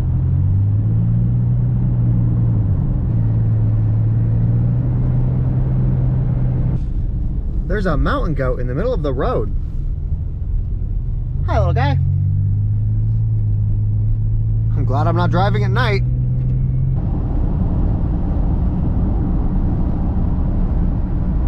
Fuck it, we're gonna pull off and look at this too. Apparently this is called Lake Macho or Lake Muncho. I passed the sign quickly, I couldn't read it.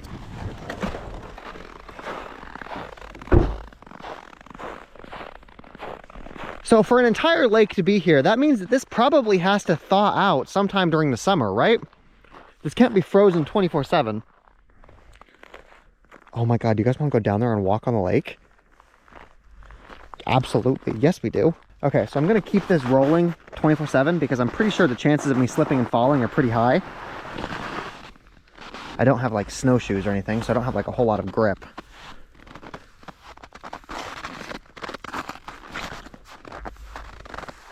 How many times do you get to walk on a fucking frozen lake?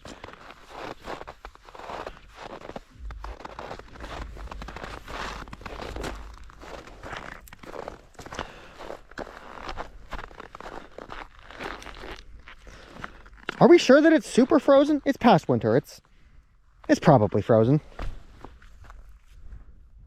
Probably.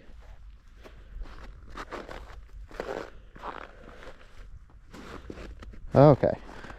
I should do like testing things before I go step out onto it. Feels pretty sturdy. Holy shit.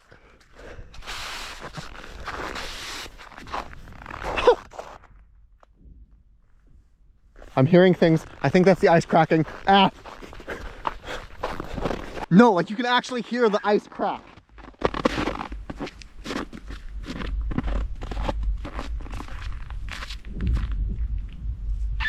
Holy shit, that is so fucking scary. You can fucking hear it cracking underneath your feet. I'm gonna get you guys close so that you can hear it crack. I don't want it to be overshadowed by my feet.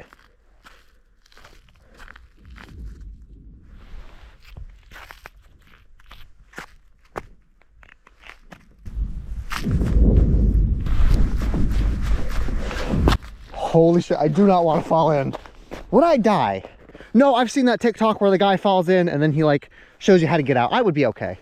My car could probably keep me warm. Holy shit. Is this safe? Is this safe to be on? I don't know. I'm still hearing cracking sounds, so I'm gonna say no. At least if this were to give out, I'm gonna say no. I think this is probably a safer way to walk up this because there's no snow involved. Holy shit, I just walked on a fucking frozen lake. I want to go out farther onto the ice, but I don't know enough about ice walking to know if it's safe. It's probably safe, but the fact that you can hear it crack underneath your feet just makes me fucking... Oh, it's so cold. There is one more thing you need to do when you find a frozen lake like this. Where am I going to put my camera where it's not going to fall into the fucking lake? I think we're going to leave, but there's one thing you got to do before you do. Okay, I'm not even walking on it and I could hear the ice crack. Like it's water is moving down there. I think the fact that we could see the river running earlier is a sign that walking on that is a bad fucking idea. Let's go. So fucking cool. Holy shit. Oh my god, that's so cool.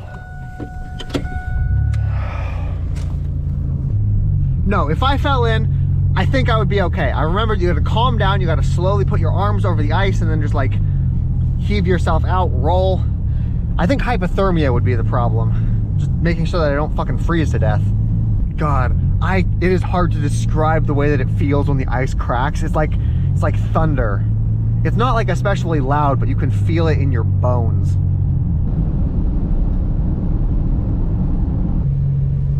We've got about a half tank of gas left. I'm not sure how long it's going to be before we get to another gas station. And apparently this lodge sells gas, so we will figure out where their pumps are. Oh, hey, I see pumps.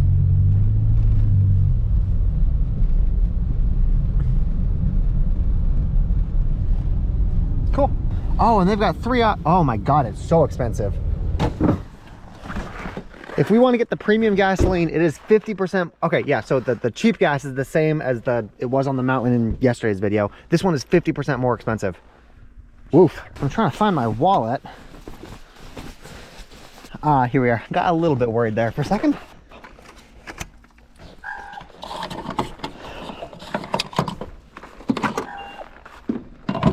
It is cool that they have the options for the different octanes. Obviously, I'm going with the cheap one because that's outrageously expensive, but it is cool that you have the option. We just spent 50 bucks and we didn't even fill up the tank. Here in Canada, they're weird. They don't let you just like, oh my God, touching that is so fucking cold. They don't let you just like fill it up and then charge you afterward. You have to pre-select the amount that you want to pump. I pumped 50 thinking we'd fill up the tank.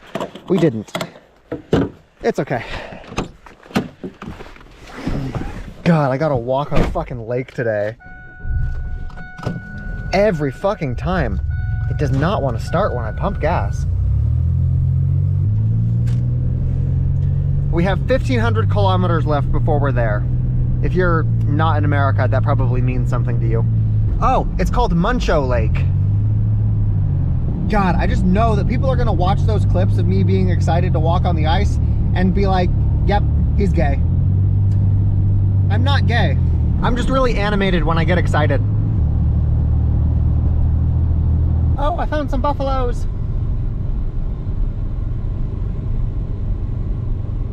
Buffalo. I think they're looking for grass.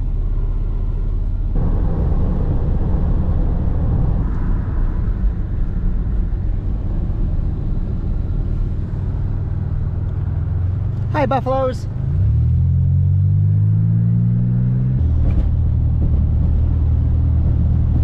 No, it's funny. Most of the time that I spent growing up, I thought that Buffalo Wild Wings sold buffalo meat. Like, I thought that was like one of the only places you could go to get buffalo. It looks like we're out of the cool part of the mountains, at least for now. We still have no cell data, so that's disappointing.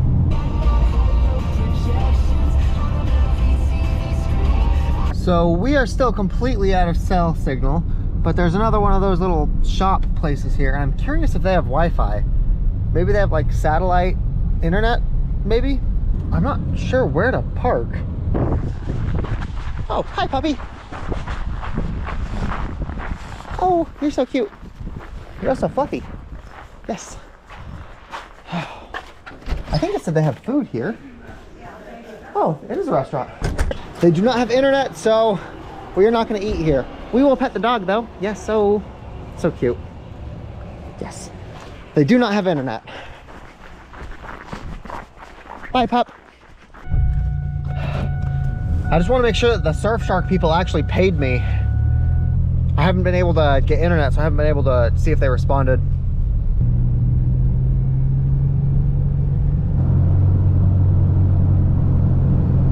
I just want to take a second to appreciate how good the condition of the roads are. This is out in the middle of nowhere. There's snow and ice and all kinds of stuff going on here. But all of these roads are in fantastic condition. If this was America, there would be potholes all through these roads. Not even the asphalt. The roads are all plowed. Like, this is just great. I really appreciate this. We have just left British Columbia and now we are entering the Yukon, which is another one of their provinces. They do have a rest area here we can hop into. And I think we're gonna do that and we're gonna cook some food. See, I am pretty sure that all of the I'm pretty sure that all of this stuff is still frozen solid. Yep. And I don't want to use any electricity to thaw it. I do have an idea though. We're just gonna light the whole thing on fire. Come back here. It's you. Ladies and gentlemen, the solution to our frozen soup problem. Fire in a bottle. Having some rice flashbacks. Now, I honestly don't know if this is toxic to breathe. If I need to like have a window open or something. Genuinely don't know. I know that the gas itself is probably toxic, but I don't know what happens to it after it's burned. So if I just burn everything, it might be safe to breathe. I'm going to crack the can of soup so that pressure doesn't build up, and then we're just going to stick the whole thing on the fire. And then we're going to try not to rock it. Let's go ahead and roll the windows down. It's cold, but I think it's probably worth it. I am glad I decided to keep this with me. I wasn't sure if it was worthwhile because I've got the stove and I've got the skillet and all that stuff, but I'm glad I kept this. This is definitely coming in handy. Yeah, you can see it's still frozen solid.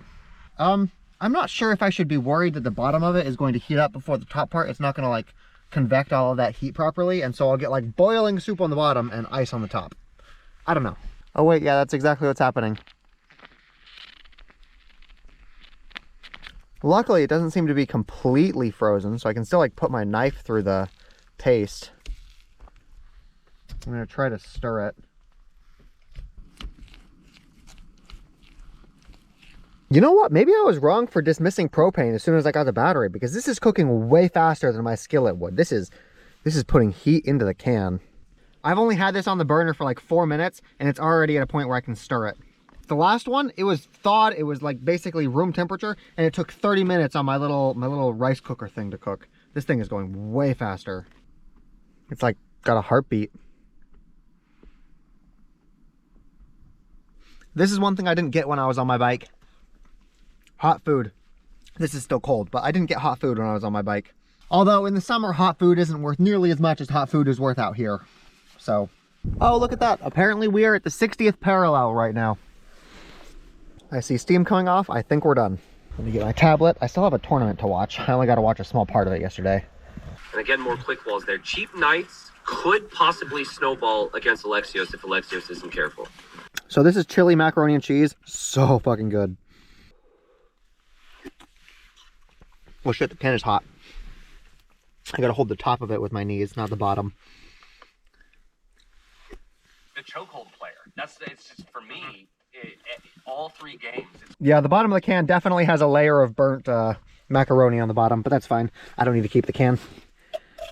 This is now an official recommendation if you're going to be living in your car somewhere where it's really cold. This heats up cans of soup really well. I still wouldn't use this for something like rice or pancakes or any of the other types of food, but if you have cans of food, this is good for it. It's not cost effective compared to a battery like this, because I think this costs maybe $8.99 or something like that, and energy is basically free. But it is much more dense. You can cook 10, 20, 30 meals with this. You can cook maybe 4 or 5 with that. They both have pros and cons. I'm glad I have both. One thing I want to do before we hit the road again. I don't have a lot of winter clothes. I've got lots of t-shirts, but I think I have a, yes, I do have a sweater over here. It is kind of dirty. Damn it, fuck. Okay, I've got t-shirts. T-shirt it is. I haven't had access to a washing machine since a minute.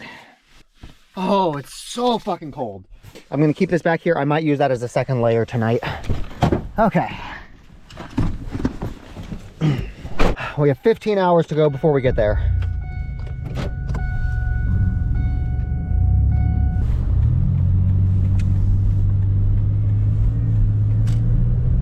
Oh, that's a whole bunch of deer. They were just walking right through the road. Good thing I was paying attention. It is not safe to drive here at night. Apparently we're passing through something called Watson Lake right now. We might want to see if we should get gas or something. That seems like a good idea. We've got half a tank. Did I just hear this crack? Damn it, I think my thing is rubbing on the side of this again. I'll deal with that later. How do I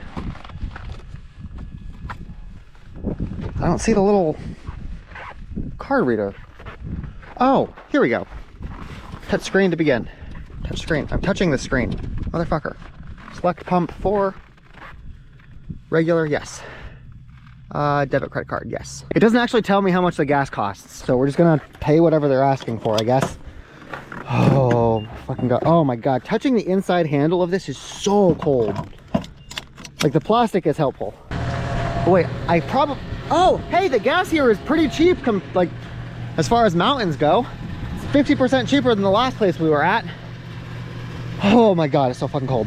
Oh, hey, I have reception here. I can go check my email. Good, good, we're good. Okay, looking on my map, there is a McDonald's. Oh, 5 hours away from us.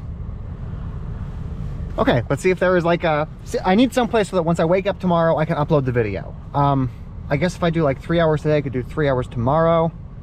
Let's see if there's a Tim Hortons somewhere closer. Nope, we are in the middle of the mountains. If we want to get toward someplace that has Wi-Fi, we need to go 5 hours away. Which means if we tried to make it there tonight, we would get there just before midnight. We'll have to cut this into 2 things. One today and then one tomorrow. 5 hour drive, we can do it.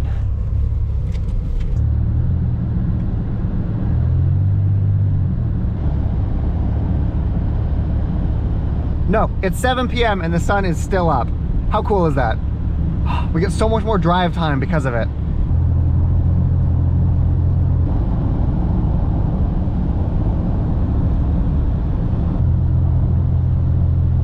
It's 8 p.m. and it's still bright outside. Bright is probably a strong word, but it's 8 p.m. and we can still see. That is the only good thing about being this far north.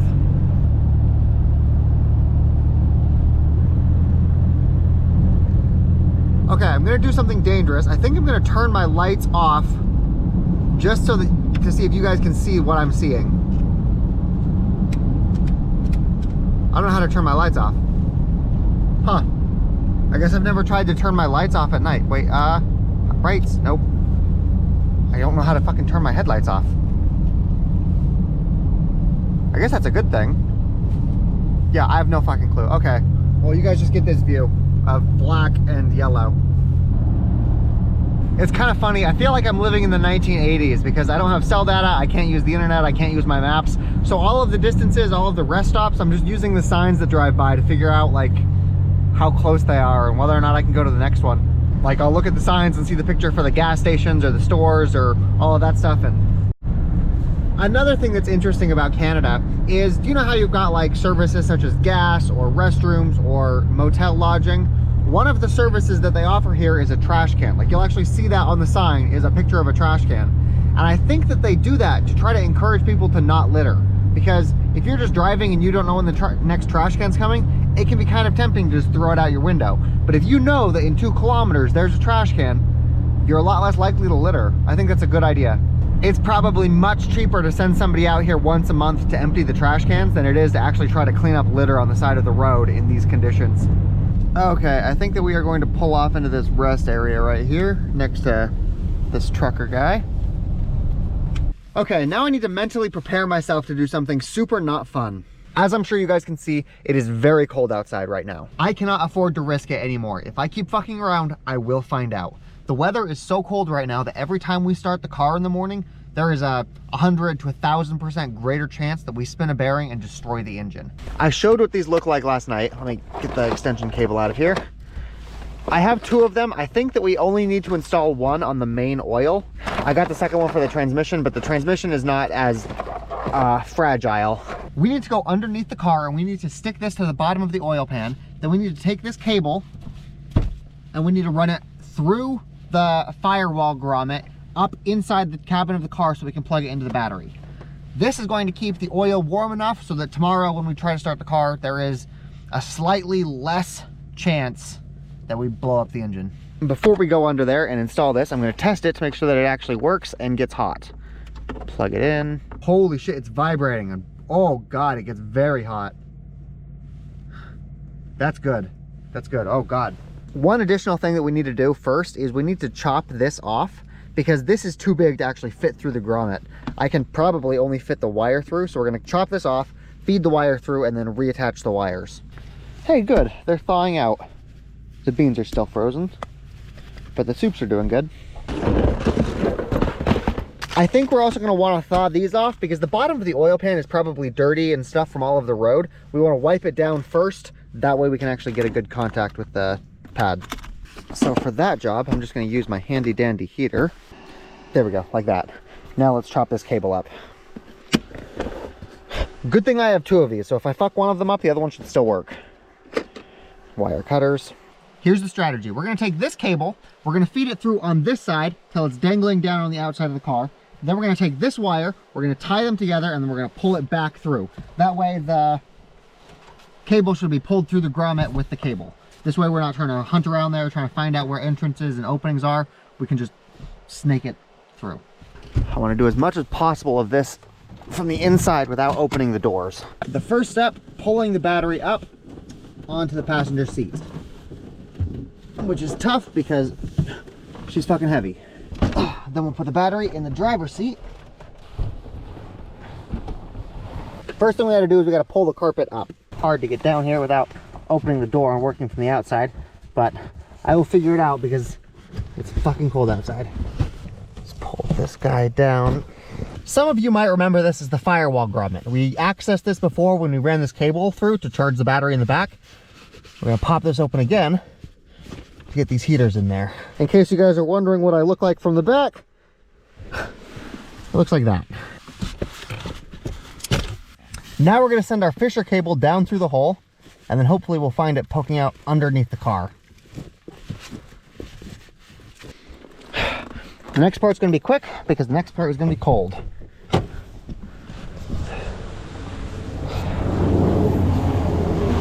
We need to find the wire dangling down. Okay, you see it?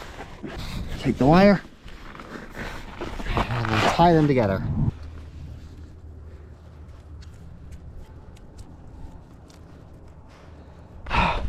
Okay, and let's pull the cable back through. We got it in. Give me a sec to warm up. We got the cable on this side. Let's get the oil nice and hot again. I can tell just from looking at my hands that yes, the underside of that is going to be very oily. We need these to thaw out. Now that we've got the wire on the inside, we need to connect it back to its plug half. This definitely would not have fit through there. Now, when you're dealing with alternating current like we are, there is no red and black wire. It doesn't matter which one connects to which one.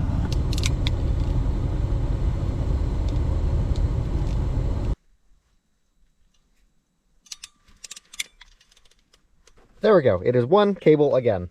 I'm going to plug it in again, both to test the cable and just to heat it up because it's been outside for a while and we want both things to be warm so that the glue will stick.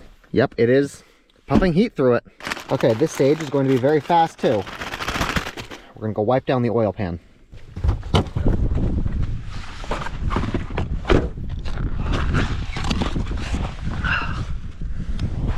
Can I reach the oil pan? I can reach it. I can reach it, good. Wiping it down, wiping it down.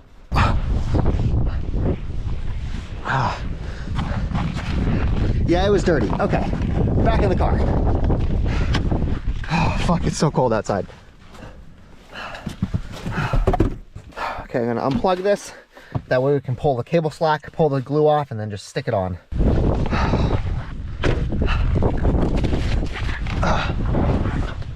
Okay. It is definitely warm right now. Good. Good. Gotta peel the glue off. Come on.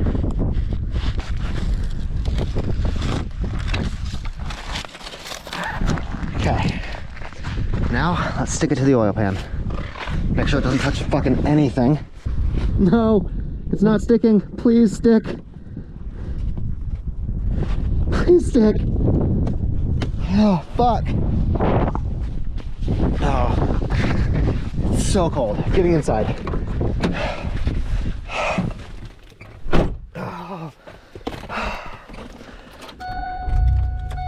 Let me use the second one I got as a test. This should be sticky. Oh, it's not very sticky. Damn it. I'm gonna plug it in again, heat it up, get it as hot as possible, and then hopefully once the glue is hot, it'll stick. I'm curious if I have any super glue in my little toolbox.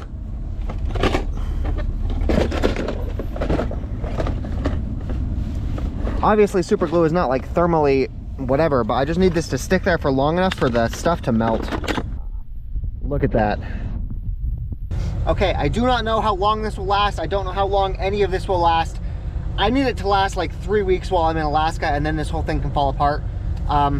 It's possible that I'll stick it to it and then 10 minutes later it'll fall off and it'll just be dangling behind the car while we drive. I honestly don't know. Okay, let's go super glue this shit.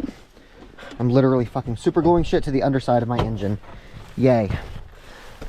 Get the light down here. Be fast, because it's cold. It's cold.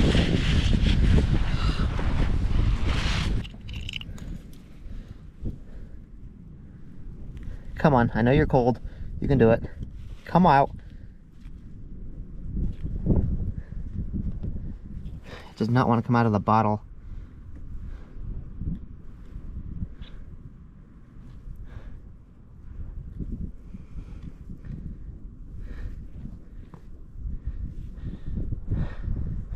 So fucking cold.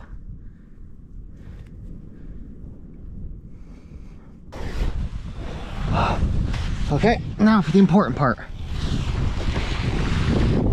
Oh my god, it's sticking. It's sticking. Holy shit. Yes, fuck yeah.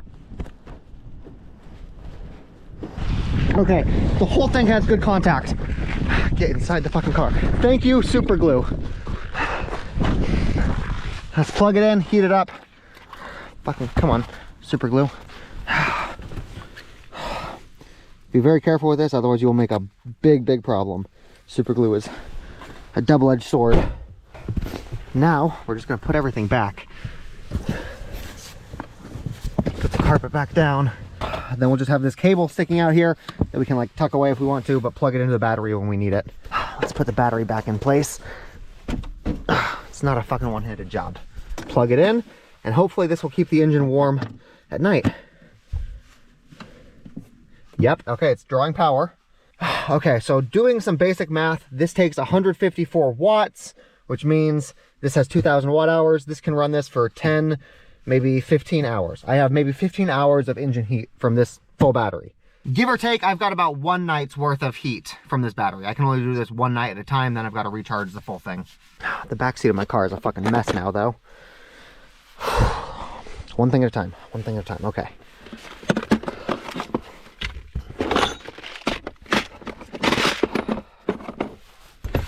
What we just accomplished absolutely sucked balls, but it was unimaginably important.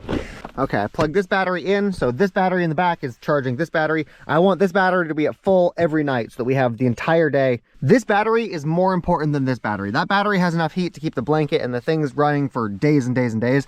This only has enough power to keep that thing running for one night. So it is more important that this stay charged than that stay fully charged. The last thing we need to do is we need to test the system. This is all well and good, but if that thing falls off, it doesn't do us any good. So we're gonna go drive for an hour or two and then come back and make sure it's still attached to the bottom of the oil pan. If this actually works, we just increased the lifespan of this engine by a whole long time. We were looking at days beforehand. Check it out, there's a semi truck in front of us, which is actually great at night because it means that if an animal runs out in front of the road, they'll be the ones that hit it and not me. So we're just gonna tail them for a while. It looks like they are pulling into the rest stop, so we should do that too.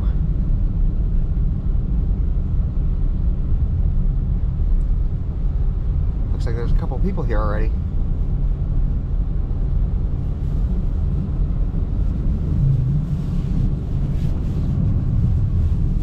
Okay, this is where we're gonna sleep for the night, I guess. Let's go make sure that our heating pad is still there.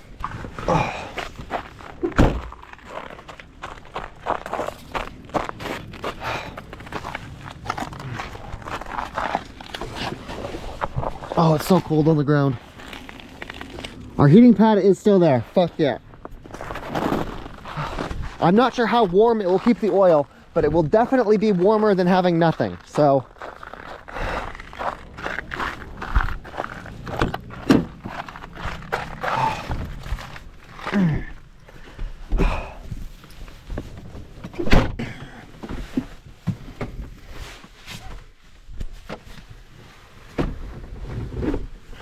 now this should run for 10, maybe 11 hours. Turn my heated blanket on. Okay, good. Turn the heated seats on.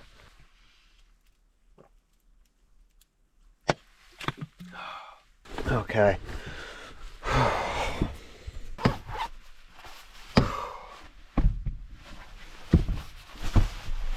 Tonight is going to be exceptionally cold. I don't have a weather app. I don't know what the actual temperature is going to be, but I can feel it. It is going to be very cold. Right now, it is much colder than it typically is in the cabin of my car. I might get the black blanket out of my trunk too, just to put an extra layer on top of me. I'll catch you guys tomorrow. Hopefully the engine starts. Wait, nope. I just realized I was not thinking about my oil pan drain bolt when I put that thing on. So it's entirely possible that I put that over where my oil is supposed to drain from. This could make my next oil change fun. Good night. Oh, good morning, ladies and gentlemen. God damn it, the fucking lens. Good morning, ladies and gentlemen. It is about 3 o'clock in the morning right now. I was right. Last night was so cold. I did end up getting my God damn it, the fucking lens again. I got my black blanket out just to be able to trap more heat. My camera is so cold that just touching it burns my fingers. We are going to be hitting the road though. Not because I want to. Again, it's 3 o'clock in the morning. I would like to sleep more. But it got so cold my battery started freaking out. So I turned the engine on just to be able to warm up the cabin. And I don't want to waste that energy. So we're going to take all of this warmth and we're going to go hit the road. We're still like 3 hours away from the nearest McDonald's. I just need to somehow find the strength to get out of bed. One thing I will say though, my engine started right up. It didn't whine, it didn't complain. The heater that we installed last night is doing its job. Okay, black blanket's going back in. I'm so glad I decided to bring this with me. It takes a lot of space in the trunk, but Jesus Christ, I'm glad I have it. Yeah, I only got a couple hours of sleep.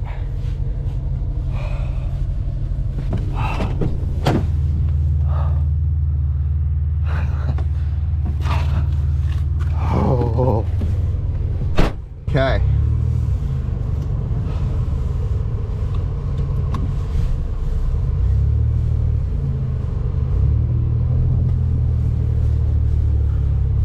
Yeah, there's still a couple other cars here in the parking lot. We are probably the first people tonight on the road.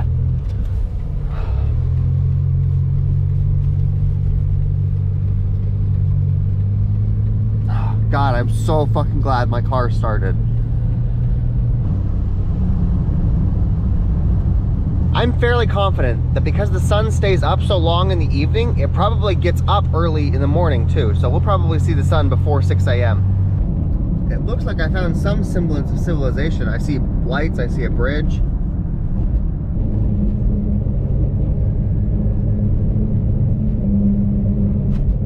Oh, I have cell data. We're gonna pull over somewhere just so I can like check shit. I should probably also get gas while we're here. We've got about a half tank.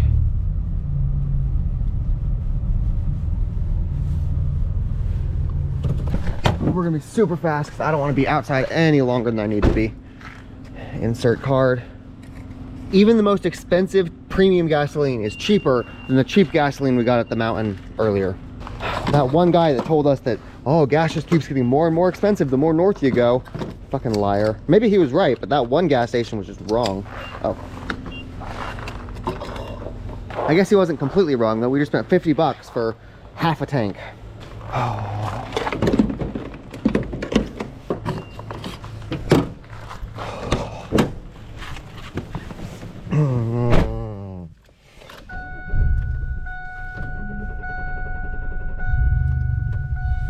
We are 2 hours away from the town that's got McDonald's. So we should get there at about 6 a.m.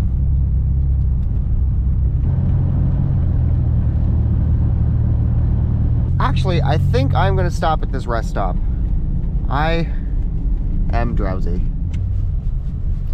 I also have cell service right now, so that makes me a lot more confident sleeping here than in the last place we were sleeping.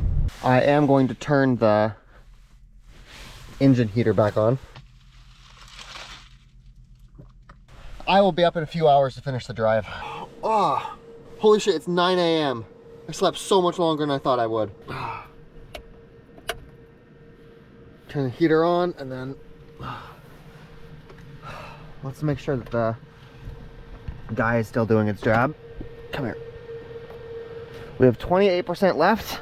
That thing is still putting heat in. It should be working. Let's go.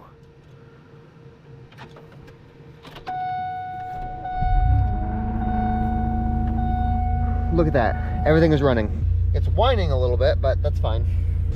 Oh, there's a puppy outside. I think it might be the trucker's puppy. Where did the puppy go? Pup. Pup, pup, pup. I don't know. It's cold. Oh. Let's go get some Wi-Fi. Continue on Yukon 1 West for 159 kilometers. My windshield defroster is taking its sweet time.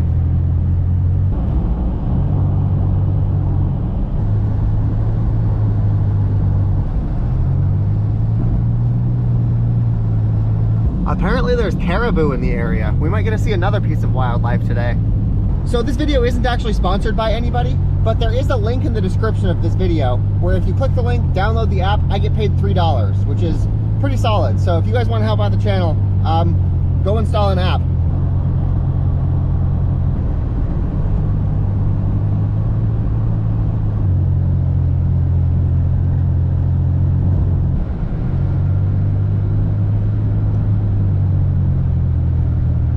Okay, we'll be there in like 15 minutes, then we can start uploading this video. I hope that they've got one of those little car heater outlet things so I can plug in all of my batteries with that extension cable. We are in Whitehorse. Apparently that's the capital of this province, or state, or whatever. This is the capital, so this is definitely the biggest city we're gonna see while we're here. Noticing that a lot of the people that drive by have these like yellow blankets on the front of their car. I think that's to prevent cold air from coming in. I'm curious if that's worthwhile to look at, because yeah, my temperatures are definitely below where they normally are just because it's so cold outside. One thing I will complain about Canadian roads is that I am getting pelted with rocks. Like my windshield is like a fucking firecracker with all of the rocks that are just flinging up at it. I'm pretty sure I see a chip right there. You know, it's kind of crazy. We are downtown right now, and this is the capital city, and the tallest building you see is like 4 stories tall.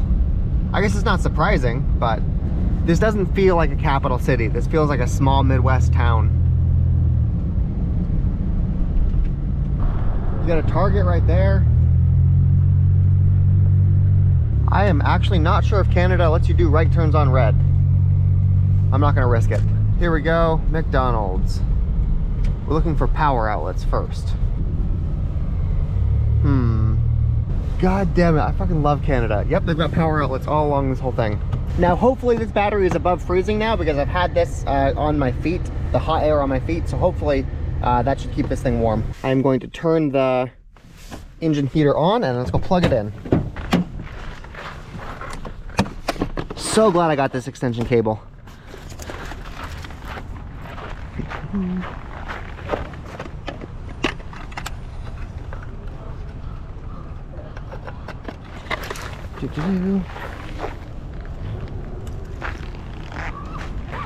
I don't really have like a slot to put the cable through, so I'm just gonna hope that I don't pinch it and break the cable. And then plug it in. Yep, look at that, perfect. It's drawing power. Fantastic. Grab my laptop. Let's go get some food. Yeah, that'll just dangle outside my door like that.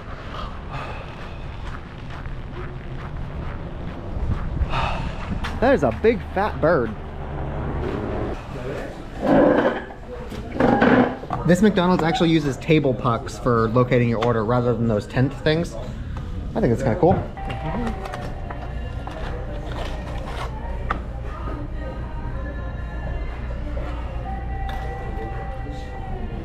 Okay, so yesterday's video was actually so long, I don't think that we're going to be able to upload it here. It'll take multiple hours. I think what we've got to do is pull... Oh, hey, yeah, you can see one of the yellow blanket things I was talking about. I think that's to keep the cold air out.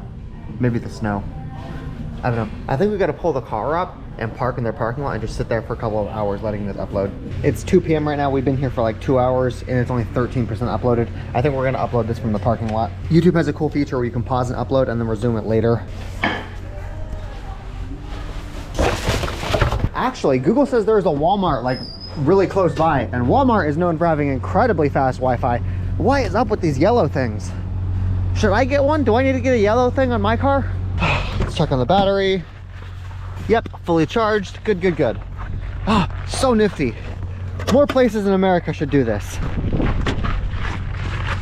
Like honestly, electricity is basically free at this scale. Gotta pull the car back because of the curb.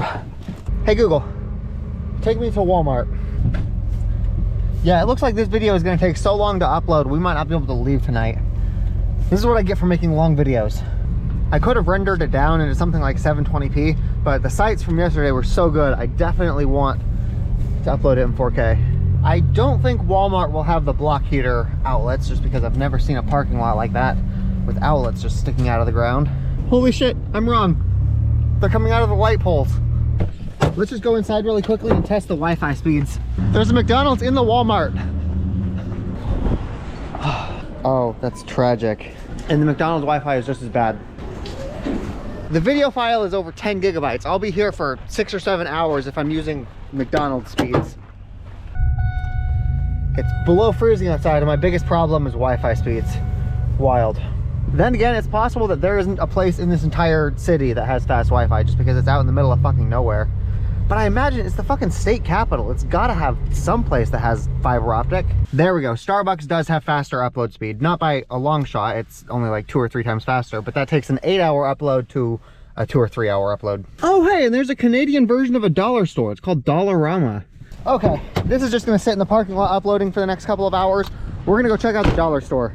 Here we are, Dollarama. And this is the Canadian dollar, so it's actually like the 75-cent store. All sales are final, no refunds or exchanges. Holy shit, this place is big. Holy shit, this place is big. Okay, I see.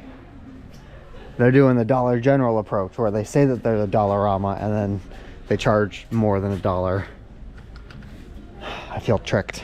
It's just a regular-ass grocery store. I'm disappointed. I will get some bubble gum. I'm disappointed. I thought this was the equivalent to the Canadian Dollar Tree. Well, while the video uploads, I'm gonna go finish my Age of Empires tournament. It's hard to describe how painful it is outside, but now that I know that we have basically unlimited electricity, I have no problem using my heaters to heat up my car. It's much cheaper than using gas. Without crossbows dash, feels like just pikeman defense is going to be fine here. It is currently 5 p.m. and we're only 60% uploaded. We are going to be here all day. It's going to be dark by the time that this video is ready to go. This was supposed to be the vlog where we finally make it through the border and get into Alaska, but it looks like it's going to be dark before we even leave now. So 7 p.m. The video has finally finished uploading. It still has to process, so we can't actually play it yet, but it's finally finished uploading. That means that we don't need to sit here in this parking lot anymore. We're gonna go find an outlet that we can plug into because I've been using my battery down there to heat everything, and so let's go charge that up. I'm just going back to the McDonald's we were at earlier because I know that they have outlets. And it's just as easy as walking over here, pulling it out, plugging it in.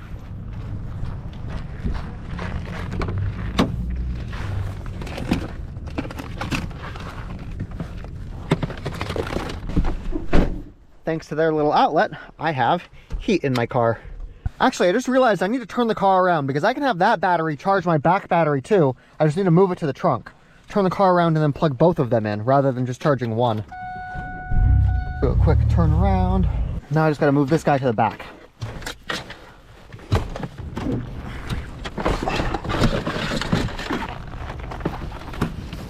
Okay, we got it plugged in again. Now we just connect this second battery to this first battery. And this one should charge that one, that should charge this one, everything should be good. We can go turn on all of our heaters.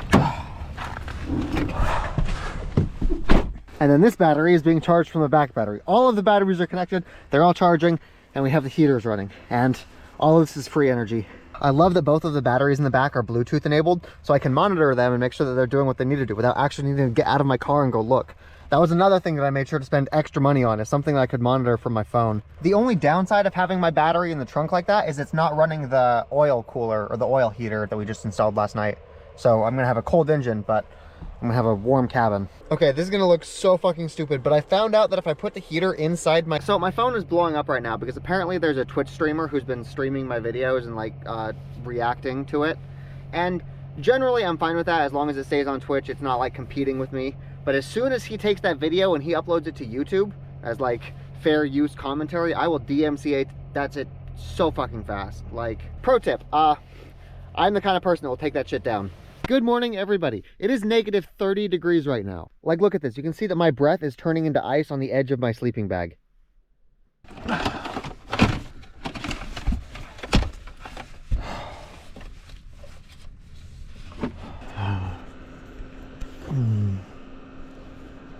Oh my god, it's so warm.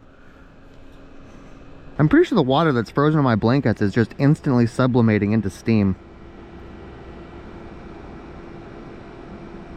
Okay, let's roll the dice and see if we break our engine.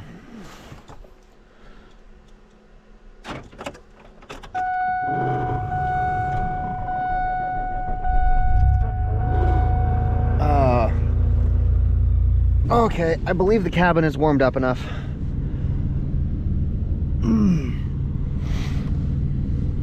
Why does it say my fucking door is open? Oh, well, gotta make sure I close my doors going forward, I guess. Okay, before we hit the road again today, we're gonna go find another one of those outlets because I used a bunch of electricity last night keeping myself warm. The heated blanket, or the heated pads, heated blanket, heater, battery, everything needs to get charged. Everything is below freezing right now, so we've got to warm it up, but we're gonna charge everything before we hit the road. This battery doesn't have any heating elements built into it, so I'm using my heater and I'm putting it right at the fan ventilation to where it should push hot air into the battery. God. My last car, I was planning on doing a similar Alaska run in my last car. I'm realizing just how stupid that would have been because I didn't have any of the infrastructure that I've got in this car. I had one tiny heater, I had one tiny battery, I didn't have any blankets or pads or... Whew, that would have been a mistake. Holy shit, this is all condensated breath. The outside of my sleeping bag is fucking soaked. Fun. Okay, so I definitely need to completely dry my sleeping bag before tonight, otherwise this will turn into a very big problem.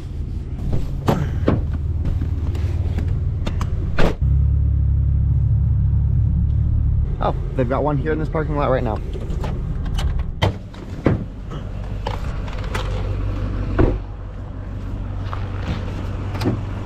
Yeah, I would say this battery is probably below freezing. Just maybe. I'm gonna plug it in anyway, you know, just to see what happens. Maybe it has its own built-in heater. It does seem like it's trying to charge a little bit, which makes me think that it's actually putting power into a heater. I honestly don't know. They're a Chinese company. They don't have like a good spec sheet about whether or not this has heaters built into it or not. We will find out, I suppose. Okay, so update. This is what I'm doing to try to thaw out this battery instead. I'm using that battery to power this heater, sticking this in front of the fans, and hopefully it will draw the hot air into the battery, bringing this above freezing. I'm not gonna lie, this is kind of ridiculous. Okay, while we let the batteries charge, we're gonna come into this place. It's called Canada Tire. I think it's like an auto parts store, and we're gonna get some supplies. Okay, I was wrong. Definitely not a car parts store. If I ever need a kayak, I know where to go. Here we go. This is what I'm looking for. Just a little bit of extra gas so we don't end up stranded on the mountain if there's not any gas stations in range. I'm gonna get the 10-liter one instead, actually. I definitely could get one. I just don't want to because they're big and I don't want to take the space. Hello. We spent $24, which makes this actually closer to like $19 in USD. We'll just keep it right there. Okay, now there's a McDonald's over there. Let's go get some food.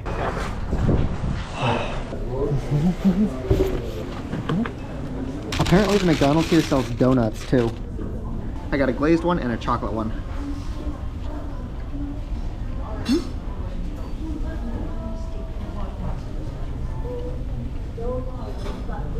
McDonald's makes some pretty good donuts. Okay, let's go get some food for the trip. Ideally food that isn't frozen. We will try some of this coffee shop chili. The problem is I can buy a bunch of cans of soup. I've already got a bunch of cans of soup. The thing is that they will be blocks of ice by tomorrow. Actually, you know what would be helpful? A cooler. Something that's insulated and can keep the heat in and the cold out. Something like one of these guys. I don't need them to be very big, just enough to hold a couple cans of soup and some water. What is the best style? I'm not sure if it's actually insulated well enough to keep my stuff from freezing, but I definitely think it's worth a shot. Now let's find a water bottle that will fit in this. No, I don't think that'll fit. Something smaller.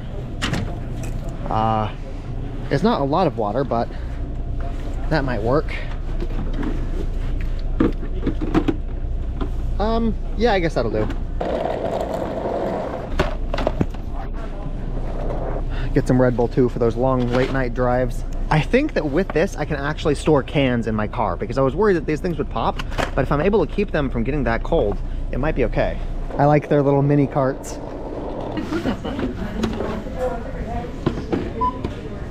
70 bucks. Please select your payment method. Okay, I didn't pay for a bag, so we're gonna try to fit all of this stuff in here as much as possible.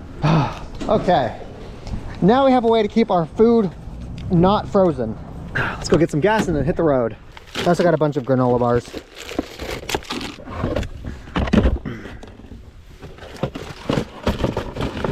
Who knows? Maybe our extra gas tank we've got in the trunk right now will help us save money because we don't need to fill up at expensive mountain gas stations. Like, it cost us 20 bucks, but we might be able to get 20 bucks back in fuel savings on top of the extra insurance that it gives.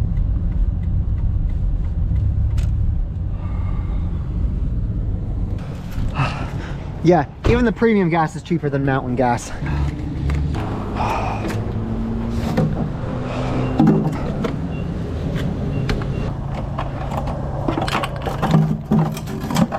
Technically speaking, you actually get more gasoline when it's cold outside than when it's warm because it's more dense.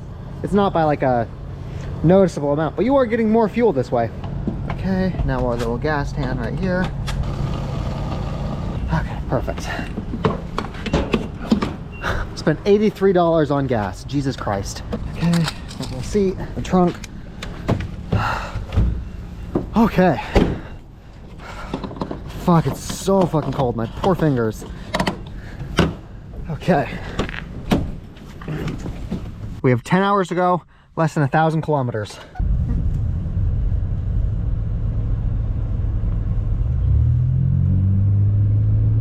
Here we go. This is the last stretch. There's no more big towns on the way there. This is it. Okay, this is a lot more what I was expecting the roads to look like.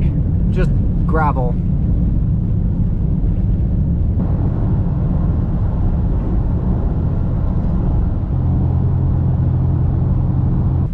gonna pull off into a rest stop real quick.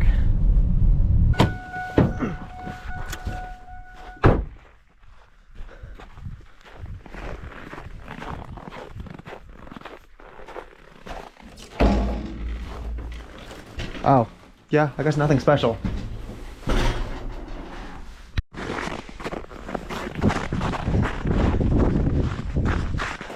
Ah, my shoes are coming off, fuck. Oh my god, the snow is so deep. It doesn't look that deep, but it's pretty darn deep. I actually don't know if it ever gets warm enough in this part of the world for the snow to melt. Yeah, the snow is going up to my fucking knees.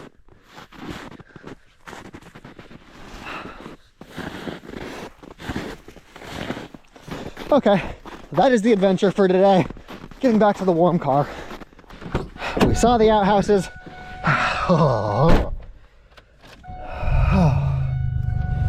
Put it on my feet, yes. Melt all of the snow on my shoes. Honestly, who needs snow tires? I think that this is a really good demonstration of how good all-weather tires actually are.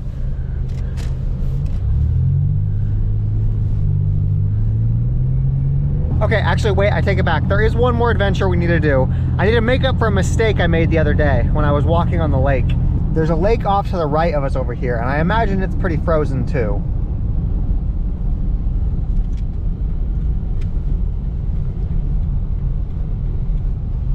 It's called Pine Lake. Okay, yes, we have another opportunity to walk on a frozen lake, and we'll find a really big rock and we'll throw it at the ice.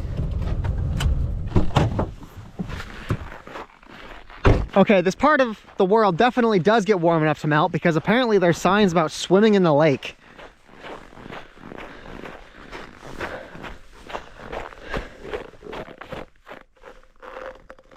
I can hear the difference. I'm definitely on something hollow over here, and I'm on solid ground right here.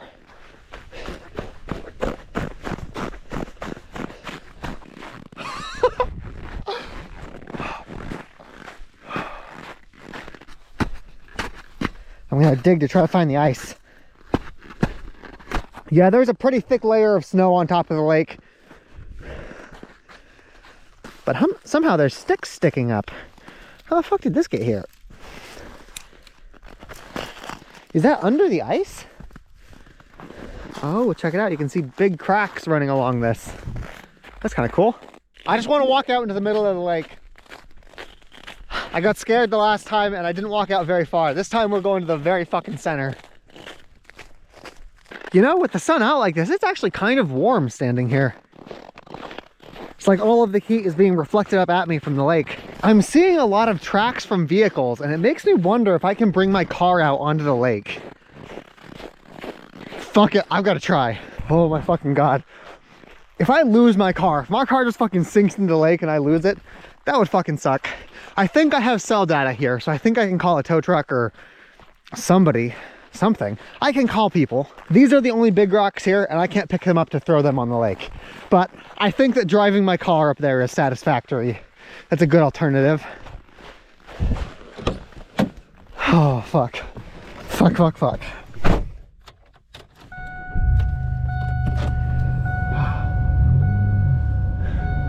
Will I be able to get traction on the ice? That's the question.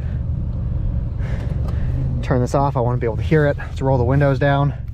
I need to hear if the ice is giving way.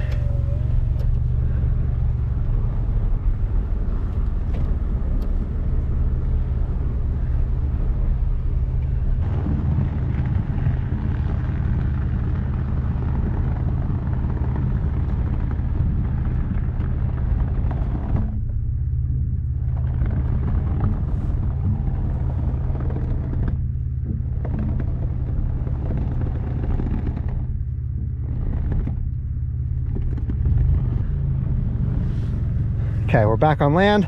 Let's go see how we did. Okay. Yeah, this is definitely water. We're on the water part. I don't see any cracks. How far should I go? Okay, here we go again, round two.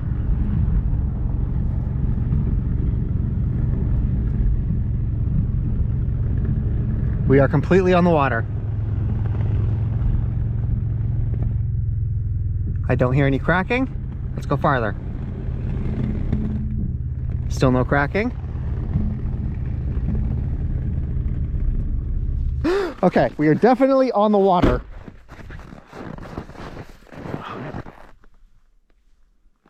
I thought I heard something. Okay, no, we're good. We're good.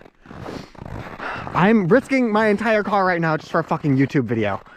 I'm smart.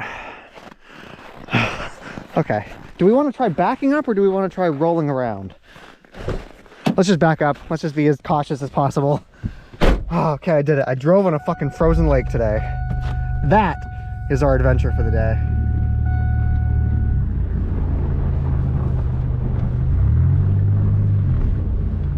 Yeah, I wanted to make sure I had a lot of momentum because there's a hill you got to get up.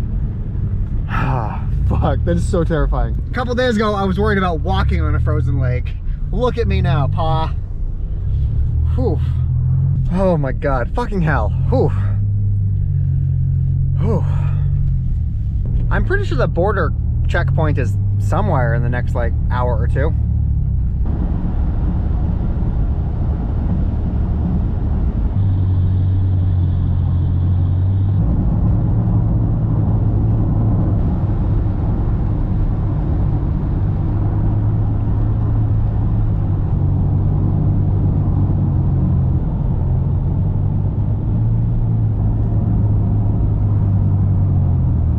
Okay, we are gonna pull over because I saw something cool.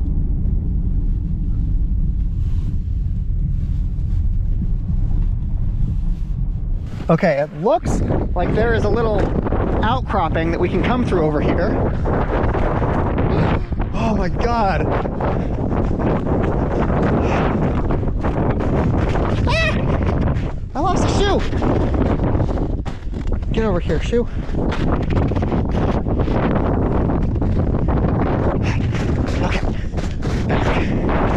Damn it!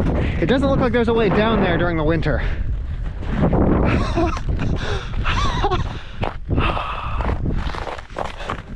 Let's climb over this guy.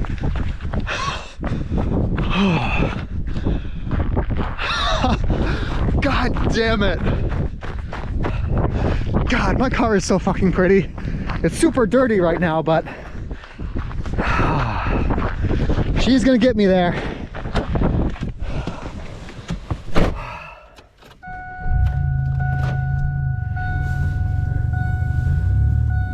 This is turning into such a cool road trip.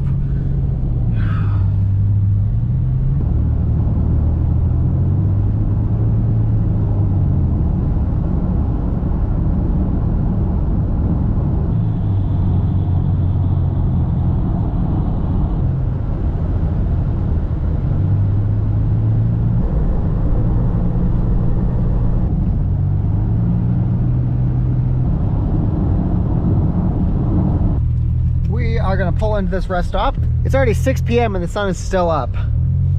Like, look at how high the sun is right now. Love that. We are gonna make some pancakes. I've wanted to try this for a little bit, but I haven't had enough liquid water to actually do it. We have water now. Get the water, and we got pancake batter in the back right here. Let's get the stove. Looks like I didn't clean this very well and it's still got rice residue on it. Ooh, that is cold. Okay, let's make our batter. I'm manually breaking up the big clumps because the water is cold and so it won't dissolve very well. I'm sure that these clumps will not come out if I don't do this right now. You sift it a little bit and all the big parts come to the top. And you just break them up.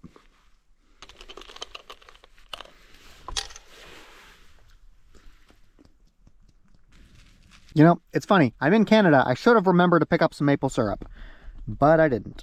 Okay, this is the part I've been excited to try. I want to see if my little rice cooker can make pancakes just on the hot plate. Check it out. I think it's working. I don't have a mini spatula though, so I'm just going to use a spoon.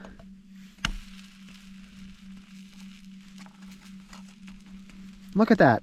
Making pancakes with a rice cooker. Okay, let's try it. Rice cooked pancakes.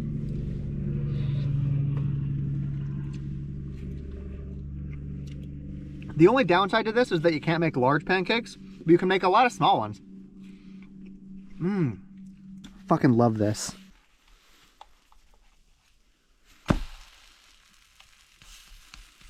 Yeah, this is a much simpler setup than using the whole skillet and all of that stuff. This is great.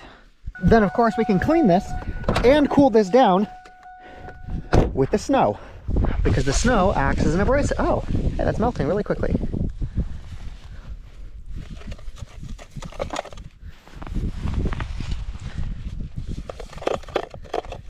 And now it's safe to put back in the trunk. My car smells like pancakes. And lastly, let's put the water back in the cooler to keep it warm. We will find out tomorrow how well this actually works. Look at that. God damn.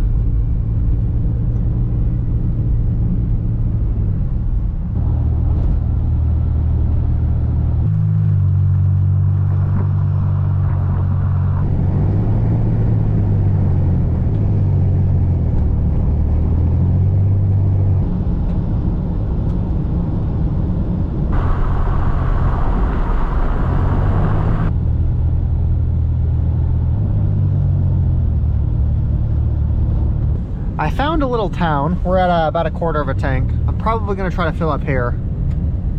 Oh, there's an electric vehicle charging station. Let's see what their prices are. Maybe we should just use the gas we've got in the trunk. Oh God, no. This place is like 50% more expensive than the place we filled up earlier today.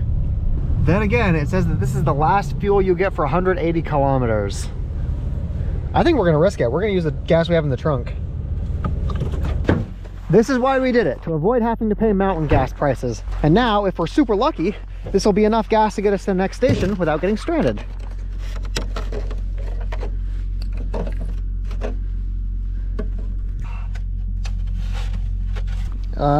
One of the attendants at the gas station, they saw me pumping my own gas. Is it taboo to do this right in front of them?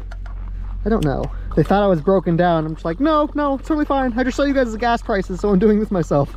The reading on my car says 10 liters should get me 200 kilometers, which is less, or which is more than that, so we should be good.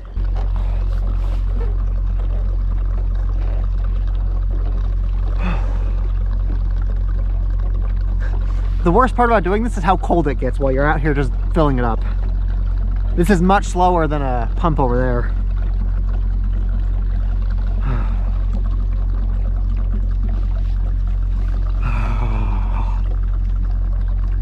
Funny enough, gas cans like this are actually illegal in America right now. How simple this is to just like put the spout in and start pouring it. You have to get like a special emissions certified one.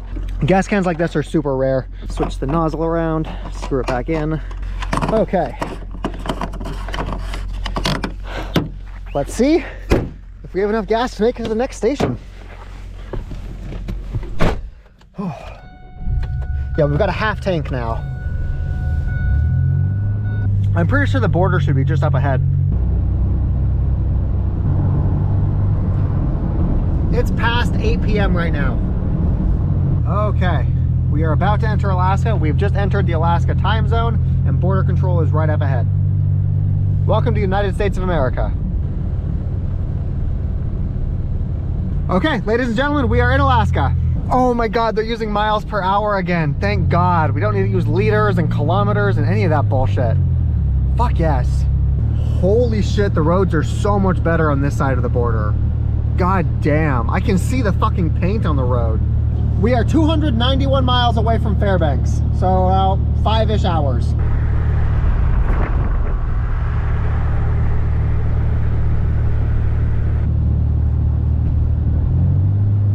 Oh yeah, notice how there was not a problem at all about a 2-day visa.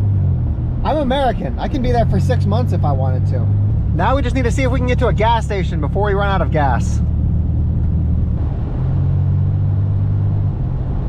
Oh shit, because of the time zone change, we jumped back 2 hours. Now it's 6:43. We just gained like 2 hours. That feels weird. Does Canada use time zones like America? Because based on that, it would seem like all of Canada is just using one time zone. Okay, we made it to a gas station. Thing is, I'm not sure if it's actually going to be cheaper than the last one because this is mountain gas. The last one was at least in a town. Big sign that says last gas. Ugh. How bad is it? What's the damage? I think the last one was like $6-ish per gallon. $3.20 a gallon. $3.20 a gallon. Holy shit, that's a good deal. Fucking America, man. If I'm doing the conversions right, that is less than $1 per liter. So we're getting like a 60% discount because of that container we had in the trunk. Fuck yeah. We're gonna load up the car. We're gonna load up that container. God, I was expecting, no, we were about to pay $6 a gallon. This is literally half that price. America is so fucking great. Oh my God, look at that, $32 to fill up our car. Oh, I missed that so much. Oh, so cool, okay. Thank you, gas canister, you are so cool. I am in such a good mood, God damn it.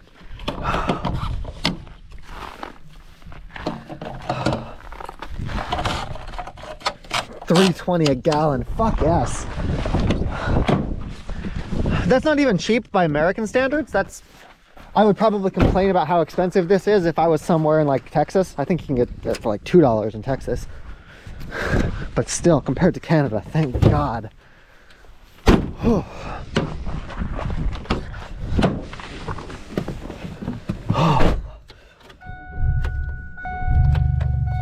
I'm noticing that my car is bobbing up and down at idle. For 40 bucks, we were able to fill up the car and the canister. Oh my God. I'm proud to be an American, where at least I know I'm free. 250 miles to go. We should get there before we need to fill up gas. We should get there on this tank. Yeah, we would have spent like 80 bucks if we filled up at that gas station in Canada. So we saved 40 bucks. That gas canister has actually made us $20.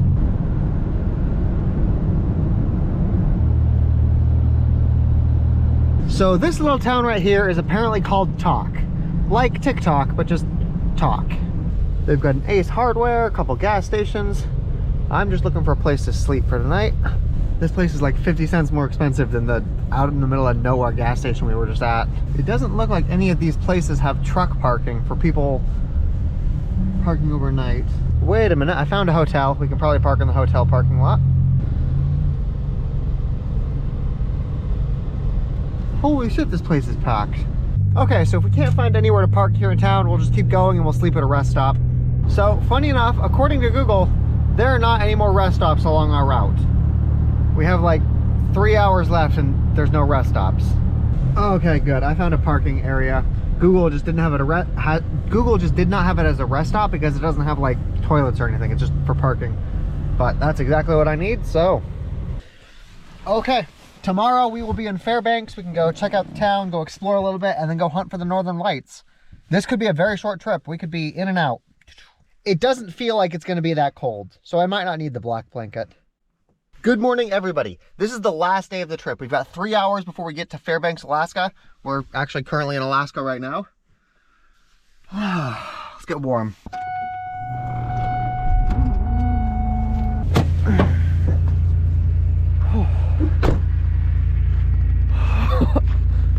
God damn. Okay, I got some clean clothes. God damn. Good morning, everybody. One thing that I am really curious to see is if our anti-freezing measures worked.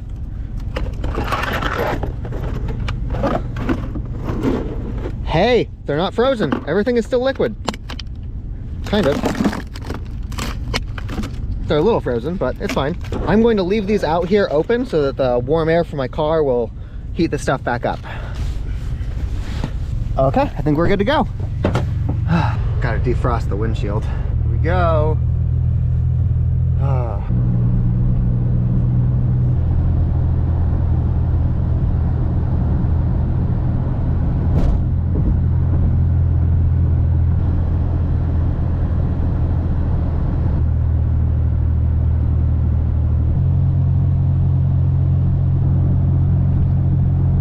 It's funny, you guys remember I started this with the intention of paying for this whole trip with DoorDash, right? We've spent probably $500-ish on gas just in Canada alone. Yeah, that was never gonna happen. Also worth pointing out, we have not had a misfire in days. I think we actually fixed it. I see liquid water under this bridge. Okay, I'm not sure if you guys can see it here, but I'm pretty sure that mountain is Denali, or it's McKinley. Alaska has two really famous mountains, and I'm pretty sure that is one of them. You remember those yellow blankets from the earlier episode? People up here, they've stopped doing that. They've just put cardboard in front of their radiator. They're literally just like zip tying cardboard to the front of their car.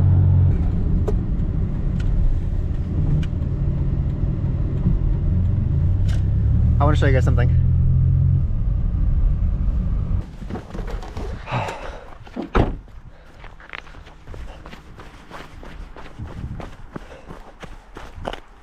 Let's see if I can get there from here. This is liquid flowing water. I'm not sure where the river and the bank starts and stops, so I should be cautious about walking on this. I'm definitely walking on the water right now. But yeah, liquid flowing water. Oh shit, this whole thing cracked up.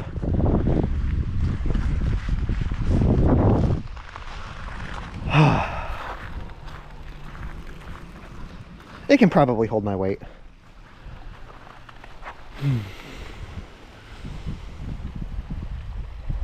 I don't want to drive on this.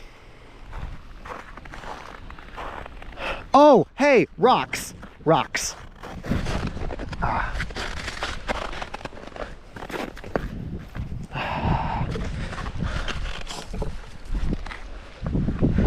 This is for you all. Should I throw it far? Yeah, that can definitely hold my weight. Oh, I got it in the river. Cool.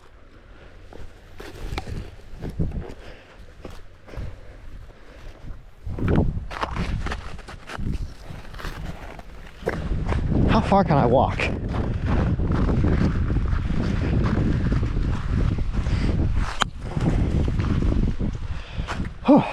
Oh shit, the ice is transparent enough. You can actually see how thick this is.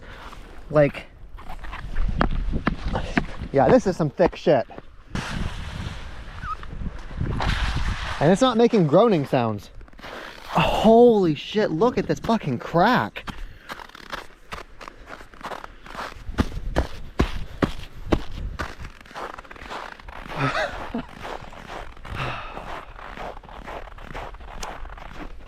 I have no idea what temperature it is right now.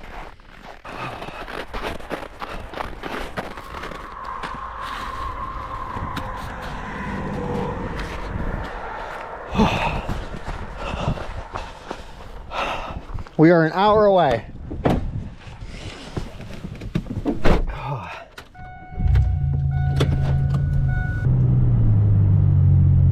I am seeing a whole lot of military trucks with like army people dressed in full camo.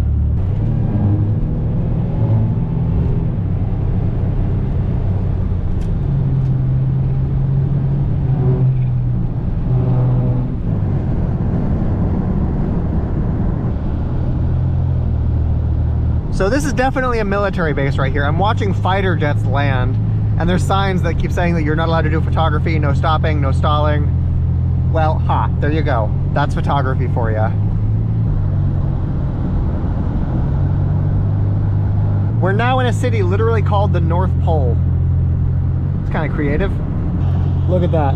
Santa Claus's house. I just saw a sign that says the Arctic Circle is only 160 miles away. We could actually go inside the Arctic Circle on this trip. You can tell how much bigger Fairbanks is compared to the rest of everything else we've been on this trip, because we actually get a 2-lane highway on both sides. Ladies and gentlemen, we have officially made it. And here we are, ladies and gentlemen, McDonald's. We can upload the video.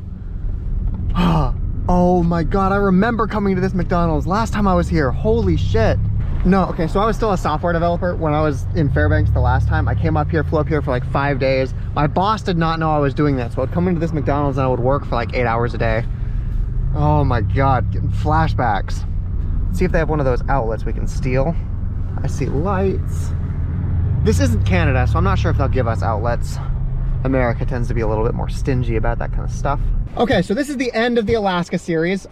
Day 14, day 15, whatever day this is. The next series we're gonna do is the Northern Lights hunt. We're gonna go hunt for the Northern Lights. We're probably gonna need to leave town, go somewhere off into like by the mountains somewhere so we can get some good pictures. But I think tonight I'm gonna get a hotel, gonna take a bath, wash my clothes, clean out my car.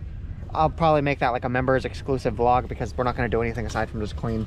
It's funny though, because when I flew to Fairbanks the last time, I didn't have a car. I just was carrying my tent around, so I literally just brought my tent into McDonald's with me. See, and that's how I know that they've got an outlet right here. Okay, but then again, the Wi-Fi speed here is pretty trash, so we might not be able to upload the video here.